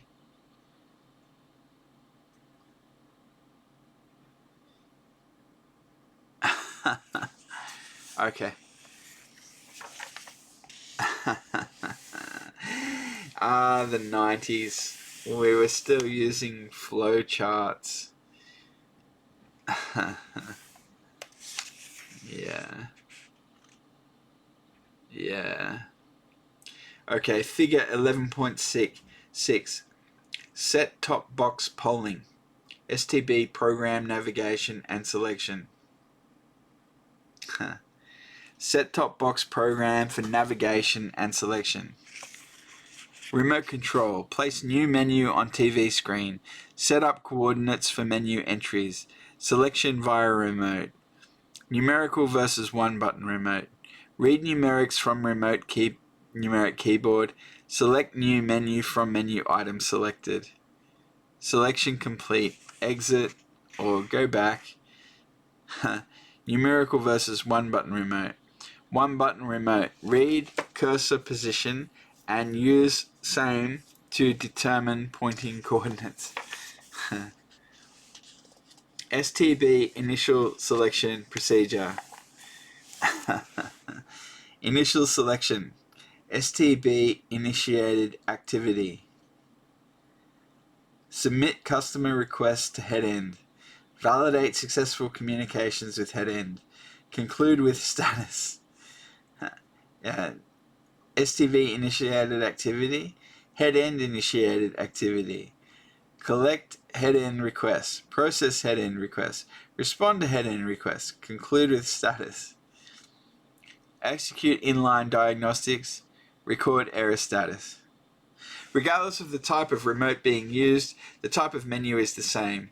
The menu selections each have a number and text describing the menu bar selection. A menu item may be selected either by entering the 1 or 2 digit code identifying it, or by targeting it with the laser dot emitted by the one-button control and clicking on it. In either case, the appropriate software decodes the user action into a request to be sent to the video server. This could be a request for another menu level, a program selection, or an order for a product being displayed for sale. In summary, this section has described the functionality of a low-cost set-top box that can be used to interface to either to Cat-V, coaxial cable, or to conventional twisted pair telephone lines. An open architecture was proposed that will 1. Permit interfacing to different video servers via the Cat-V network. 2. Facilitate different decompression algorithms to be used for each program or even for each scene. And 3. enable system and comprehensive network and total system analysis never before possible. And then figure 11.9, STB program processing. STB program processing, remote active, no, exit, respond with appropriate menu, navigation complete. As a result of completed menu navigation, set up program request for head end. STB program completion. 11.10. Test for media program complete. Is communications to head end okay? No. Attempt reconnection. Have errors occurred? Yes. Okay, log all errors. Is media program complete? No. Set concluding stats and return to initial selection. Oh dear. The open architecture also allows for the incorporation of future algorithms. The open architecture also allows for the incorporation of future algorithms as they are developed and improved.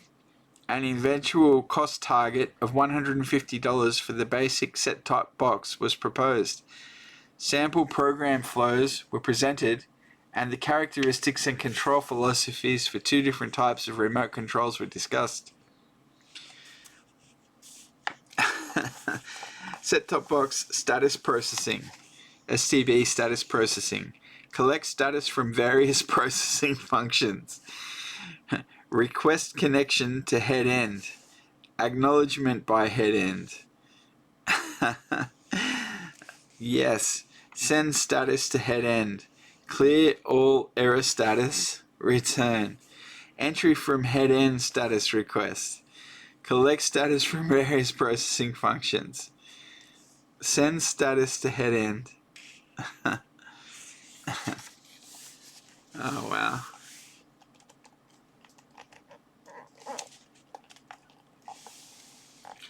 Chapter 12.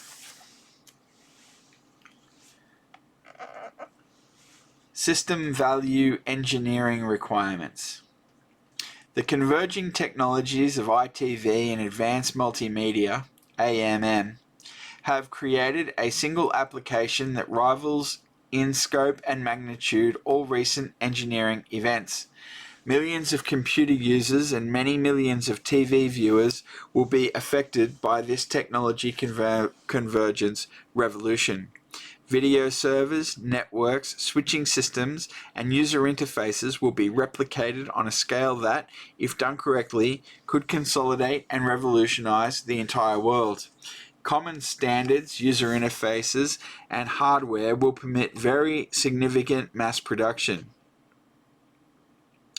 This mass production, if managed properly, would lead to economies of scale that would ultimately permit the inclusion of the world's entire population to this event.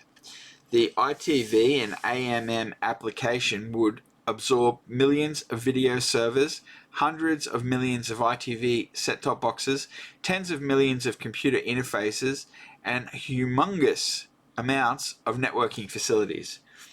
This is truly a multi-billion-dollar endeavor. It is therefore important that the architecture of such an endeavor not be fixed nor closed, because this technology should be permitted to evolve with open standards to continue to meet the continuing new requirements of its users. The concept of using set-top boxes whose characteristics can be established by ROM or downloaded to RAM is important. The ability to dynamically improve communications, compression, and control will ensure that this ITV AMM technology will have a long and productive life. We have seen in the past that programmable, generalized hardware design applied to all functional electronic building blocks does not increase overall system costs. Frequently, it reduces the system costs and cost of ownership by permitting the inclusion of inexpensive programmable diagnostic facilities without added hardware.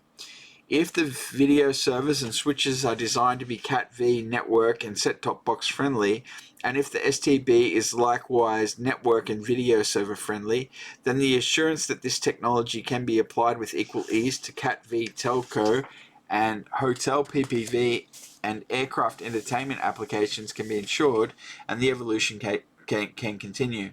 Creative architecture and system design will permit cost-effective implementation, maintenance, and evolution.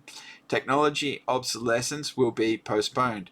Perhaps with this technology approach, 50 years of utilization may be extracted from it, as was the case for NTSC TV. Chapter 13. A film quality digital archiving and editing system. Note, this chapter was presented as a paper at the Advanced Television and Electronic Imaging for Video and Film SMPTE conference, February 5 and 6, 1993, held in New York City and delivered by Winston Hodge of Hodge Computer Research Corporation, Robert S. Block of the International Communications Technology, Inc., and Bill Harvey from Next Century Media, Inc. Film archiving of commercial theatrical motion picture film has not been as successful as was originally expected. Continuing degradation of film quality over time has represented serious loss to the major motion picture studios. This article is a proposal to rectify these deficiencies using new digital technology with advanced state-of-the-art image processing and database technology. Furthermore, because of the similarity of a digital archiving and very high-resolution editing system, consolidation of those features is discussed. More than 50% of the Hollywood motion picture film produced before 1950 are no longer in existence. The loss grows to more than 80% of Hollywood movies if one considers film produced before 1930.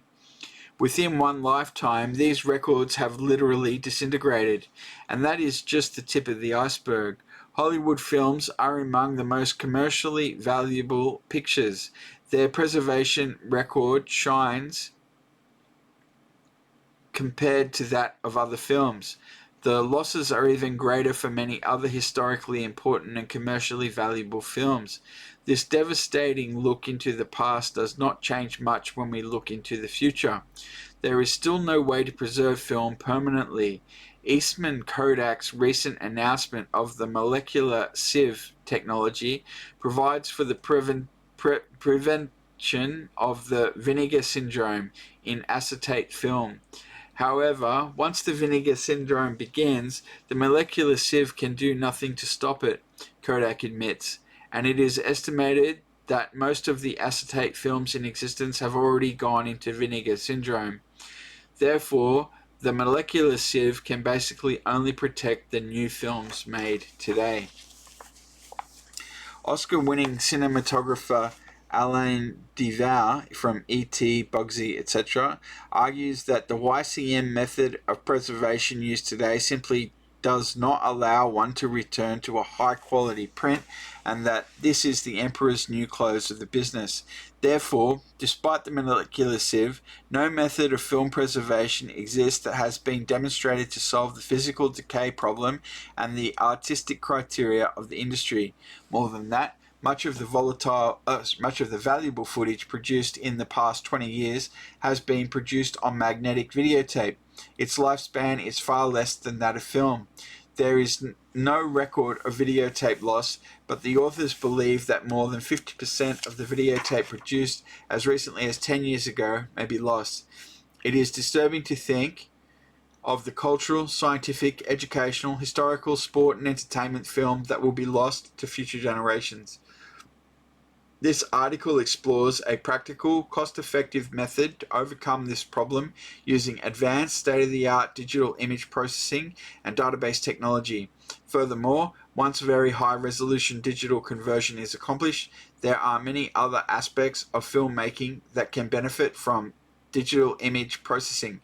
These include editing, special effects, and the distribution of motion pictures in a digital format for improved visual and audio performance. So then they set out the problem, they set out the solution, storage capacity versus time.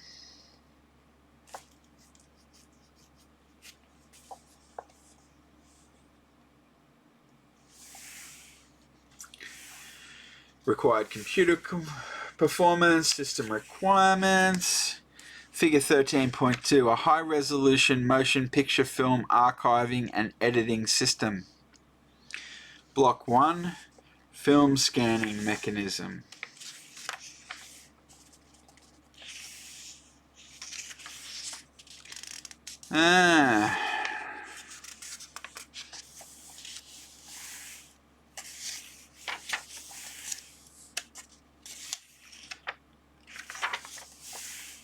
Conclusions. We have demonstrated that, using existing storage and computational technologies, and even with the worst case assumption of modest 7 times compression, 35mm digital preservation is today realizable at $50,000 per motion picture.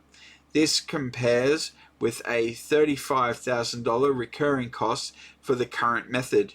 The YCM triple separation negative process, which must be repeated at 10 to 20 year intervals in most cases, losing a generation of clarity each time, and which has been found to be qualitatively unacceptable by many leading creative people in the motion picture industry.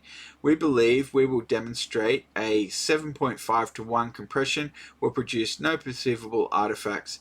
Greater compression factors will also be available to provide a level of archiving that is even more affordable. And then we hear the glossary. The glossary definitions below are meant to explain terms used in this text and industry. There exist more formal definitions for many of these terms in standards documents and other more complete glossaries. The purpose of this glossary is to promote rapid understanding and explanation. For formal and exact definition, the reader should refer to the formal standards and glossaries such as those published by NCTA, EIA, CCITT, and other standards bodies. Alright, and off we go. We've got AAR, access unit, AC coefficient. I don't think we're going to read through all of those, are we?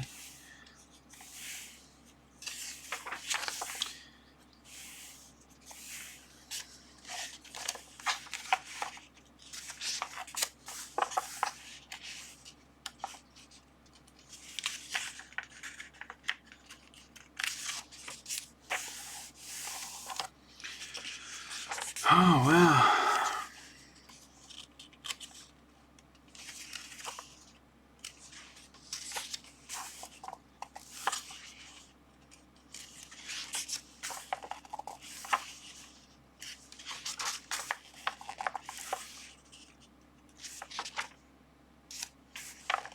Bibliography.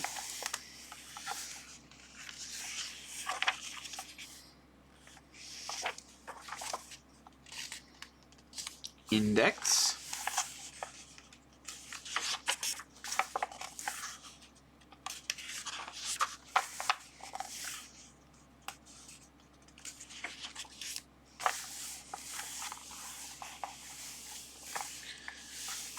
About the author. Hodge, founder and chief executive of HCR and founder of IPC, is a versatile executive who has been orchestrating the deployment of advanced technology computer architectures, video servers, and imaging algorithms for image enhancement, compression, identification, and tracking. This for a period exceeding 30 years. He has numerous high technology publications, patents, inventions, and mass-produced products. His products have produced over $6 billion for his clients. In the mid-1960s, he headed up the Earth Resort Technology Satellite Program for Rockwell International, which was a project almost entirely consisting of imaging, signal processing, compression, computer imaging architecture, simulation, image databasing, etc.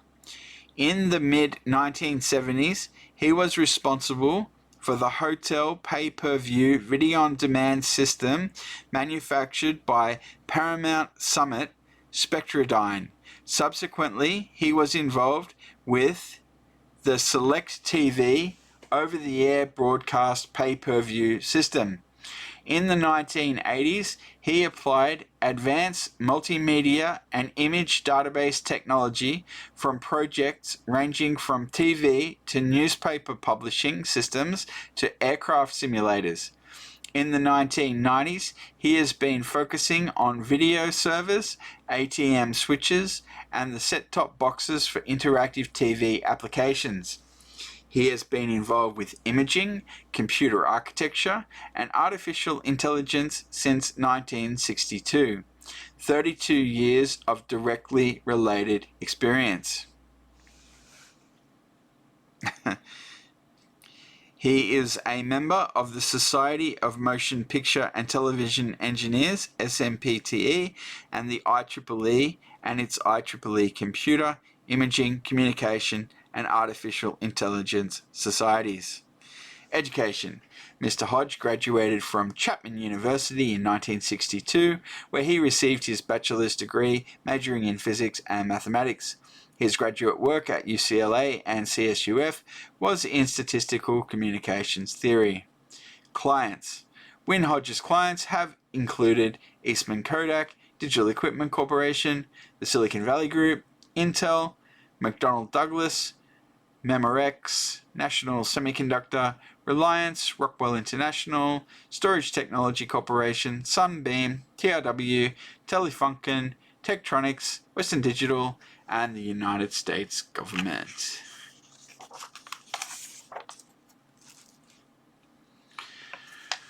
Oh, wow. Alright, well, I guess I'll throw you over to the farewell cam and we'll wrap up. That's a wrap. So, I thought some interactive TV would be a fun way to see in the new year. So, by now, if you're watching this, it's 2025. So, best wishes to you from me for this year. I hope you had a good year last year, and I hope this year is excellent for you. There'll be more videos coming out soon. I'm trying to keep on keeping on with my Maxitronics videos. I think I'll do some sort of an electronics project soon as well. I do want to do my JCar and silicon chip mini projects, but I'm waiting for some equipment to arrive, so those might be a couple of weeks away yet. And I've got a bunch of unboxings and mail calls and demos and all sorts of things to do, so there should be plenty of videos coming out over the next couple of weeks. So I hope you enjoyed this video. Thanks very much for watching, and please remember to hit like and subscribe.